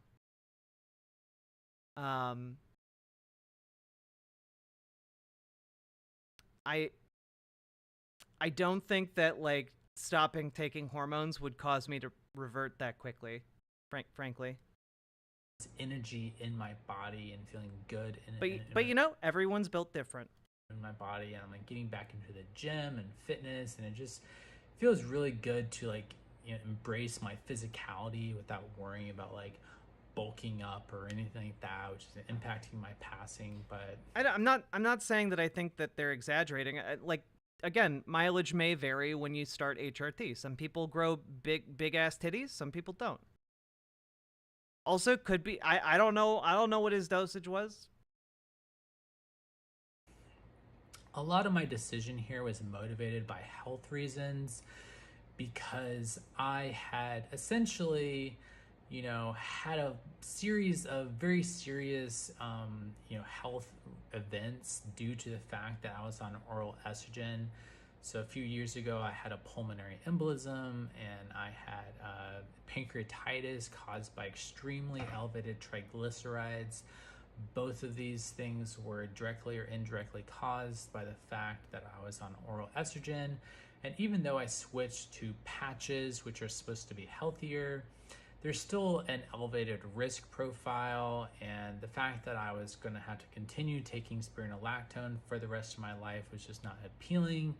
And the patches are a pain in the ass, and you have to change them twice a week, and it just like really annoying. You have to go into the doctor's office to get like blood tests like every 3 months, and it's just like, and dealing with the medical system. Like that's the thing. Like if this is the right medical choice for him, I have no problem with that. I want to make it crystal clear. People who need to detransition for health reasons are valid. Like absolutely unequivocally. I want people to know that this community is accepting of like detransitioners, that like we pass no judgment on different people's journeys. It's just what fascinates me about this isn't necessarily the detransition, that is a component of it. What fascinates me about this is the ideological shift. Because detransitioning alone does not account for going from being someone who is like pro-transgender rights and pro-transgender people and healthcare to being against all of those things.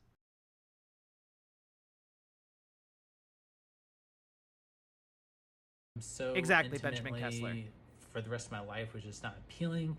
And I came to the point where I wanted to prioritize my physical well-being over my gender stuff. Yeah, exactly. Like if your attitude as a detransitioner is, well, it wasn't right for me, so that means it's right for no one. Like I disagree with that, and I will fight that. But I want to make sure that we're being clear as a community that if we have detransitioners among us, that they can feel welcome and accepted, because they are valid. What are the comments like on this video? We'll find out when we finish. We haven't even gotten halfway through.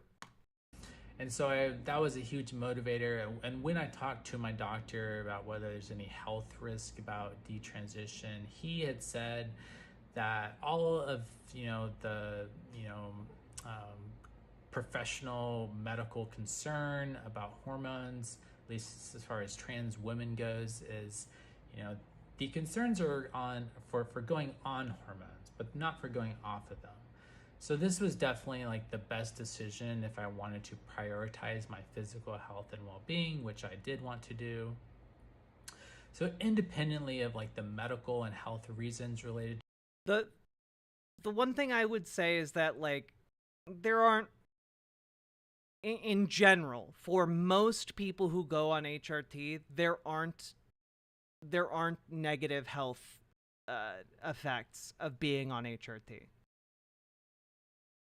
Most people who go on HRT do not suffer from this, from like severe health effects. And now, if this person did suffer from those, like, more power to them to detransition and address those.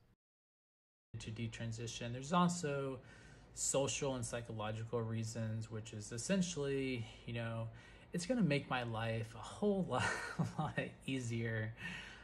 Just not having to spend so much mental energy on like passing and thinking about gender all the time, and like, worrying about how am I holding my body? What does my voice sound like? Am I hiding my Adam's apple? Am I passing? Do I have facial hair? Do I need to shave? Like, oh, I need to run up to the store, but I haven't shaved today, so do I gotta shave, or blah, blah, blah. How am I gonna do that? It's just so much mental energy spent on trying to pass because, Now, I will echo that there is a lot of mental energy spent on like the day-to-day existence of managing gender dysphoria, but generally for trans people, that is preferable to simply like experiencing much aggravated gender dysphoria on a day-to-day basis that is left completely unaddressed. But if this person identifies as like a cisgender man, like, then yeah, like obviously it will alleviate a lot of stress to just be a cisgender man and present as such. I was, spending all this energy trying to pass as something that I was not. And even though I never really identified as a... Yeah, a lot of people detransition because of like, it'll just be easier to do work. Oh, it'll just be easier, to have my family. I don't want to lose like the kids. I don't want to lose my spouse, etc. There are social and professional pressures are like the number one reason people detransition. Not. And energy trying to pass as something that I was not. And even... Wait, what? Pass because, I was, spending all this energy trying to pass as something that I was not. And even though I never really identified as a woman, never really thought of myself as female, I've always been more in the non-binary camp. Okay. There's nevertheless certain social expectations in terms of being a trans feminine person, in terms of, how society expects you to be. And so also, like, yeah, if you're non-binary and you want to like be on hormones or not be on hormones to like validate that non-binary gender identity, like you do you. At work, even though everyone knows I'm trans, I can't really just show up with facial hair because that violates people's expectations. They don't know what to do with that. So I have to fit in this particular box. And so I just really hate it.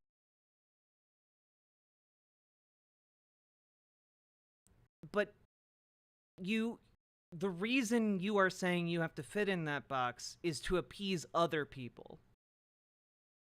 Like, why bother appeasing people who are shit?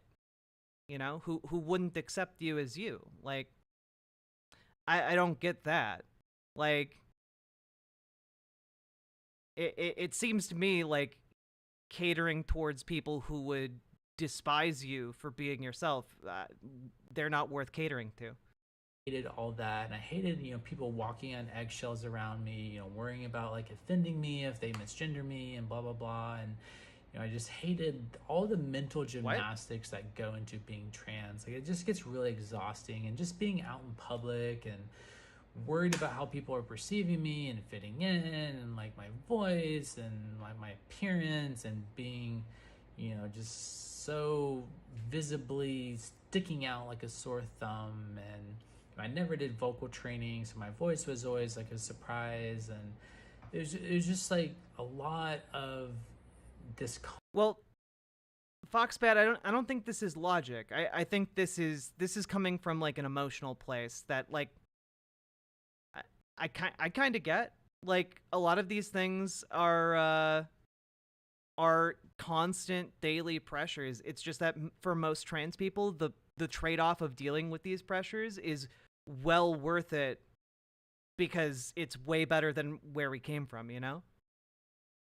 But like, I don't know that we've gotten to the argument yet. I think we're like getting a lot of like whys, but we haven't gotten to the argument. Comfort related to this. However, I don't want to make the impression that I'm detransitioning because my life was so hard being trans and blah blah blah. Like, by all objective wait, but that's definitely what you just portrayed through the first half of this video. Metrics, my life as a trans person was fantastic. I met the love of my life. I got married. I, you know, started an amazing career in technology. You know, I bought a house. Like, you know, I'm doing really well for myself. Like, everything is great.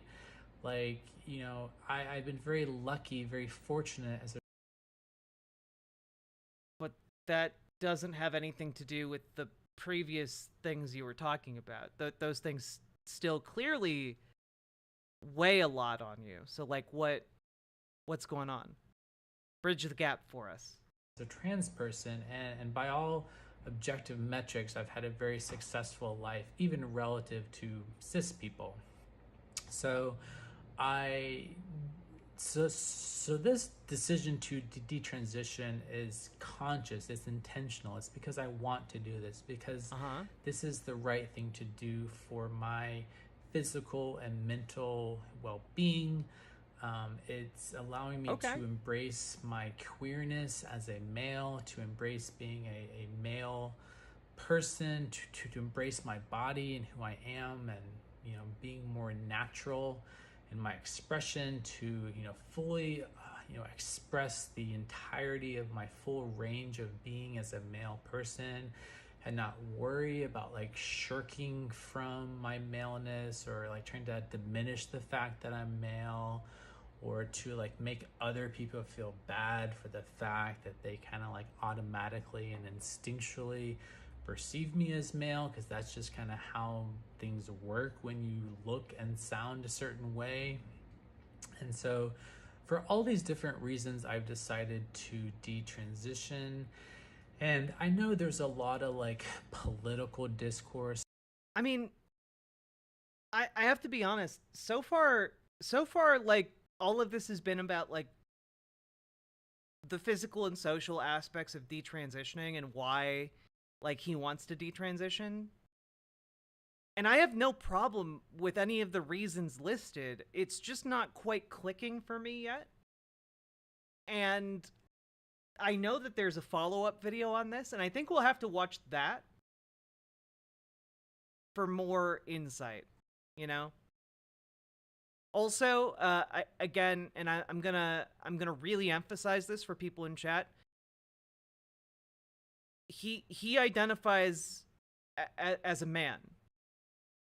Don't be misgendering in chat. Like, even if you disagree, even if you think that like ideologically he's gross, which I certainly think that like I disagree with his ideological positions, but like don't misgender. I won't be tolerating that.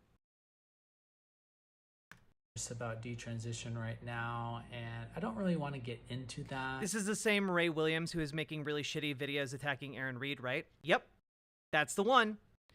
That's how I fell down a rabbit hole looking at like what kind of content he makes, and it led me down to a weird place, and I've taken all of you with me. Because I'm not interested in, you know, waging some battle against, you know, any particular trans ideology or anything like that. You're not, because I gotta be honest with you. When I take a look at your YouTube videos, it definitely, like, the social construction of trans identity, social contagion. Yeah, like when I look at your videos, it seems like you have a bit of an ideological bone to pick here. I'm just, you know, it doesn't seem particularly subtle here. Even though I certainly have my disagreements with, you know, certain aspects of, you know, mainstream trans discourse and mainstream trans narratives, I am by no means... How long after this? This was uploaded 8 months ago. And the follow-up video with the piano is 3 weeks ago. So, a bit of a gap.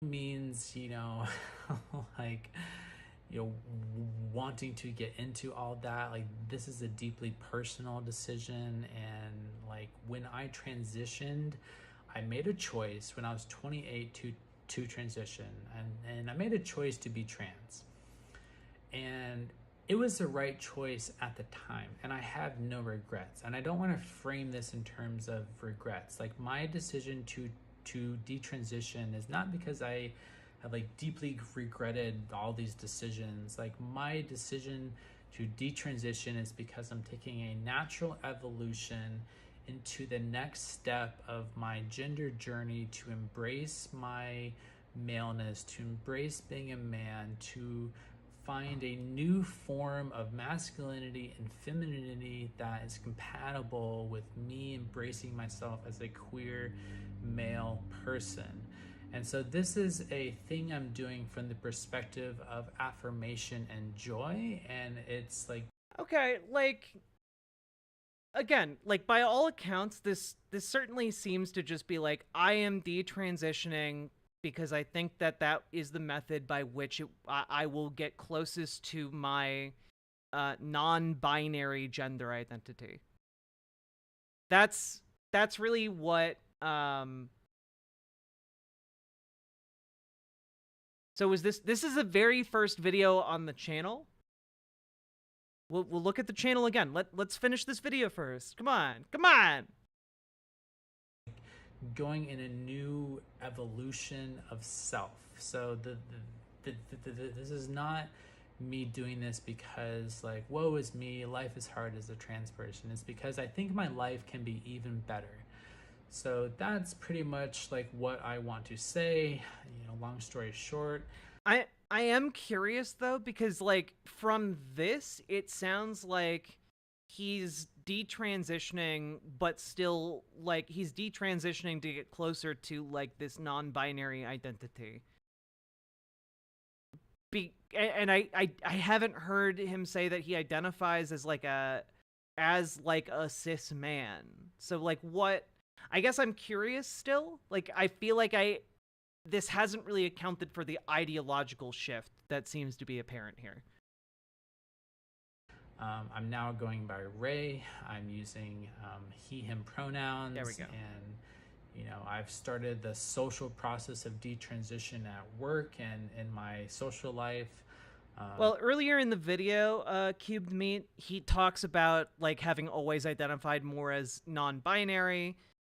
but is now talking about like is talking about how detransitioning will get him closer to where he wants to be, and he goes by Ray. He uses he him pronouns now. Like I think it's reasonable to like non-binary identifies as he him, like that's totally still within the sphere of like pretty normal.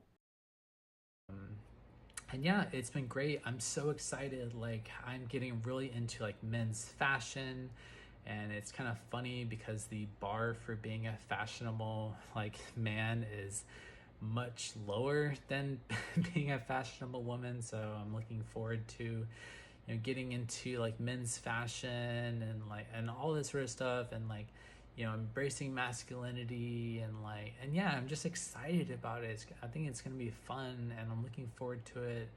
So yeah, like there you go. Thanks for listening. I'll probably be posting more about this if I feel like it. So yeah, obviously this is a big step for me. So yeah, thanks for listening. Yeah.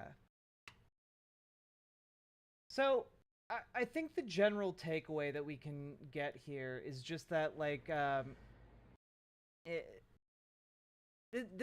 think this person here in this video, I think Ray seems sincere. And it could be that his other videos are equally as sincere. But again, I want to understand the ideological shift. So, because, like, he goes from that to like vehemently defending like the Cass report, why the man versus bear meme motivates males to identify as trans. Also this weird language game that's being played here of like it's not talking about males being like the man versus bear meme isn't about males, it's about men and bears. Rapid onset gender dysphoria in boys. Lovely stuff. Yeah, no, like, we've gone over the rapid onset gender dysphoria paper. It's completely bullshit. And it's just very interesting. How did someone go from writing a book about being trans as a trans woman to like making these kinds of videos, man? And like people are saying, I saw someone in chat say like it's for the money. I mean, this channel is smaller than mine. My channel is tiny. I have like less than 5K subscribers right now, but like his channel has like 2K subscribers. Like, he's not making money off of this YouTube channel. And I don't think, frankly, I don't think there's like conservative billionaires rolling up to bankroll this guy. So I had no idea this was internet discourse until today, but the man versus bear stuff seems pretty funny. Oh yeah, just because it was mentioned, just to like really break it down in case you guys haven't heard about it. People are talking, like, posing the question, women, which would you rather be stuck in the woods with? Would you rather be stuck in the woods with a bear or a man? And like a lot of women just say bear, and a lot of men are like, well, then I'll just let you get eaten by a bear then. And it's like, well, you're kind of proving their point. Like, the reason women would choose the bear, for those of you who can't figure it out, the reason women would choose a bear over a man is because the bear is a known quantity. Bears are consistent. Bears, like, if you leave them alone, if you don't get in their territory, if you don't mess with their cubs, they're gonna leave you alone for the most part. As opposed to men. Men are unpredictable. Men have a tendency towards violence. Like, the amount of steps women have to go through to make sure that they're safe when going out into a space where men will be, it's a lot of coordinating, guys. So the reason women are choosing the bear is because they feel safer with the known quantity of the bear. with the known danger posed by the bear, as opposed to the unpredictable danger posed by men.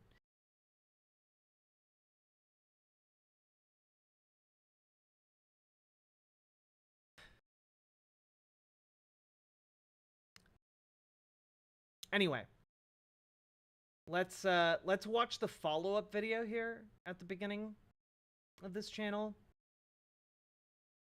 The honest truth of why I transitioned. Or wait. Do we want the honest truth of why I transitioned, or like was I ever really trans?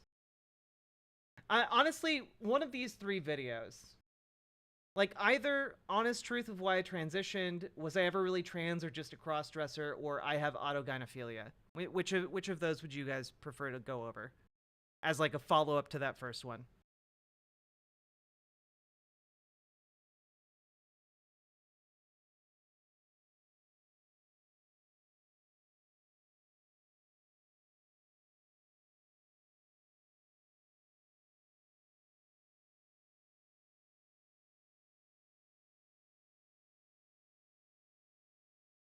Whichever's the oldest. Honest truth.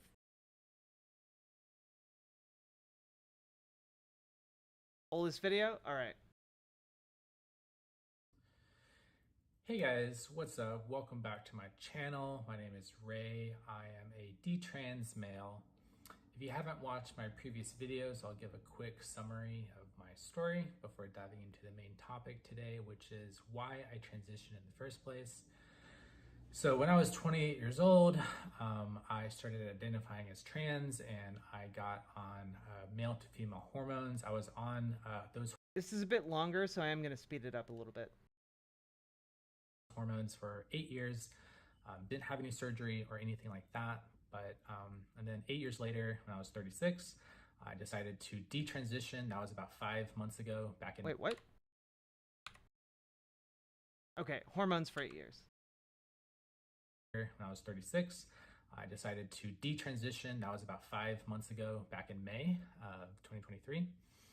And I've since socially detransitioned, going by a masculine name. I wear more masculine clothing in my day-to-day life. I identify as a male. I am embracing my male body, who I am. Okay, cool. Being all male, well and good. Identifying as male no longer bothers me, nor does identifying as a man or reclaiming my manhood in some way, whatever that means. But most important, so far I have no problem with this guy whatsoever. Really, like, I'm curious when this starts to get objectionable, right? Because like clearly we can see the evolution of the videos. Like it gets there. He gets there, but like. The detransition element, I don't find bad in and of itself. Currently, I have come to terms with the foundational biological reality of who I am and being male, being born male, having a male body, etc. And now, my body is running on testosterone as a, normal male does. So in previous videos, I talked about, why I detransitioned, which was mostly due to health reasons. You can watch the first video on this channel for more information about that. But in this video, I wanted to talk more about why I transitioned in the first place. So to explain why I transitioned, I need to go back to my childhood. So when I was very young, pre-puberty, I was a young boy, and I had these, cross-gender fantasies about, being turned into a girl, or, being forced to be turned into a girl. These very early, experiences of gender and fantasies about. Are there typically complications while detransitioning? I mean, most of the complications from detransitioning come from like, if you've grown breasts on HRT, needing to detransition, like that tissue doesn't go away, and if you've had like surgical interventions, like that will also complicate like your attempt to detransition, right? Being forced to be turned into a girl. And I also had a very intense interest and desire in women's clothing, and the only clothing I had access to, was my mother's clothing. So when I had an opportunity, I would, steal her clothing and wear it, and this made me intensely aroused, and it made me feel really, really good inside. And so from a very young age, I had these, cross-gender, cross-dressing, sensation-seeking, arousal experiences, and those were with me through my entire life, and they're still with me today, which I'll talk about later. So I've always had an interest in cross-dressing. That's kind of like the foundational. Okay. So I think I'm understanding where this is going to go wrong. No, very knifey duck. I think he means arousal as in like arousal, not like gender euphoria, but in terms of like arousal. And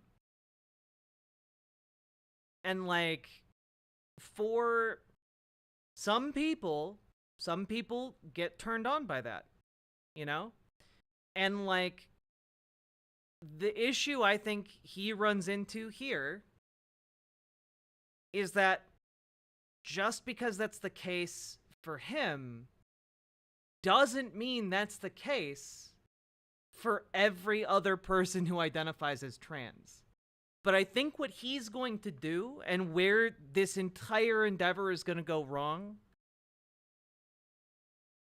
is where he equates his personal experience to being a universal trans experience, i.e. anyone who identifies as trans actually falls into the same category as him. Yeah, he's universalizing his own experience. And I think that might be kind of the core, the seed here that blooms into all of his other insane takes on trans people. Element of my entire gender experience, as a trans feminine person, why I transitioned. When I got access to the internet when I was a teenager, this gender cross-dressing stuff got connected to porn.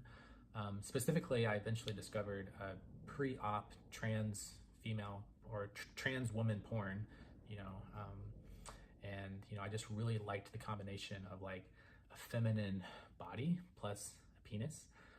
Another way to phrase that is I really liked the idea of a feminine male. See, like this is it. This is the thing. This is where it goes wrong. This is where it goes wrong.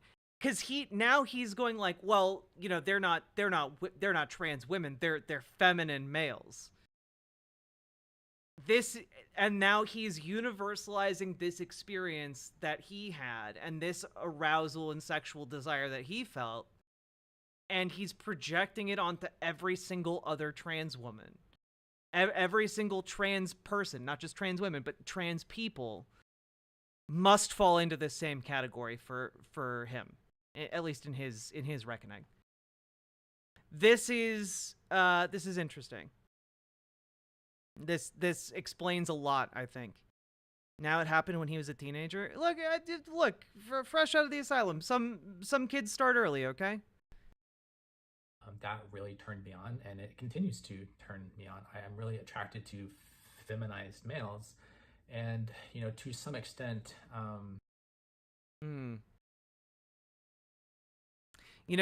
this is reminding me of the review on the book, actually.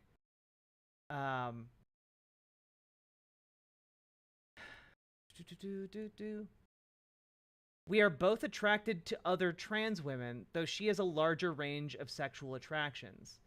Yeah, like in the book, he wrote about being attracted to trans women, but now we're seeing in this shift in rhetoric where he can't refer to trans women as trans women. He has to refer to them as feminine males.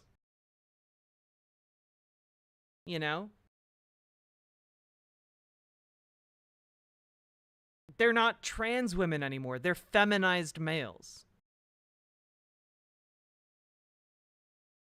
I don't believe he's even being honest retelling his story. I mean, like, I think he's talking in broad strokes. I think it's fine. No pun intended.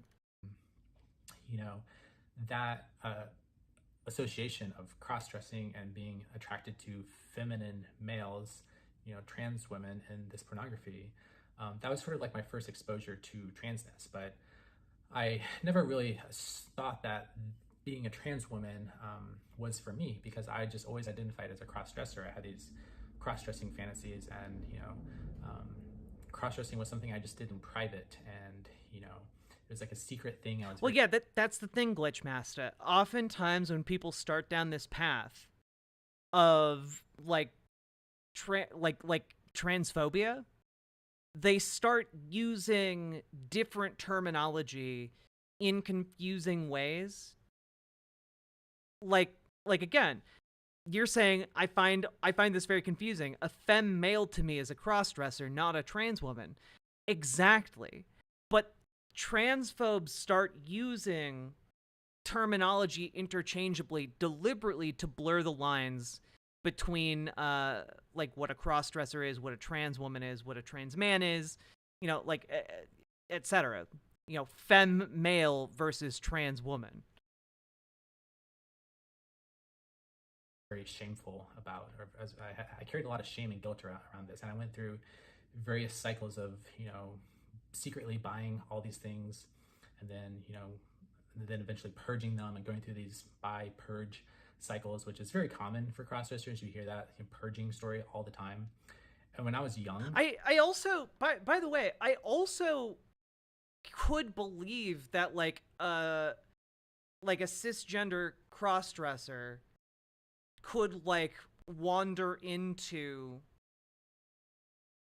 like this type of experience. I believe that is plausible to me. So I don't attribute like him, I don't think he's lying here per se. I just think that, again, he's universalizing his experience to all people who identify as trans. You know? And that's the part where it goes wrong. Like, that's the part where he's fundamentally flawed, and I don't think he can get over that. I, you know, got caught by my parents wearing my mom's clothes, and, you know, I got grounded, I got in trouble, I got shamed, I got, you know, read Bible verses, and so I carried a lot of intense shame around these desires. You know, but they stayed with me. They never went away. They just kind of like, I would repress them, and then, you know, they would come out in secret behind closed doors in the privacy of my home. You know, most of my partners and girlfriends knew about them, but they were never like super duper encouraging. You know, they sort of knew about it, but they didn't really like, oh yeah, you should totally embrace this and like turn it more into a thing and let's explore it together. It was always kind of like something they knew about, but I still nevertheless did it when I was kind of by myself at home. And it was always, you know, in the context of, you know, arousal, and sort of like it was, you know, shameful and secretive, but highly arousing wearing women's clothing. Later, when I was like 27, 28, you know, after years of keeping this inner feminine self, you know, buried within me, you know, I was seeing a therapist at the time. I was talking to her about my cross-dressing, and this was like 2015. You know, the trans women were big in the media, Caitlyn Jenner, Laverne Cox, all this stuff, the trans tipping point. And, you know, she was like, oh yeah, your story kind of sounds like Caitlyn Jenner. And then I watched this interview with Caitlyn Jenner, and Caitlyn Jenner also had this long history of secretive cross-dressing. And so I was like, wow, you can have a long history of secretive cross-dressing and be this, like, you know, trans woman. Maybe I'm a trans woman. So I started, you know, doing, you know, all this research on the internet about trans stuff. And, you know, the very first thing I latched onto was bigender. I was like, oh, I can identify as a man and a woman at the same time. That sounds like me, because I have this secret inner, you know, binary self. And, you know, a little bit prior to this, I'm kind of getting my order of operations out of whack here, but I kind of publicly came out as a crossdresser on Facebook, actually. And I was sort of no longer wanting to hide the fact that I was a crossdresser. And so I came out in public, and I started, wearing women's clothing openly out in public, socially, going to the grocery store or whatever. And then, I kind of quickly realized that, being a cross-dressing male publicly and openly is not really like a great way to develop a career or respect or, have any semblance of social respectability. But here's this trans woman stuff happening, they're respected and validated, and like being a trans woman seemed to me at the What?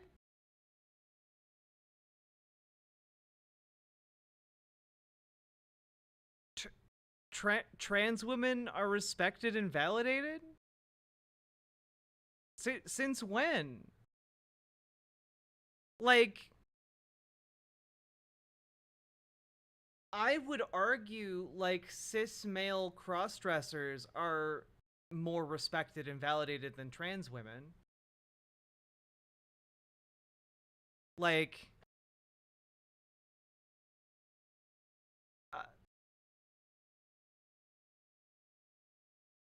maybe what he's referring to here, and this is my most charitable interpretation. This is my most charitable interpretation here, is that when he says this, what he means is trans women have like a known category in society.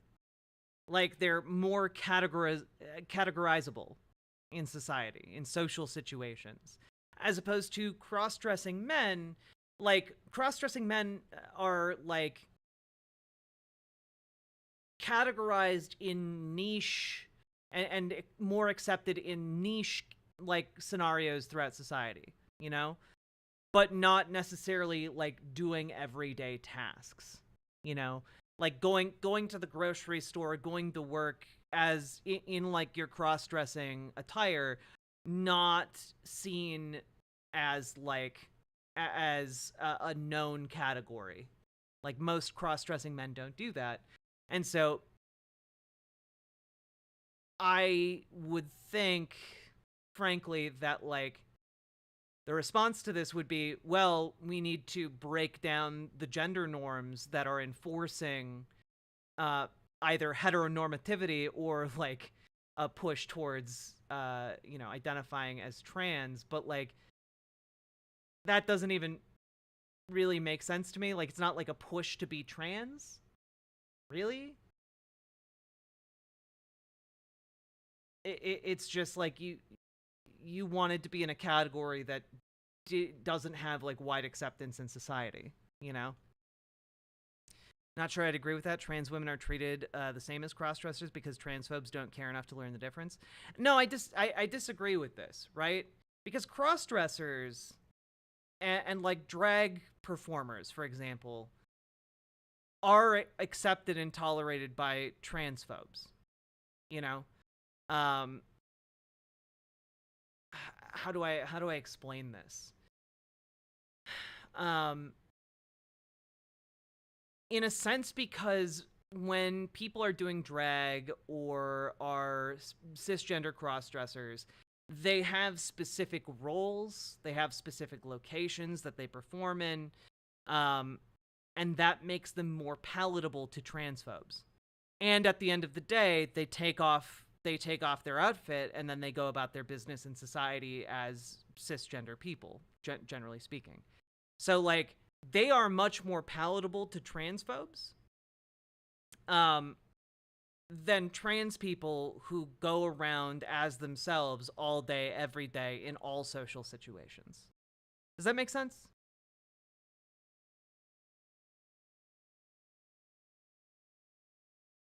That, like, a good example of this will be how you see MAGA drag queens at some of these conservative events, and they talk about, like, how, oh yeah, we get some hatred, but like, overall it's a lovely people, like, when they're asked about this, and like, that's because they have a set role and a set, like, location, but at the end of the day, they acknowledge themselves as cis men.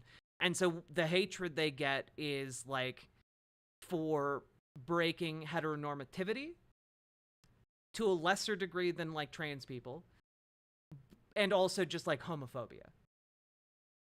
You know, it's not. I wouldn't say it's the same as transphobia. Well, yeah, of course, yes, trans drag queens also exist, but they get a lot of smoke because they're trans. Okay. I'm gonna move on. At the time, to be much more supported socially as like a construct that you can fall into versus being, you know, a cross-dressing feminine guy and embracing a male identity while being a cross-dresser. Like the term cross-dresser has just always been sort of like a taboo thing. It's like connected with like transvestite or something. And, you know, so it didn't have the same social cachet as being a trans woman. So are you saying you transitioned for the social cachet of being a trans woman as opposed to like being just like who you are and wearing the clothes you wanted to wear? So I kind of like did my internet research, watched all this stuff, and just completely, and started reading like Reddit, you know, trans Reddit, and I just completely latched onto the trans identity, and I embraced being a trans woman at first. You know, later on I came to dissociate from, you know, the trans woman category, and I just embraced being like non-binary, trans feminine. I never really claimed like, you know, full-blown womanhood for myself. I just always like I'm trans, I'm feminine. That's all you really need to know about me. I'm a trans feminine person. That's it. I got really into trans stuff. I was trans for 8 years. You know, I very much, you know, enjoyed it. It was great. You know, it led to a lot of, you know, self growth and processing and understanding my gender. And I kind of finally integrated my male self with my feminine self, and I combined them into one person. That person was Rachel. And Rachel had a good life, you know. Rachel, you know, found you know, a great career that I'm still in today in technology. Rachel met a lovely person who became my wife, who I'm still married to today, and is fully supportive of both my you know, detransition, you know, as her husband now. I married her as a wife, but now I'm her husband, and she supports me in my gender, you know, explorations, my cross-gender, you know, explorations, because I've come to realize, like, when I first detransitioned, I kind of swung the pendulum so far into this like masculine role, where I wanted to be this masculine person who has a masculine gender role, who only wears masculine clothes, and it's like I want to be this like confident, dominant, masculine man. And, you know, like, I sort of been doing a lot of reflection over the past few months since I detransitioned. I'm still, you know, evolving all this stuff. It's kind of an ongoing process. I'm just kind of sharing my journey on YouTube, but I eventually realized that I, you know, don't need to be this super masculine man all the time. Like, I enjoy being masculine and passing as like a regular, normal masculine dude in like my work life, you know, going up to the grocery store or going out or whatever. I don't have to blend in. I mean, or I can easily blend into society. You know, I don't have to worry about passing and all this like, you know, toxicity around like trying to be something I'm not, and trying to worry about like passing, you know, as like feminine or a woman or whatever, like out in public or at work, and worrying like, oh, are people going to misgender me? How are people going to perceive me? But so I like being, you know, a masculine guy out in the world for most of regular situations, but I realized I don't need to be that masculine guy like all the time. Like, I can also continue to, you know, indulge in these cross-gender, you know, desires that I have that, you know, are rooted in arousal. Like,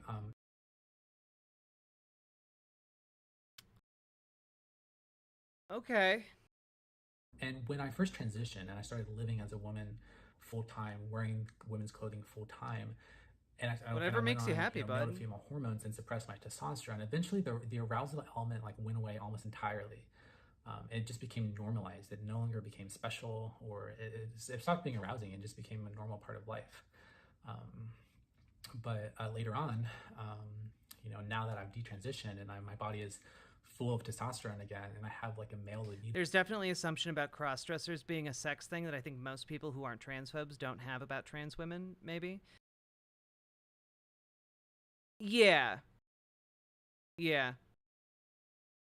But like, what's going on here, and as you can see it in the evolution of his channel, like, he definitely goes from saying, you know, my cross-dressing was like a sex thing, to saying like, all trans people are doing a sex thing.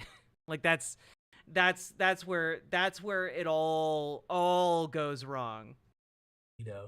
And also because I'm not wearing women's clothing all the time, when I do wear it now, it becomes arousing. And, I'm exploring, cross-gender, play.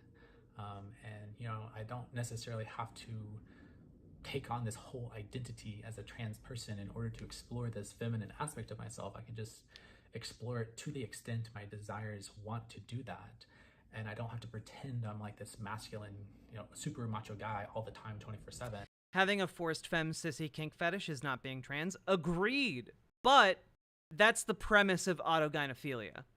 Like the premise of autogynephilia as like a diagnosis is that the idea that like being trans or identifying as a trans person is part of a kink, is essentially on the same level as your forced femme sissy kink fetish, But I also don't have to deny that I'm male. I don't have to construct this like 24/7 trans woman identity that I maintain at all times, at all costs, and make people feel bad about misgendering me because I sound male, I look male, I have the body of a male. So, I'm no longer like upset when people misgender me because, I'm just a male person who happens to have these deeply embedded desires for women's clothing and, and I still have, some small breast tissue development from the hormones. So in many ways, I like where my body and my brain and my, comfort level with masculinity and femininity is right now. And my wife is fully supportive. Like she, is fully supportive of me continuing to explore these, cross-gender, feminine things in, the context of our home life. Cause like, she doesn't need me to be this masculine guy all the time. Like I can indulge in these, cross-gender desires and, but finally admitting that like, I like the biggest thing for me is coming to terms with the shame I felt about the arousal aspect of my cross-gender experiences with women's clothing. Because for so long I had so much shame about this, but my trans experience of living as a trans woman for 8 years, I no longer have that shame where I can like admit that yes, like this is the reason why I transitioned. I ultimately detransitioned, but I still have these desires and I still have the arousal aspect. It's hardwired into me. I cannot change that aspect of who I am. I mean, like, again, no kink shamerino. It's just I object to the universalization of the kink. The idea that like all trans people must be sharing in your kink. I am. And, there's a lot of psychological theories out there about why that is. And I'm not going to talk about them because they're controversial, but, there's theories out there that explain, the nature of this cross-gender arousal and connecting with trans. Well, his wife is also a detransitioner and identifies as a former trans rights activist who transitioned to a gender critical in 2023. So I imagine the transphobia is condoned. With trans identities, trans, feminine identities. I'm not going to talk about them, but I'm just describing my personal experiences and like what caused me to transition, why I detransitioned, and why I'm okay with still being a masculine person who also occasionally dips into and indulges my feminine side that has a sexual component, that's had a sexual component since I was a little boy. The noises in the background of this video are freaking me out. I keep thinking that they're happening in real life around me, and I'm like, oh my god, what's going on? But they're in the video. And I don't have to be ashamed about that because there's nothing wrong with that. It's like, being gay or whatever. It's just a part of who I am. It's like a sexual orientation. It's just part of who I am. There's nothing wrong with it. And I just need to embrace it and talk about it openly without shame. So I'll leave it there. There's a lot more to be said here, but this has been weighing on me for quite some time. I just wanted to come out and like openly discuss and give the true, honest reason of why I transitioned. Yeah, there you go. Thanks for listening. Yeah, so like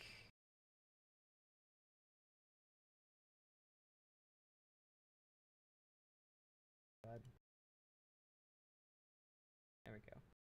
I just find this so interesting. Again, like, I feel like these videos are asking for, like, a lot of understanding, a lot of empathy, a lot of like, and yet then the journey really takes off here. Like, over the course of about 2 months, then I have autogynephilia. Do I regret my transition? Transphobia. Detransition. Why did I detransition? Toxic nature of detransition discourse. What is a woman? How detransition made everything better. Am I trans or is it a fetish? And then, like, it goes into about 5 months ago, 4 months ago, it goes into, like, this React content of, like, trying to push, like, this transphobic ideology of AGP, you know? It's very interesting. A Christian to atheist, back to Christianity. A Southern Baptist to atheist, back to Christianity. Interesting.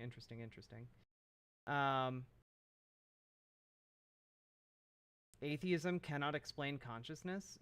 Wait, it absolutely can. What?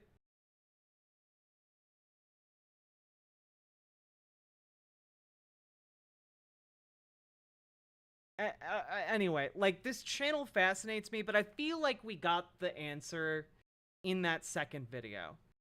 I feel like we really got kind of the seed of what this channel was birthed from in that second video. And I think we're good. We've spent like an hour and a half going over this, and I think we've reached a point where at least I feel like I understand this channel a little bit better. You know, we got someone who had a kink, decided it would be more socially acceptable to have that kink if they were trans. They went on HRT for 8 years. Good things happened, but then they ultimately decided to detransition, and they still have that kink. And then they, like, all of that, by the way, totally fine. I have no problem with any of that whatsoever. It's just the final tail end part of that where, like, after the detransition, he decides that actually all trans people have this kink that I have. You know? That's the fundamental flaw in this entire channel. And I'm sure that we would have numerous ideological differences on innumerable other topics, but I think the core issue and the core mystery that I couldn't figure out when I first encountered this content creator has been solved. And folks, not everyone has your kink. You know, no kink shamerino, here, but, like, not everyone shares your kink. And that shouldn't be a terribly controversial thing to say.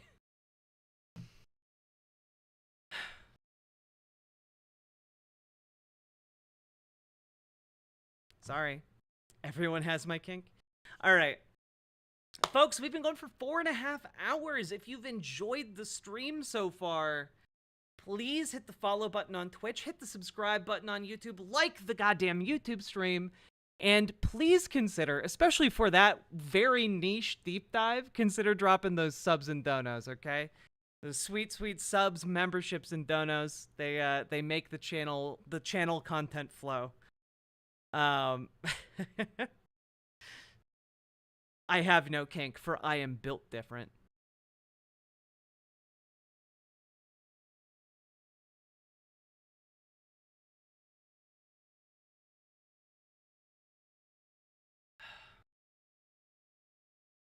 Now I can finally take this tab group. I've been meaning to talk about this channel for like 2 weeks, and it just kept getting bumped off.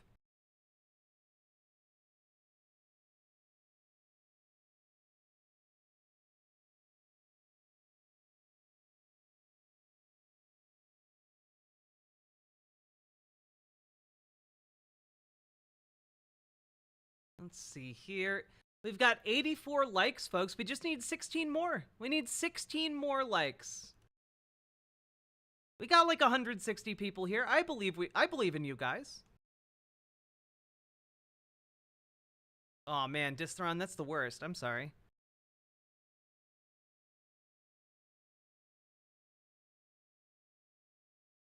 True vanilla is a kink.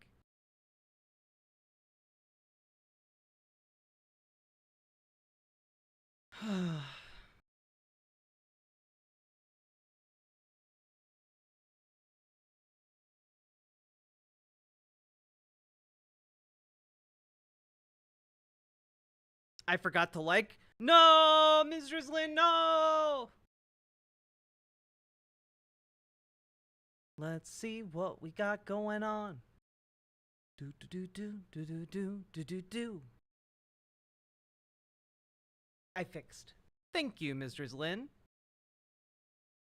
Hey, we're at 93 likes. We just need 7 more. I think you guys can do it. I think you guys can do it. I think you guys can do it, and I think you guys can drop some subs and donos.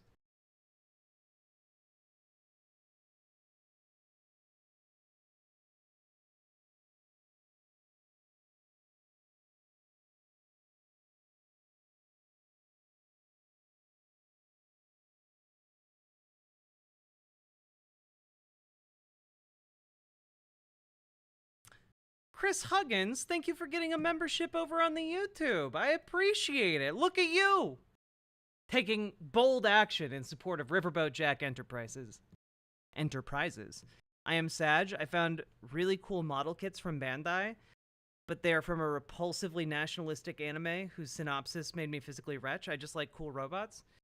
Wait, is it from the Gundam Worlds? The one where they have the Gundam World Tournament?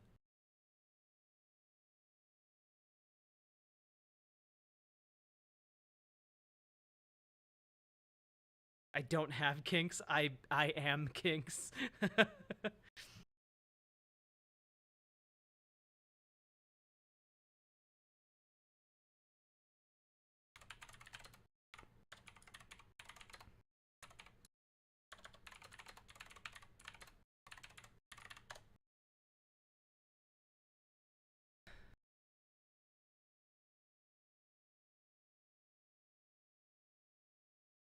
I'm joined. Oh, God.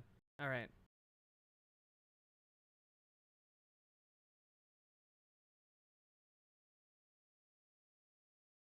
I don't know. I don't know things about Gundams. All I know is that they made a Gundam with a fucking sombrero hat. All right? Jack and her kink. Friendly community. It's true. My kink is having a friendly community. I am going to go use the bathroom. I'll be right back. And when I get back, we're going to cover a segment that I just came up with. And it's about Bernard Sanders. And I think it'll be a good one. Why does a robot need a hat? I don't know. Why do fish need bicycles?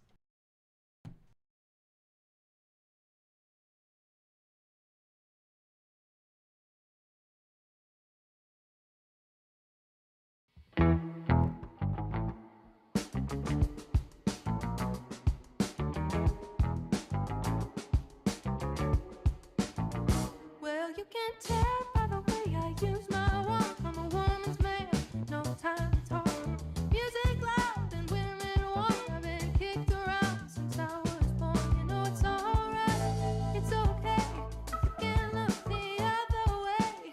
We can try to understand the New York Times effect on men. Whether you're a brother or whether you're a mother, you're staying alive, staying alive. Feel the city breaking and everybody shaking and we're staying alive, staying alive. Ah, ah, ah, ah, staying alive, staying alive. Ah, ah, ah, ah, staying alive. 'Cause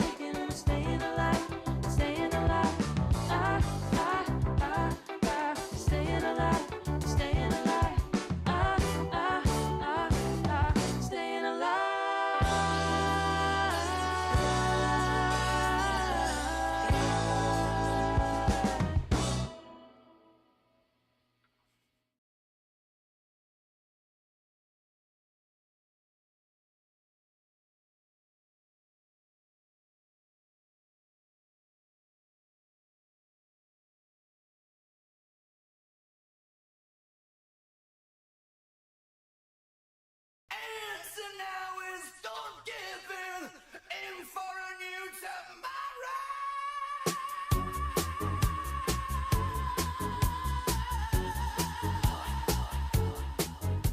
Oh, life, I'm gonna live it up.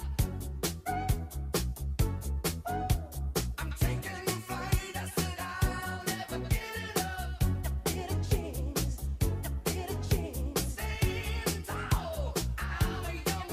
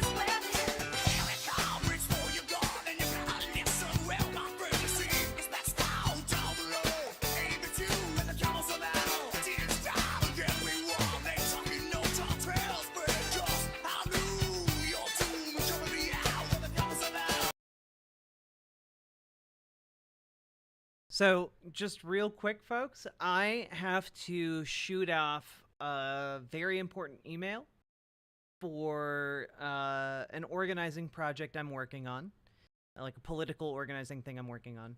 I will be back in a little bit longer, but not that much longer. I just wanted to let you guys know that I'm here. I see you. You are heard. And I'll be right back.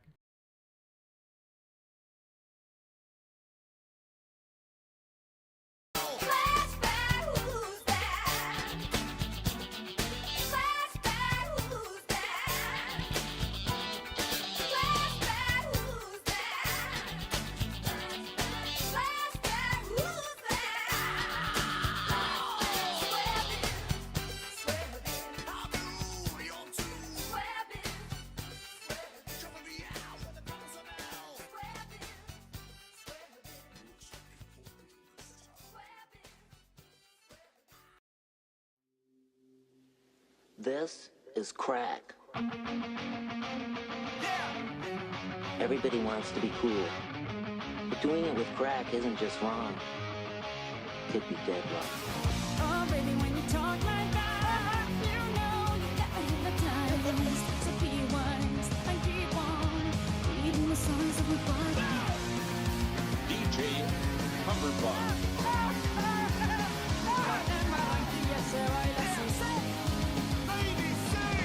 Oh boy, I can see your body moving, half animal, half man.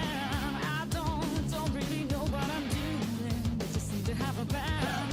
Oh baby, when you talk like that, you make a woman go mad. So be wise and keep on reading the signs of my body. I'm on tonight, you know my hips don't lie, and I'm starting to feel you boy. Let's go, let's go. Can't you see, baby, I see it's perfect. I know I'm on tonight, my hips don't lie, and I'm starting to feel it's right. All the attraction, the tension. Can't you see, baby, this is perfection.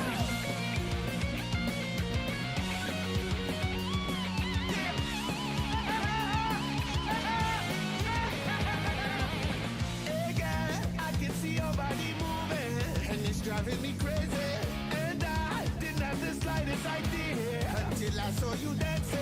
And when you walk up on the dance floor, nobody can ignore the way you move your body, girl. And everything's so unexpected, the way you right and left it, so you can keep on shaking it. I'm on tonight, you know my hips don't lie, and I'm starting to feel you boy. Let's go, let's go. Baby, this is perfect. I know I'm on tonight, my hips don't lie, and I'm starting to feel it's right. All the attraction, the tension. Baby, this is perfection.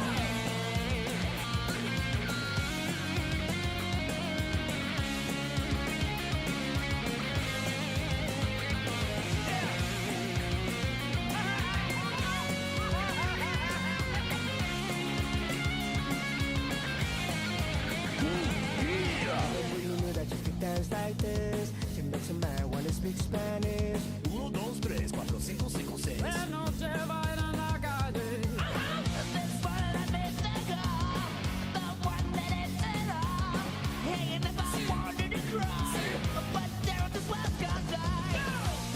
I'm on tonight, you know my hips don't lie, and I'm starting to feel you boy.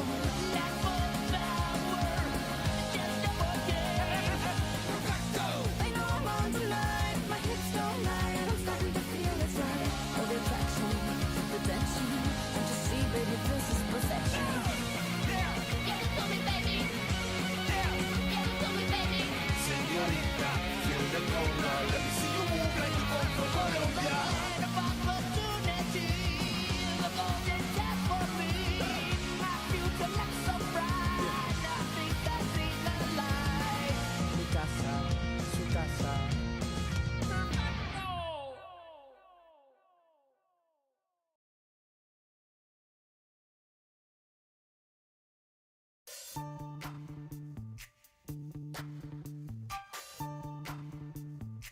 DJ Cumberbund.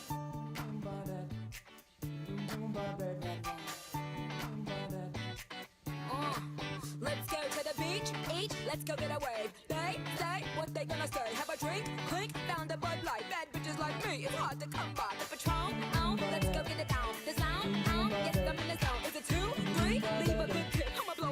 you don't get too under pressure. Pushing down on me, pressing down on you. No man has fall. Under pressure. That brings the building down, splits the family in two, puts people on streets.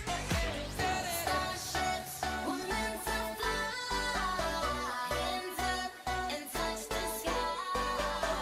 Can't stop 'cause we're so high. Let's do this one more time. It's the terror of knowing what this world is about. Watching some good friends screaming, let me out. Oh, tomorrow, let me high.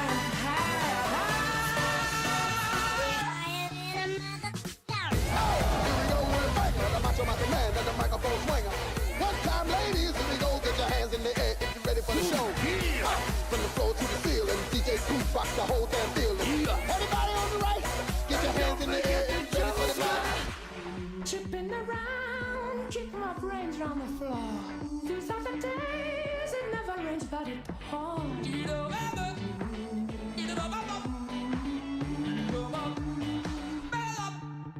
It's the terror of knowing what this world is about.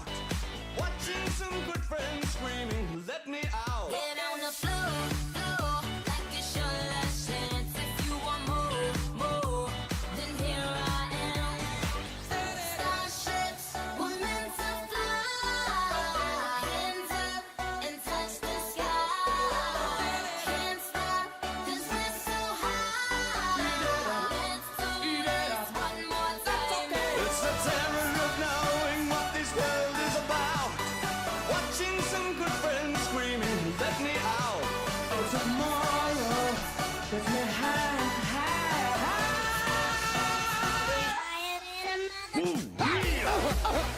Yeah, DJ Pooh and my man up in here. Coming in with the DJ thing, so everybody in the club, shake that thing. I'm the loser that boy of the wrestling game. I don't know party rocker the DJ thing. Hey, the old school is in the house. We gon' rock the beat, we gon' turn it out. I can teach you how to bewitch the mind and ensnare the senses. I can tell you how to bottle fame, grew glory, and even put a stopper in death. And don't forget the joke. Can we give ourselves one more chance? Why can't we give love that one more chance? Why can't we give love, give love, give love, give love, give love, give love? Coming right back at you, Macho Man. DJs in the club, slam the jam. I come in with the heat that feels like hot. When they drop this beat, it's going up the spot. I told you before that I'm up. And if I tell you again, I'm up. Still sleep, I'm constantly dropping a bomb. I can see you rockin' by men.com.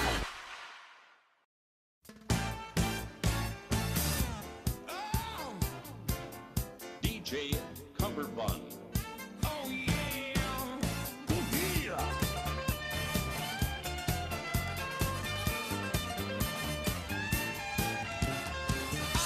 I'm driving back, I'm black. Just got my license back. I've got this feeling in my veins. This train is coming off the track. Alas, but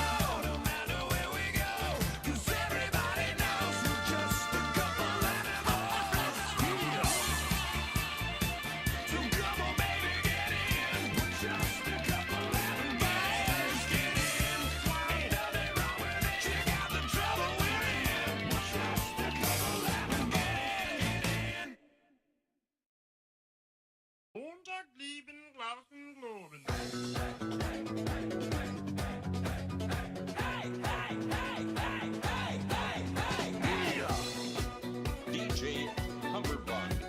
And all the girlies say I'm the white guy. Give it to me, baby. Give it to me, baby. Give it to me, baby. 1, 2, 3, 4, 5, 5, 6. You know it's kinda hard just to get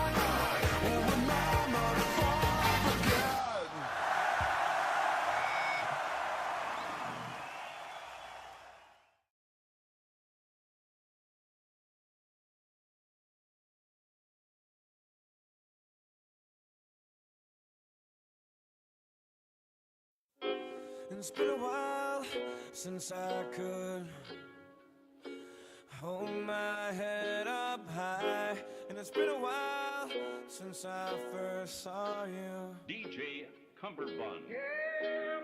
And it's been a while since I could stand on my own 2 feet again.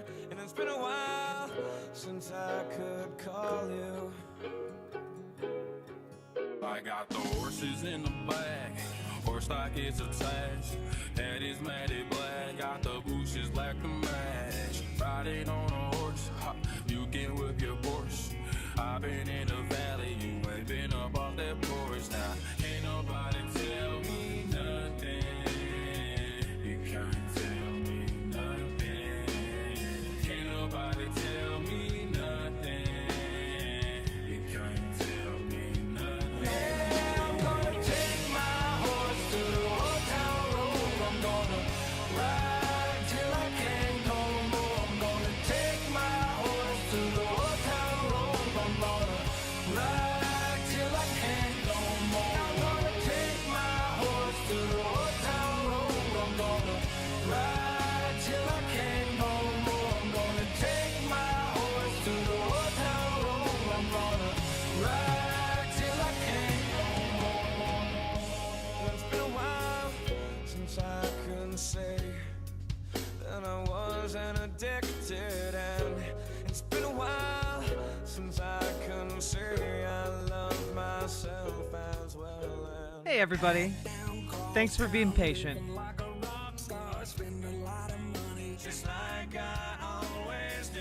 It's got a habit, diamond rings and Fendi sports bras. Riding down Rodeo in my Maserati sports car. Got no stress, I've been through all that. I'm like a Marlboro man, so I keep going. Hey, back. Benzikov. I could roll on back to that old town road. I wanna ride till I can't no more. Yeah, I'm gonna take my horse to the old town road. I'm gonna ride till I can't no more. I'm gonna take my horse to the old town road. I'm gonna ride till I can't no more. I'm gonna take my horse to the old town road. I'm gonna ride till I can't no more. I'm gonna take my horse to the old town road. I'm gonna ride till I can't no more. And be a simple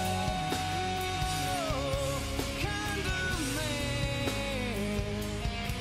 or be something you love and understand.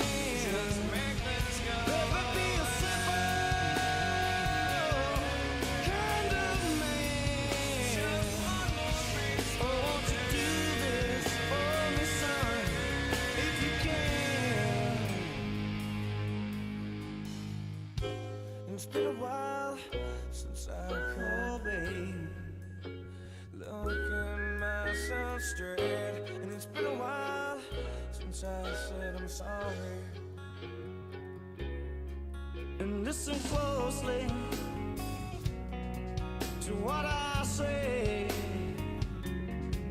And if you do this, it'll help you. But I can still remember just the way you take my horse to the old town road. I'm gonna ride till I can't no more. I'm gonna take my horse to the old town road. I'm gonna ride till I can't no more. Take my horse to the old town road. I'm gonna ride till I can't no more. I'm gonna take my horse to the old town road. I'm gonna ride till I can't no more. She has me like a Pisces. Well, I am weak, oh babe. I've been locked inside your heart-shaped box. Sorry.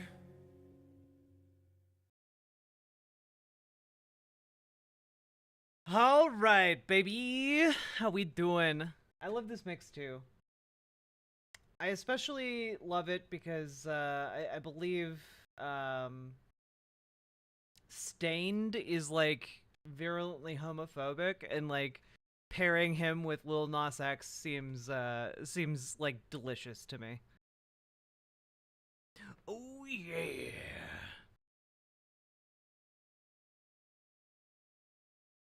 Yeah, it has 6 different tracks in there. Hey, Boiled Peanuts TV. Hello, Michael DeZingle. Hello, Benjamin Kessler. Hello, John Bogardus. Hello, Thought Spasm. Hello, Lizabee. Hello, Mike B. Hello, Somniostatic. Hello, Calavera Kid. Hello, Amber Brains. Hello, Gamer G. Hello, Trains and Bullshit. Hello, Glitchmaster. Hello, Goblin City Band. Hello, Hundo. Hello, Snoogan. Hello, Lotta Apples. Hello, hello, hello. Hi, folks. My camera settings are clearly still off, but I will fix them on a new time. Beaver Brain, hello. Feel like that era subgenre of rock. Yeah, the subgenre, that definitely was sussy.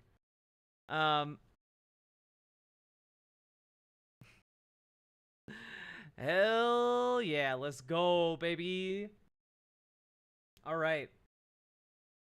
So, one of the people who consistently kills like their coverage, regardless of like where she is Christiane Amanpour, okay?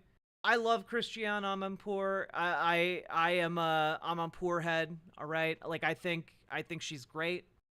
I think she really nails her coverage, especially on international topics.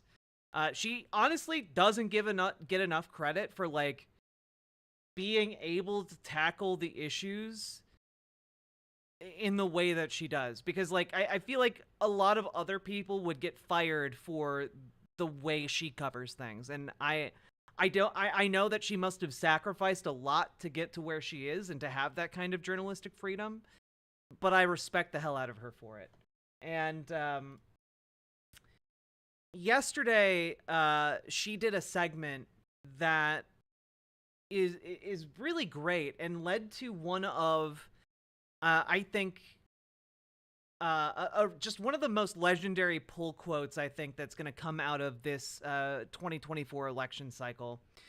And she interviewed Bernie Sanders, and it's somewhat gratifying to me, like on a personal level, that my analysis of the situation that I put forward yesterday seems to be largely echoed by Bernie Sanders.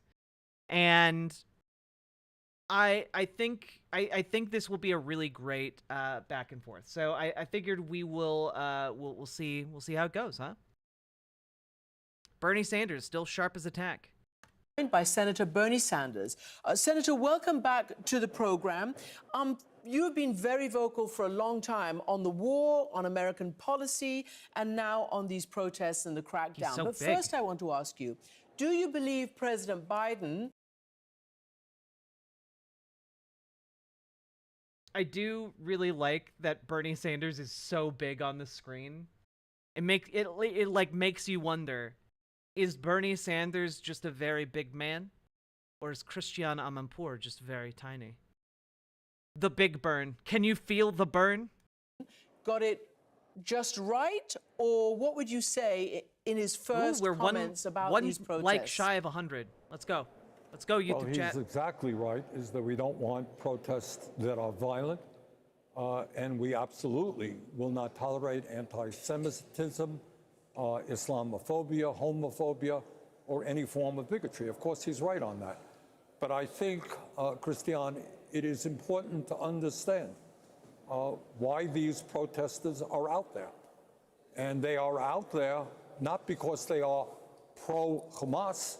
They are out there because they are outraged by what the Israeli government is now doing in Gaza, which is bringing...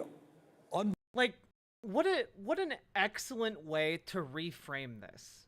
You know, like, this is what was kind of lacking and infuriating about Joe Biden's speech that we covered yesterday, where he came out and equivocated the protests to like anti-Semitic violence against Jewish students, you know?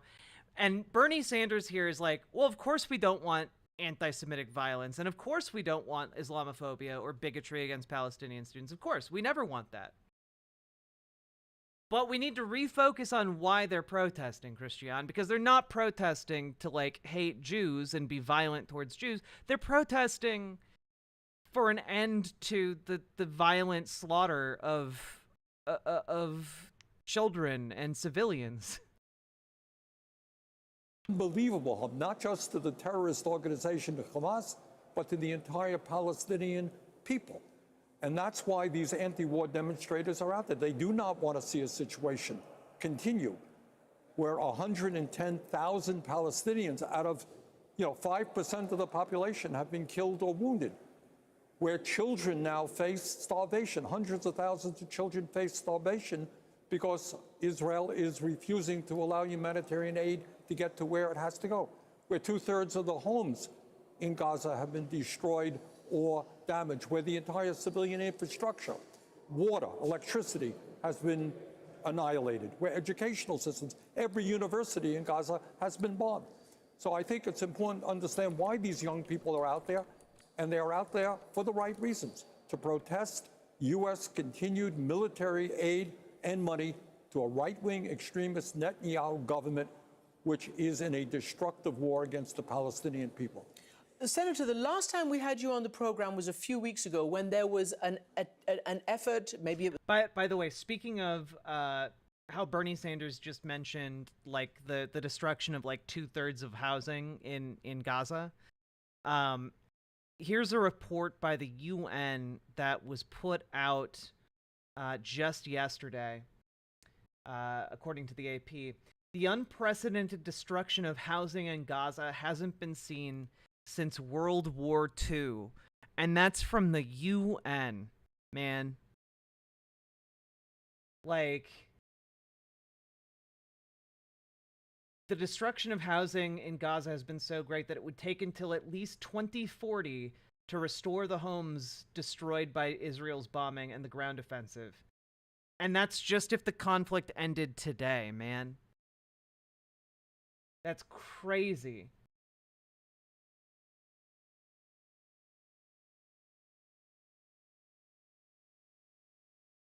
% of Gaza's 2.3 million population are listed as casualties, which is unprecedented in such a short amount of time.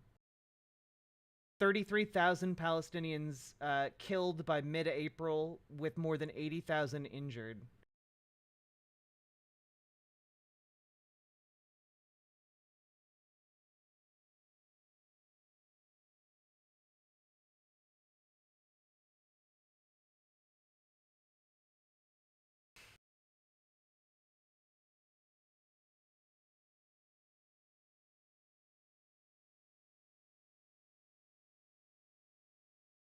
At least 370,000 housing units in Gaza have been damaged, including 79,000 destroyed completely.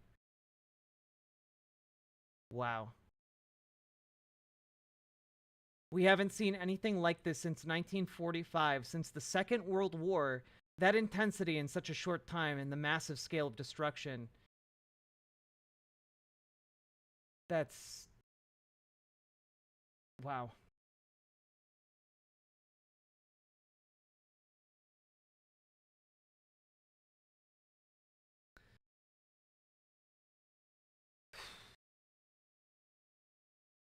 It was successful, I don't remember, to try to tie American military aid to certain respecting of international humanitarian law, the rules of war, etc. In the interim, the United States has passed a law which provides more military aid to Israel along with Ukraine and etc. And I remember you telling me not one penny of our money should they get, the Israelis, until they agree to the rules of the game. What happened? Well, what happened is, number one, I was unable to even offer an amendment to the effect that the United States should not provide more money for offensive weapons to Israel. I couldn't even get that amendment on the floor. And number two, by a very strong vote, Republicans and Democrats voted to continue funding Netanyahu's war machine. And what is ironic Yep. to me, we talk about protesters at Columbia or UCLA. Understand, it's not just protesters. A strong majority of the American people do not want to see more U.S. taxpayer dollars going to Netanyahu's destruction of the Palestinian people. We all understand Hamas is a terrorist organization that started the war. In my view, Israel has the right to go to war against Hamas.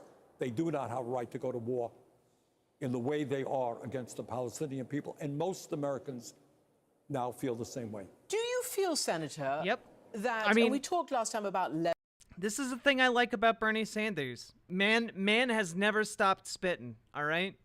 Not even for a minute. Has never stopped spitting. leverage. Obviously, America has massive leverage because of its very strong, full-throated, shoulder-to-shoulder, all those words, alliance with Israel and all the billions of dollars that it sends. But do you think the students are reacting to the fact that their government does not seem to be using any leverage? Yes, of course they are. Look, it is one thing if a terrible tragedy or a terrible war takes place in some part of the world where the United States really has no involvement. That is not the case in Gaza. The United States of America has historically and is right now, the legislation that you talked about, we're talking about over $19 billion more dollars going to Israel, including $10 billion in unfettered military aid. So, of course, the United States government has the right to say to Netanyahu, guess what? You're not getting another nickel unless you let humanitarian aid go in, unless you stop the imminent famine which we are seeing, unless we move toward a two-state solution. Yep. When you are paying the bill... This is the thing, right? This is the thing. The United States, for like the last 60 years, has had leverage and the ability to pressure Israel to accept a two-state solution. And we never have. We never have. We have allowed the apartheid state to fester and rot.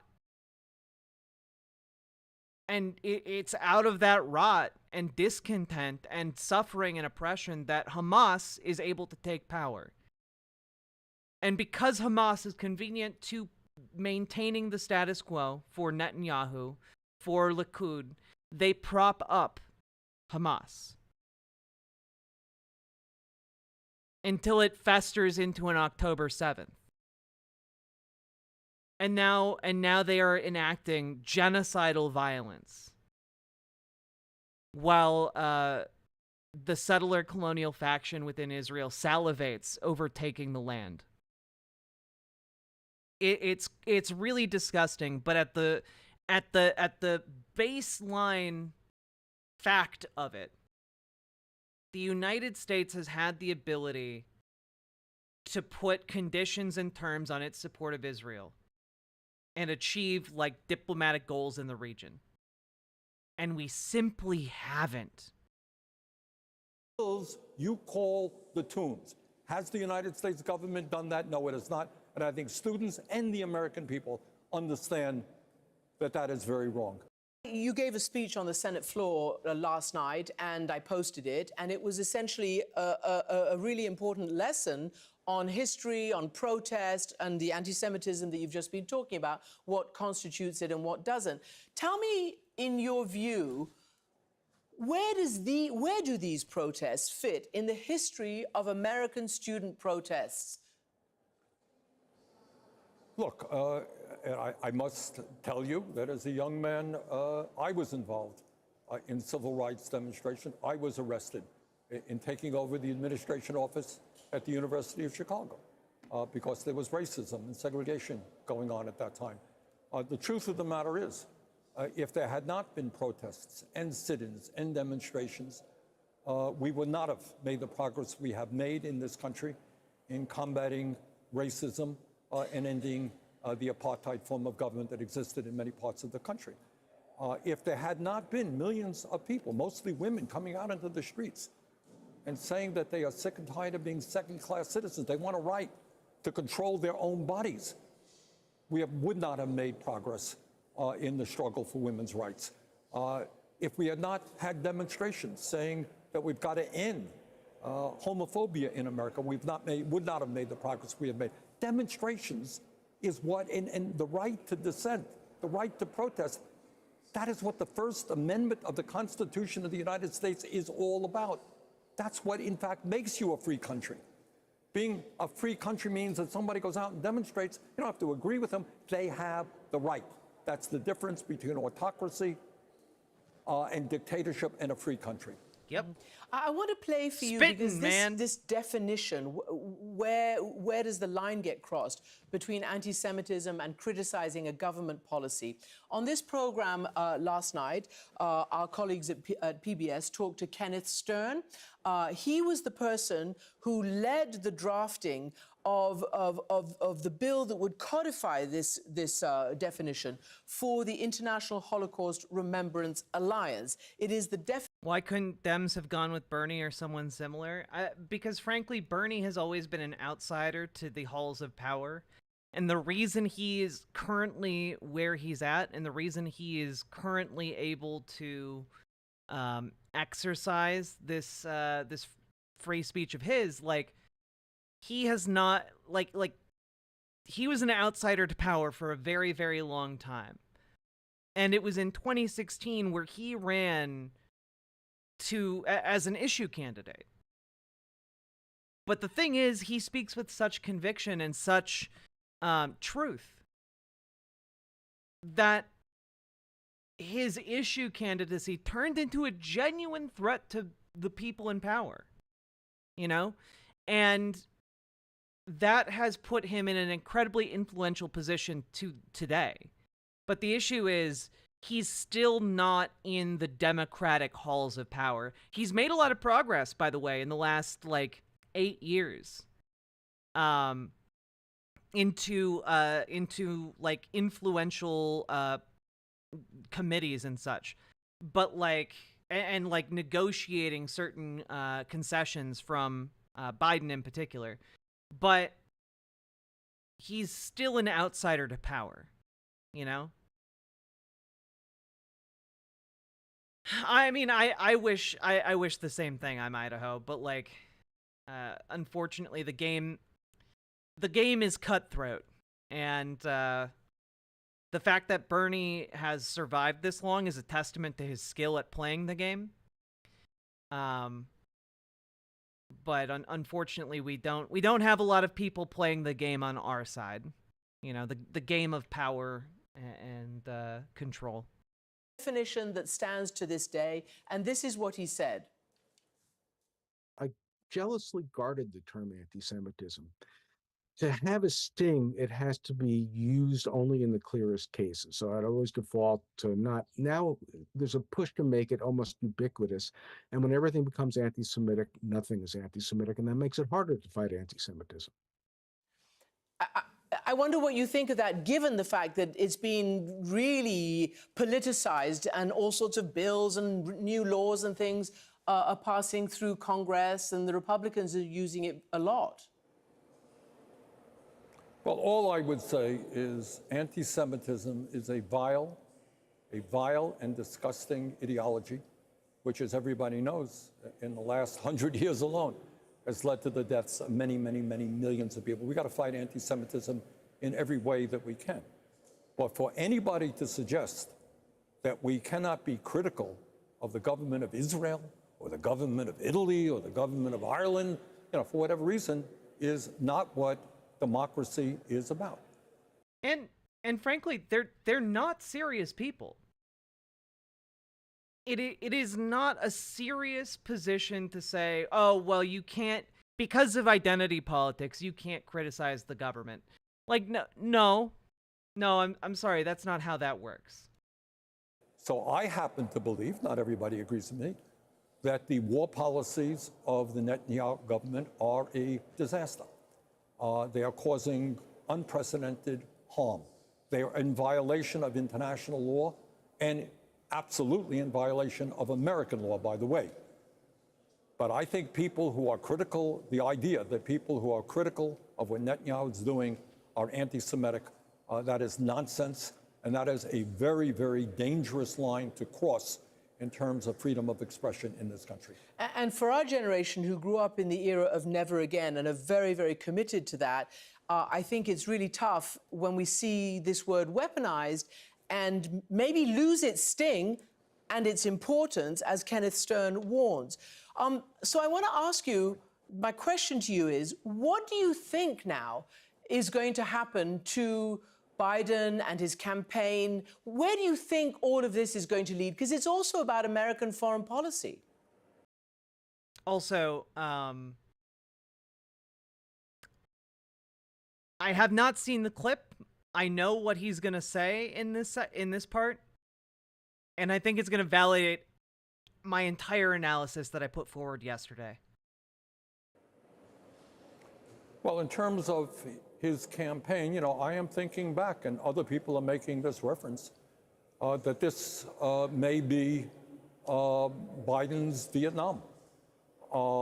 Lyndon Johnson, in many respects, was a very, very good president. Domestically, brought forth some major pieces of legislation. He chose not to run in '68 because of opposition to his views on Vietnam.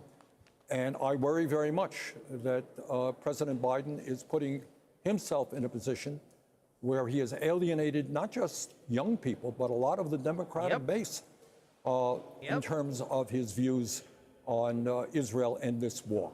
So I would hope very much that from certainly a policy point of view, from a moral point of view, the president stops giving a blank check to Netanyahu. And I would hope that they understand that from a political point of view, this has not been helpful, quite the contrary. Senator Bernie Sanders, thank you for joining us. Like, my God.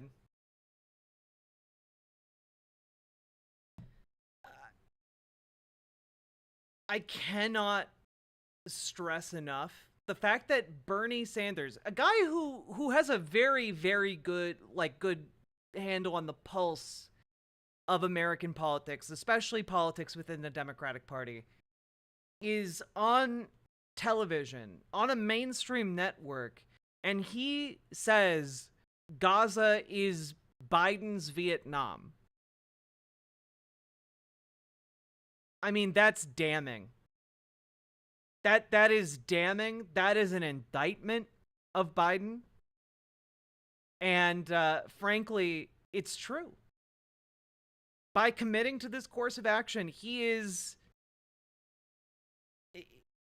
has created a monster that is going to destroy his campaign. Reno Fee, we covered Bernie Sanders on Christiane Amanpour.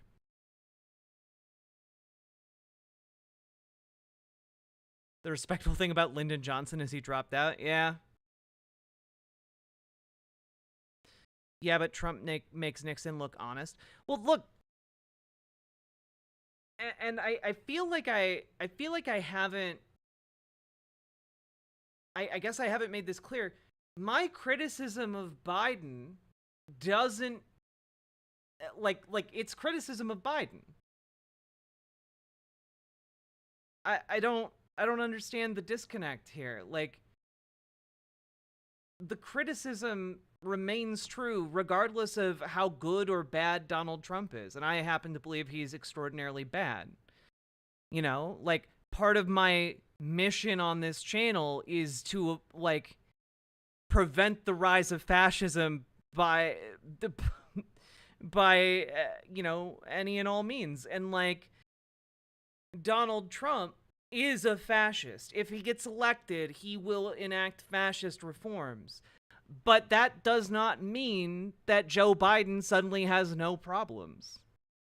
Joe Biden is riddled with problems. And when we're talking about Joe Biden creating his own Vietnam here, we're in big trouble, guys. There's no one else. We've got the guy creating his own Vietnam, and we've got the guy who wants to be a fascist dictator on day one. That's who we have to choose between. Now, I happen to adhere to choosing a lesser evil to fight against. But, like, the issue is we have to acknowledge what the reality is. And the reality is it's going to be fucking hard to get Biden elected. And every day he's making it harder. And every day, by pursuing this policy, he is, frankly, like, alienating more and more people who will not vote for him, who will not be receptive to the argument of, like, well, you know, Donald Trump is a fascist. They're going to say, I don't care. I don't think my vote matters anyway. And I'm not going to vote for the guy who's enabling genocide. You know, that's just facts. I disagree with them, but that's what the fact is. And so my hope is that between now and as we get closer to the election day, Joe Biden is able to change policy, is pressured into changing policy, which is the far more likely outcome. Yeah, exactly, nine-tailed witch. We need to break this weak neoliberal, all right? That is our mission. Our mission is to break Biden until he stops this genocide. That is our mission. Because if we can't do that, then, like, we're fucked. We're fucked in the election. Bully them politely. Bully them insistently. Bully them loudly until they break, metaphorically, not physically. Bernie tried so hard not to criticize Biden because he was so loyal to his friend, the former senator, current president.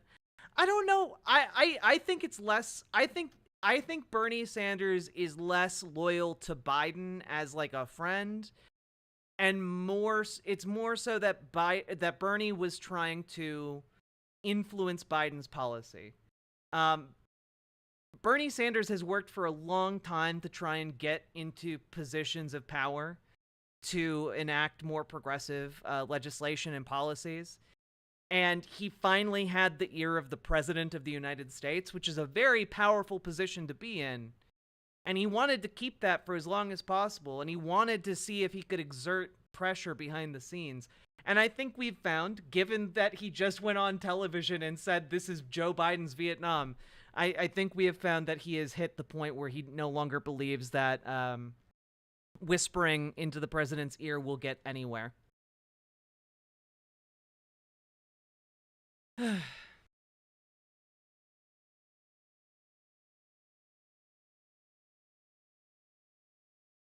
Did we cover the Hasan Asman chat yet? No, we have not, Spicy Diarrhea. I'm sorry.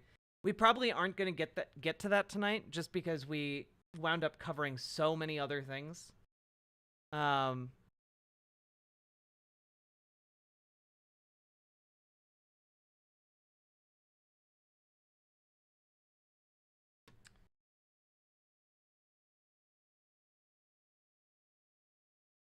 Well, folks, I've been streaming for almost 6 hours. If you've been enjoying the show, learning anything, finding it interesting, please hit the follow button on Twitch, hit the subscribe button on YouTube, hit the like button on the YouTube stream. We are, we're doing well. No rush, but will we get Chill Dragon's Dogma time? I'm thinking we'll do Chill Dragon's Dogma time tomorrow. I was intending to do Chill Dragon's Dogma time, but then I got really distracted covering the student protests and then going down the rabbit hole of that potential PSYOP and then covering this stuff. It's been a long show today. But I am going to play Dragon's Dogma. I really want to play it. News just keeps happening, guys.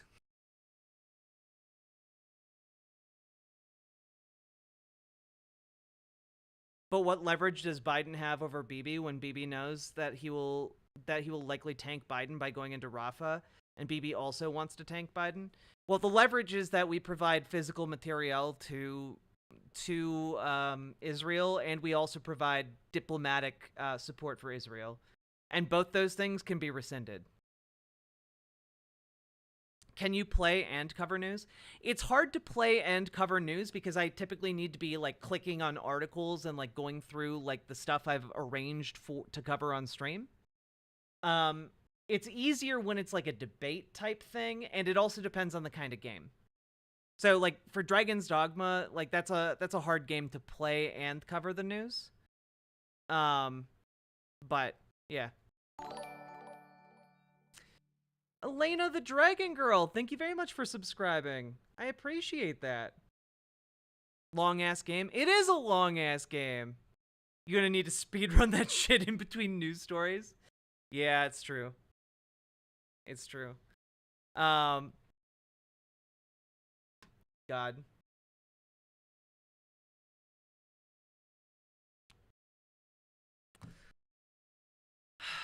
Someone should do a Christmas Carol, but it's Biden. You know, you say that, but like the idea of like Biden's staff putting on a Christmas Carol to like convince Biden to not like support the genocide of Palestinians sounds like something they might actually do if he's sundowning for real, you know, like, you know, with Reagan and the jelly beans.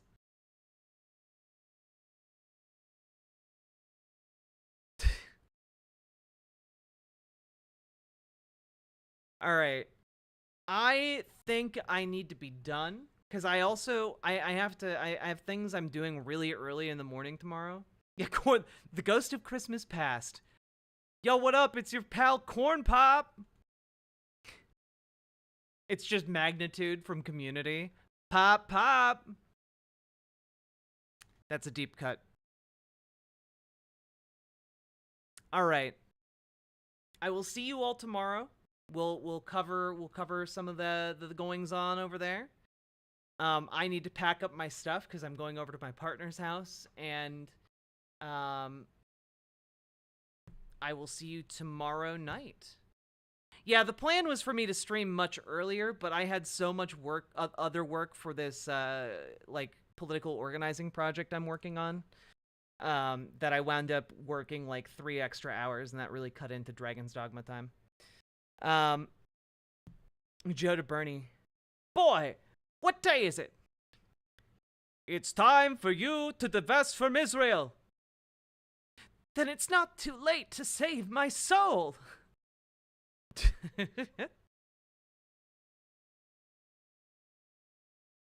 God. I'm glad we were able to end on Bernie. I feel like that was, even though it was like bad news, I feel like it was hopeful. I like that. Okay. Everyone, take care. Let's raid into... Is my dude live? We never get to raid into my dude. Alright, let's raid into my dude. And folks, remember to like, comment, and subscribe. Tell your grandmas about my stream. And have a good one, alright? Be safe out there. Have a good weekend. Oh, hello, Meeks. Good night, everybody. Bye.